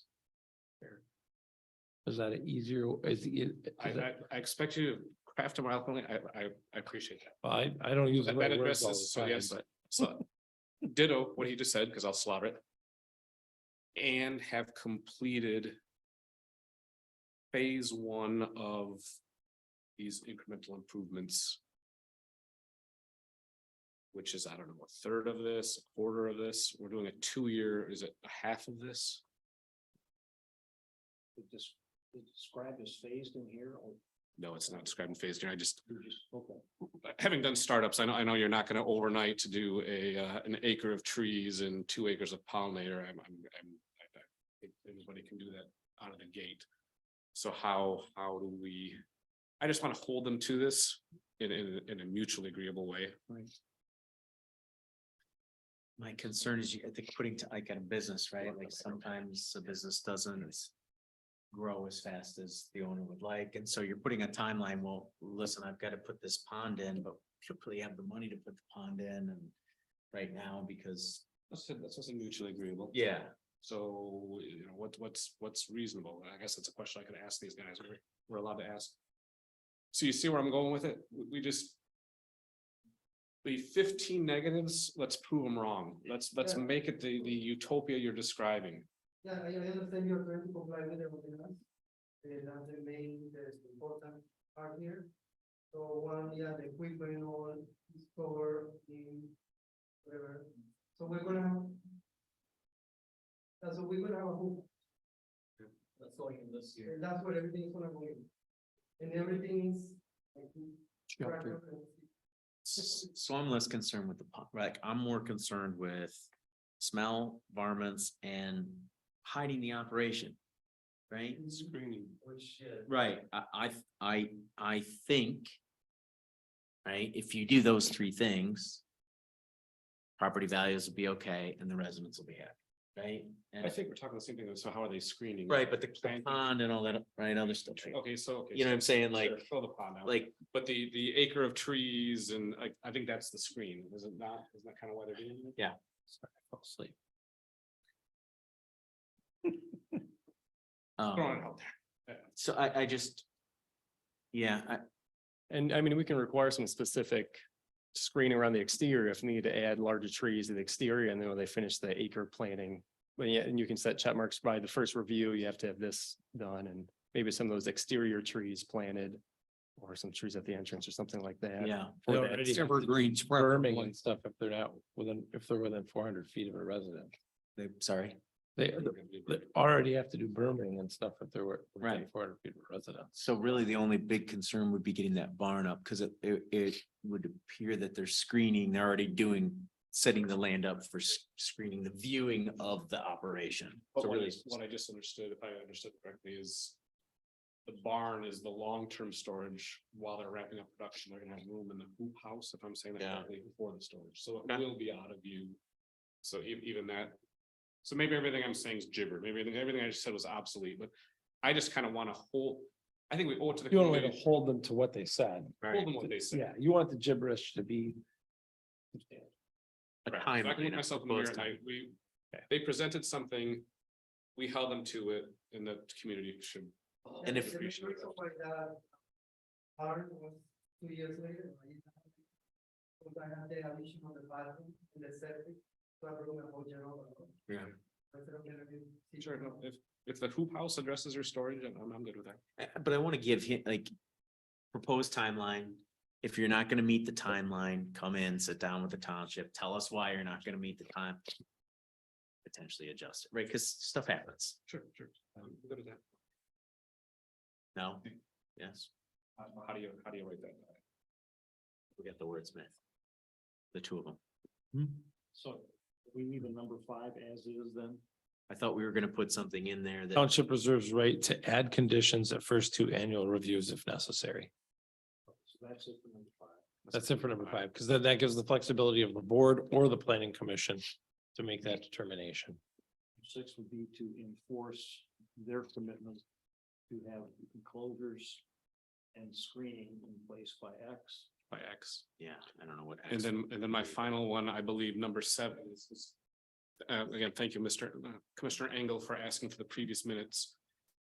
I read all the previous minutes. I read the township's version of this. I read their version of this, and I walked away with, there's. A Venn diagram of the 3,000 cubic yards per year of intake, and the Venn diagram between the 8 different perspectives of that has very little overlap. I would like number 7 to be clear that 3,000 cubic yards of intake includes everything, if that is what it. Because right now it sounded like wood chips weren't considered intake, only. In one spec of it, wood chips wasn't intake, in another spec, it was only 1,000 yards of vegetable waste. I just want it to be really clear, whatever it is, I want it spelled out, so there's no confusion, because I'm confused. I think it was 4,500 total intake, which included the wood chips. No, I think it's 4,500 on site. believe that's correct. It's 3,000. You can have some leftover from previous years, if I'm reading it correctly. An operation may have a maximum of 4,500 cubic yards of composting intake, finished compost on site at any one time with no more than 1,000 yards being composting intake. Greater volume may be allowed at the discretion of the township for operations located in the industrial district or on parcels 20 acres or more in size in the ARC and farm preservation districts. And that's the ordinance, but I think their application kind of covers that wood chips are treated special or. Well, they Wood chips fall are under considered number part of 8, Intake. right? They fall more on, It's part of the recipe. So what it says is 3,000 yards of intake. Correct. A year, 3,000 yards of output a year. That's it. That's all they That's can it. bring in and That's it. that's all they can put out, Yeah. right? They can't have There's less than 28. 4,500 yards of anything on site at one time. So I can ask them a question? We're not trying to handcuff you. We want to hold you to what we agreed to. So you were doing it only leaves you 20 yards, I think is where you left off. So the 3,000 covers, if you had your recipe in front of you, the 3,000 covers the wood chips you need, the food refuse, you're good with the 3,000. With no more than 1,000 yards being composting intake. So of that 3,000 yards. So I would just like 7 to clarify, since there's so many documents that conflict, I would like 7 to say that 3,000 cubic yards of intake is all inclusive, wood chips. Yeah, Everything. we can just write that it includes all potential composting intakes. Would probably be the- I'd just like to ask a question. Yeah. Who's going first, Mr. Chairman? Richardson. How would anyone ever know? They did 8,000. They have to have a log, and I believe, correct me if I'm wrong. 6 months from now, you sit down there and as I read this to be, you could say on new business, I would like for our staff to request a report from them. And we can look at it here at this meeting, what their logs show they've intaked. And they're required to provide that to the state as well as a registered composting facility. Where does it say in the section? What intake is not, where, I guess I'm trying to understand where this confusion is on the intake, because There I'm was- not. When we were discussing composting intakes back, there was the question of whether like wood chips that would be used for landscaping on site would be included or not. Right, I think that was kind of the basis of. but in this ordinance, in this section, does it say that anywhere? Because I don't see anything that says that. So the ordinance, I I mean, think. I guess what I'm has- saying is, You want to know where I got it? from? Want to answer the Yeah. question? The ordinance is pretty clear to me. The minutes of the meeting that we discussed this. Staff presentation.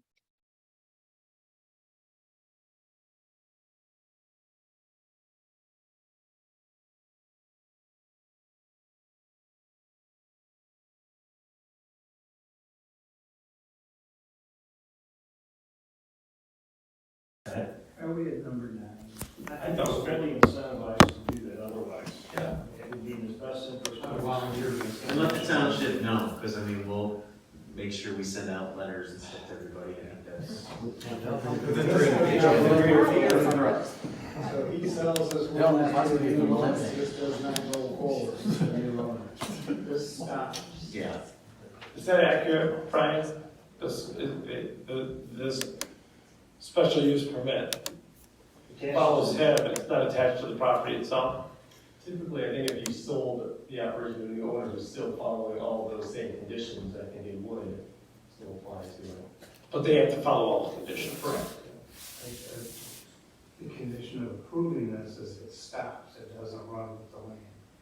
That's one of the. Oh, you're saying that's a condition? Yeah. You want to make that condition number, If he sells it, it's done. It's no Oh, longer a okay. special use permit. Yeah. So special use permit would terminate on Well- the land or the business. Number 9. would you allow the planning commission to consider giving it to the next owner, or were you saying, no, you're done? No. You'd say it terminate, they would have to. They would have to come and apply, it'd be a new process at that point. Wow. Yeah.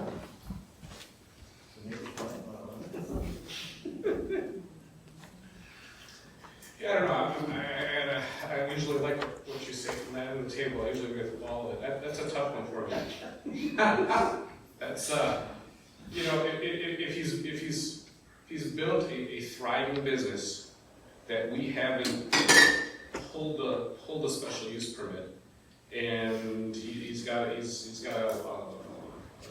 left-hand man over there, maybe a right-hand woman there, and, you know, I don't know. That's a fair point. We pretty much gutted the value of this investment. We've got to go out his investment, and who's to say his plane doesn't go out, you know, I don't know, I'm not wishing Will harm, but his plane goes down and his family loses their source of it, like that, that's hard for me to, I would say, back to what Mr. Reese, Member Reese was saying.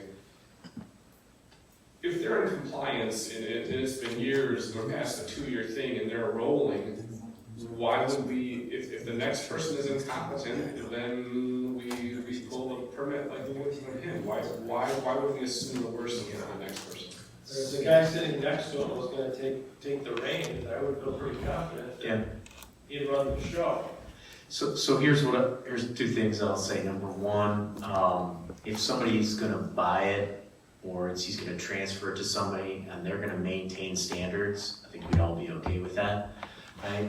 But I think what we do is we say, if he transfers ownership, standards must be maintained, and that new owner goes back to a 2-year review. Absolutely. There, I like that. Upon sale, the 2-year review kicks back in. Just wants to. No, I.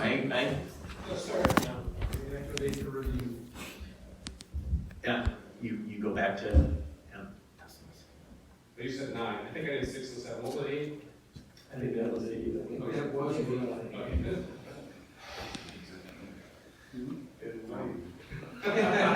Hard to count that. Okay, does anybody want to add anything? Number 9? If not, summarize where we're at. Was there something about? Was there something about, we need to hold them to a timeline on mixing and getting it covered and that? No, I think you and, about the bookends on me basically said that just sets us up for failure. and that, you know, if there's- Okay. That's a come to your peer pressure. Okay. Well, I think to be a good neighbor, it behooves you to. Okay, are we ready to make a motion?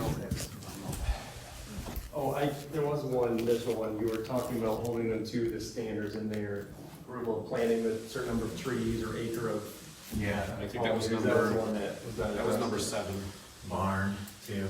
That was number 6. Okay, that language was in there. Oh, I'm sorry, yeah, 6. I'm getting this up to you. So 6 was all that, 7 was making it ultra clear on the 3,000 number. No more than 3,000 cubic yards of raw compost input per year. And then 8 was the, doesn't run in perpetuity, when it changes hands, the reviews kick back in. Reactivates a review requirement. The 2-year review process. I nominate member Andrew Leeson, he's got the best wordage over there. Can I ask a question here? Do you want to ask the applicant if the 3,000 per year input material, if that number, make sure we're not. We already did. You did? Yes. That included Yes. chips, I'm a right? little bit confused because we were talking about 45. It's 45 on-site total. 3,000. New input material would be. The ordinance says the net you can bring in per calendar year is 3,000, the net you can output is 3,000, which is equilibrium. Yeah, that's good. But you can basically carry over if you, Yeah. 45, you can have 45. So those numbers are workable. Yeah, It's they not, make because we don't want to put a condition out there that's impossible to make sense, you know, like you can only sell eggs in packages of 15, but everybody knows the carton is designed for, you know, a dozen. Yeah, we'll still make a profit. Okay. We don't want to go through all this to have failure. We're trying to set everybody up for success. Okay. Okay, can we have a motion? Man, I would like to read it. Cool. Take a stab at it. I'll review the staff here. I'll go back. I like it when our secretary crafts. Case number is 223746, I believe. If I'm not mistaken. Hopefully my heart. 3746. That's correct. The staff recommendations are on page 12 of the packet. I would make a recommendation, I would move that we approve the staff recommendation in case number 223746. Adopting the first 4 recommendations at page 4 as drafted, and then number 5, adding language that would reserve the right to add additional conditions as appropriate during the first 2 years of reviews. I would add a number 6 that requires the Wormies to provide and enclose the building for their machinery. Did we come to an agreement on, in terms of a time frame for that? No. As soon as practicable, and to carry through on their proposed screening of the site, again, as soon as practicable. Number 7, that there will be no more than 3,000 cubic yards of compost input per year. And number 8, that on sale of the property, the review provisions of number 5 will be reactivated for the new owner or owners. I like it, but can I tweak number 6? You can amend. Okay, I would amend rather than screening, I don't want to limit that to that, I would say, site improvements to include but not be limited to a biodiversity pond, 2 acres of pollinator habitat, 1 acre of total trees, 4 acres of accumulator crops, and a 1/2 acre of educational garden. The specifics. Perfect.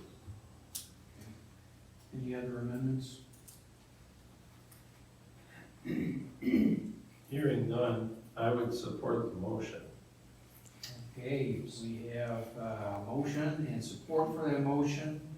I'm gonna ask for votes. Second. Yes. Roll call. Brian. Brian. You want a roll call vote? Yes, Please.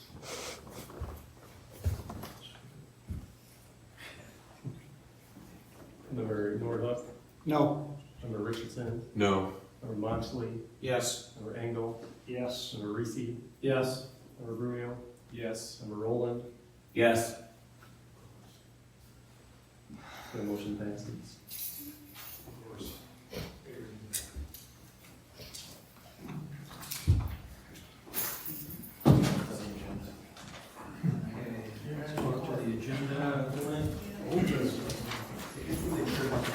Article 12, any old business?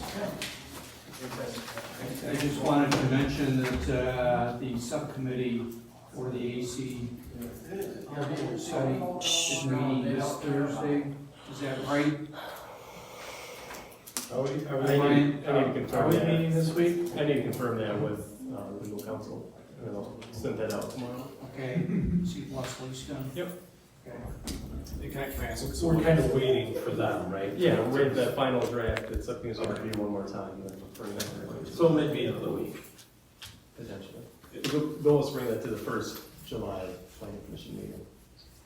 What is the subject matter? So you're working. Airport zoning. So you're specifically inside the airport now as opposed to, we did the kind of perimeter. First we were inside, then we jumped outside, then we were pushed back inside. Just a different committee? No, it's the same with your, same committee, just, yeah, they just keep moving the borders. Any other old business? Can someone clarify what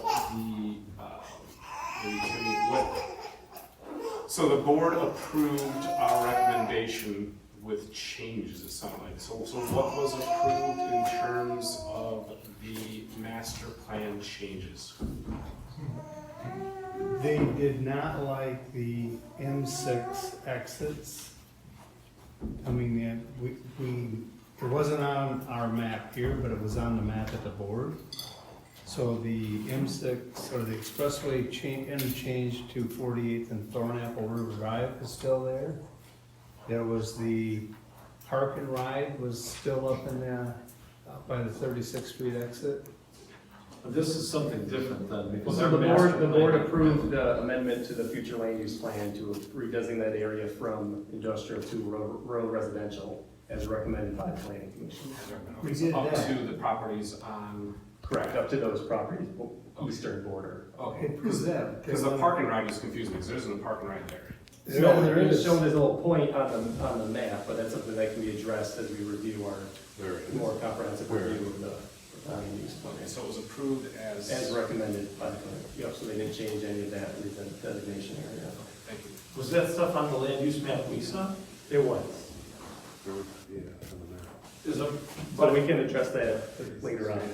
okay, I guess yeah, because I thought that was primarily about zoning, not about infrastructure. It is, well, right, it is. Okay, thank you. Okay, Article 13, is there any other business? I don't know if this qualifies as any other, go ahead. No, you jumped in first, though, by all means. Okay. You're to the right, so you're probably right. Has anyone driven on the new Cascade to Whitneyville? Every day. Fork in the road, Dead Man's Many Curve? times. Okay. And your thoughts on that? I think the ride quality on it is pretty good. I think the transition at 36th Street is a little uneven. I feel they fell short stopping at Whitneyville because the section between Whitneyville and Buttrick hasn't been reconstructed in the last two reconstructs of Cascade Road. I mean, I could go on, but I'm probably not highlighting the point that you want to make. I'm talking about specifically when you actually turn on to Whitneyville from Cascade Road. Have you done that part? I have. That's not the way I envisioned it. I know a friend of mine lives in that area, and the engineers told him that they were going to make that much wider so that he had ample space to turn into his driveway, because he has a tendency to get a lot of people upset with him when he's trying to get his mail or what have you. And they told him that they were going to widen that area because there were several neighbors right there that had concern. And when the string came out to pave it, they told him that nobody had told about that. But at the meetings that took place in this room and the meetings the residents had with the inspector, they said, oh yeah, we're gonna try and design it to give you a lot of space. The right of way there is huge. All that grass and everything inside of the road is all right of way. So they have plenty of room to do it. They didn't. I don't know how a semi's gonna make that turn, but they claim that they'll be able to.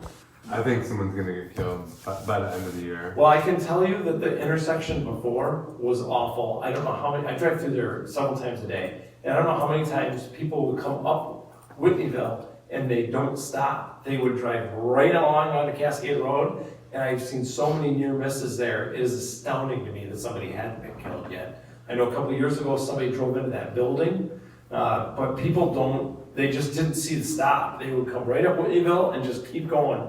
And I've had to slam on my brakes, I would say 2 or 3 times a year, because people just pour it out 40 miles an hour. Member Bruno? Can someone, I haven't been out there since it's been reconstructed, so what, did they bring it in more than 90-degree? That was the goal. They put an island there, and the idea was that Whitneyville was gonna intersect more at a 90-degree. So you could see better, rather than trying to look back But the back window. coming out of the village on Cascade Road, and you're gonna go on to Whitneyville, they didn't really give you a lot more space there to veer off. to the right. That's the problem. So when you're now headed northbound on Whitneyville, where you would stop at Cascade Road, hopefully. Yep. Now that's much more clear. They did succeed, I think, in making that theoretically safer. Okay. But whereas it used to, originally, if you look at a very old map, Cascade Road was named as what continued south to Middleville, and then that was just 44th Street there. Yep. They decided to, rename it and enforce a curve at what was once 44th Street, and then that part became Whitneyville. But up until months ago, it was basically like a fork in the road where you could continue driving at 55 miles per hour onto Whitneyville. If you tried to do that today, it's going to be very difficult to do without crossing the double yellow lines, because it's almost like an S curve now. Where you take that fork in the road where you would veer right toward what's Whitneyville, but you got to turn right again and then turn left. It's a jog. Yeah, and it's S-curve. It is an S curve. If it's anything like that they did, this is out of our purview, but it is kind of entertaining. Lake Eastbrook Drive, has somebody seen they put a center median down the middle? But it's like on rails. My wife has a Hyundai Ioniq, and the turn radius in it is too great to use their ability to make like the Michigan left. It is. It's crazy. The road's but too narrow for it. Way too narrow. It is just. Yes, Member Reese. So obviously road commissioner matters are not privy to the township necessarily. I mean, the roads are not, Yeah. we don't have, We don't control. you know, we don't control that. It's fun to talk about it, but we don't control it. But something we do control is the notice area for ordinances and, you know, when people make applications and things. I know that it's 300 feet. I know it's been that way for eons. I'm curious if you know, or if you could find out when the township settled on 300 feet and if it was just to follow the state or, because my reasoning for asking this is that in 1978, if you walked into the Cascade D&W, the majority of the people in there were farmers wearing suspenders buying groceries. And the average parcel of property in Cascade was significantly larger than it is today. So within 300 feet, you likely would have only had a couple neighbors. Whereas now we have a lot of neighborhoods in these areas. Maybe it's prudent to review that and consider if it needs to be amended. Yeah, we can easily review that, and again, see. Increase radius. Increase the radius, and it's interesting. I think it has changed since just the small time I've been in Cascade. I had a neighbor who wanted to do a split, and I was greater than 300 feet, but I was included because I think I have a house on a private drive. That's where one exception, if it's a private drive, some issue with the private drive, everyone on the private drive is then noticed. But I don't think that's been happening. We've had a couple of neighbors who have been shocked by developments, including myself. I was one of them. And that question was ironically raised this past week, why weren't we notified? And I think that that's not happening. I think it's just the 300 feet. So you should double check. For on a private street?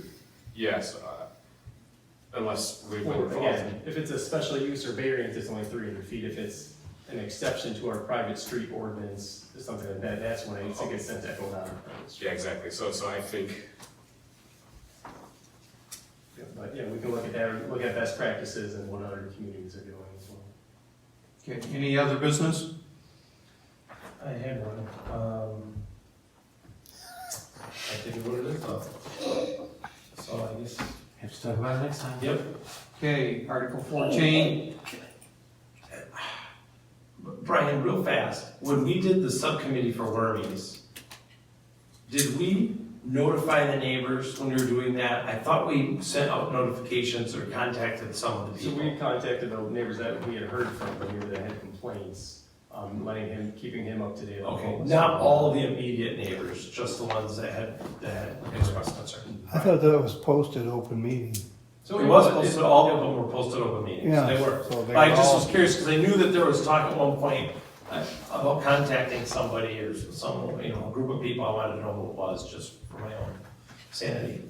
Thank you. Okay, Article 14, acknowledge visitors and those wishing to speak. Anybody like to make the comment, please come forward. Comments are limited to 5 minutes.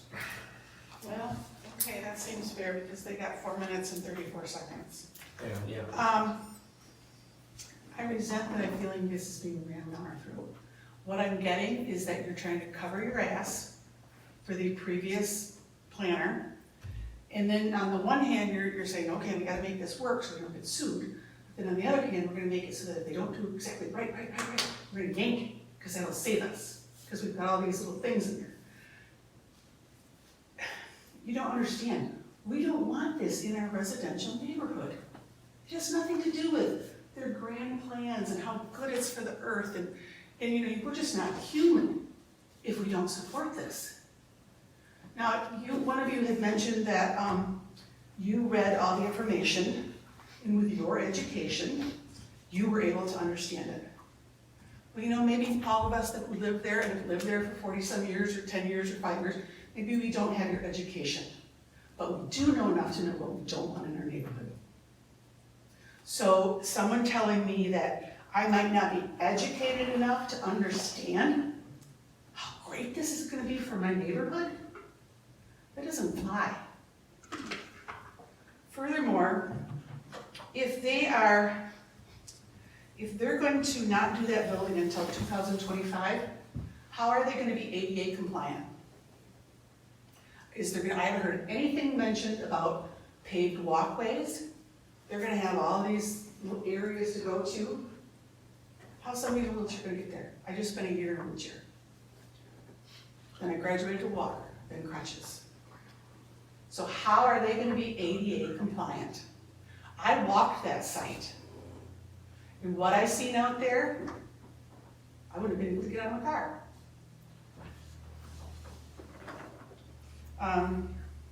It was really sad what I seen today. You collectively, like I said, I felt like you were trying to cover your ass for another, because you don't want to be sued. I get it.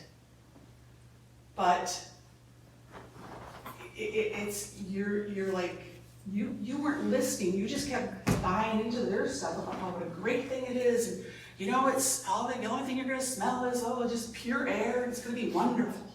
Okay? We had very valid reasons why we don't want that in our residential neighborhood. And I felt like that was totally went by the wayside. You bent over backwards to let them explain as often, much time as they wanted when they first got here, about how wonderful it was, and oh gosh, you know, then it was like, well, you're not even human if you don't. Well, you know what? I am human, and I do care about the earth, and I do realize there's things, but we are a residential neighborhood, and you know, it's great that you, when you bought your property, you looked up at everything, and found out who was your neighbors and everything like that. I've been here 43 years. Things have changed. All those houses, those subdivisions, they weren't there. That's like me saying, well, 43 years when I moved in here, that wasn't allowed, so it should not be allowed now. Great, you looked it up. So what kind of providence do I have that have been here for 43 years? I can see if, okay, so Grand Rapids Rowing, they're on the river, there's a guy, the neighbor that lives on the river, complains all the time about the rowers, okay, about the noise. And so I talked to him one time, and I says, well, you know, I understand where, you know, you buy a piece of property and you think this is gonna be your forever home, and damn it if they don't build a river right next to you. And that's really rude. You had no recourse, did you? Well, I says, no, it is. We're not fighting. What was the name of that place? It was like a recycling place in Ada. And all the neighbors, all the people. Spruit? No, it was like a metal recycler and all that crap. Had been here 40-some years. Subdivisions came in, okay? They got low prices for the property because, you know, they were living next to a recycler. And then all of a sudden the neighbor said, well, we don't want to live next to a recycler. It was there when we got there, dang it. This is not the case here. This is not the case. And I felt... At the risk of really opening a can of worms here, I do appreciate everything you're saying. I do hear you and I'm listening. But I That's can't just help. happy talk. Okay. Okay? I'm not listening to you. Can I try? Yep. I liked your analogy of the river, right? Mm-hmm. And as you're speaking, you keep saying a residential area. It is zoned agriculture, ma'am. I can only go off of what's there. You see it differently, but I just saw your same analogy of the river to the agriculture. Mm-hmm. I hope you see that. I'm Okay, not so saying it here's solves another- your problem, but I hope you see I'm Here's another empathetic. thing we heard. Well, it could be worse, you know, it could be worse. It could be a pig farm or a chicken farm. What makes you think we'd be okay with that either? That's like saying, we're gonna put this waste treatment plant in there, but just be glad it's not a nuclear reactor. I think he's like this stuff, right? I think the best way to look at this is, for instance, on 28th Street, we have commercial zoning, right? And if you came in tomorrow and you wanted to build a new car wash on 28th Street. Which is an eyesore, by the way. Okay. Very well. You want to put that car wash out. So you come to us with a use which is allowed in our commercial district, and you dot all your i's and cross all your t's. We legally don't have any grounds to tell you no. It's in the zoning ordinance. We can't pick and choose what comes in, okay? Well, Now, in this particular instance, it's a little different because it's a special use. But his request is in line with our ordinance. And given his situation of having a prior letter, if you will, my fear as a planning commissioner is that if we say no, and let's just hypothetically say this ends up in the court, okay? There's a good chance the court might just give him everything he wants, and that little half acre might be 10 acres. so here's my We would question. lose all control. Here's my question. We have time here, guys. Yeah, well, I waited for you so you can. No, ma'am, we have. Well, you know, I have been working for hours. We've so I gone think- over 5, we've gone over 5 minutes. Okay, We'll leave it fine. there. I was very disappointed in what I heard today. I really am. You're covering your ass. You gave him all the leeway to talk. That's the way all of our meetings were planned. It was. But he's a neighbor, so he's public. So. No, he's the applicant. He's the applicant. It's Okay. published on the I'm just saying, packet. the neighbors, you were very clear. You don't want this. There's land all over. Go by the dump on 104th Street. They'd love to have you. Thank you for your comments. And I would concur with you, the applicant is long-winded, and he did get a little extra leeway, I think, but. Well, you know, when you said, first you said, you know, the thing is. Can I have a motion to adjourn? 5 minutes, and then we only got 3 minutes. Do you have a comment? Sure. Oh, sorry. I'll be brief, I promise. Thank you. My name is Jeff Hines. I live at 8590 Lily Ridge, about half a mile as the wind blows from the farm. I do have a associate's degree in architecture, so I'm a little bit familiar with what you guys are talking about with the zoning. This is the first meeting I've been to, probably since I was a Boy Scout way back when. I'm actually kind of impressed with the way that you handled the situation tonight. It's not exactly what I want to see. I am concerned about my home value in the long run. I am concerned about the smell. I agree with you that I don't have the grounds, though, to know that that's fact versus hearsay. So I do appreciate the efforts that you guys are putting in there to go back and review this process later. I hope that my values don't go down. I am not planning to live there for the rest of my life. It is not my forever home. Probably going to be selling in the next 3 to 5 as my children are graduating from the Forestville School District. So I'm a little bit concerned about that property value, along with the other health reasons. But I do feel, short of one point that I'd like to make, that you guys have done a pretty good job with managing this and working through it. The one point that I would encourage you to look at is what happens if he terminates his business and what he left on the property there. I did not hear that in any of the ordinances necessarily. I didn't read through it or any of the documentation that was out there. It's one thing I'd ask that you follow up on. Like the cleanup, like the Yeah, cleanup I the have property. pictures of what it looked If like he 2 enters days that ago. business without selling it, Good point. what happens? What is your name and address? Jeff Hines, 8590 Lily Ridge. Thank you. Thank you, sir. Thank you. Have a motion to adjourn. So move. Support. All in favor, say aye. Aye. Aye.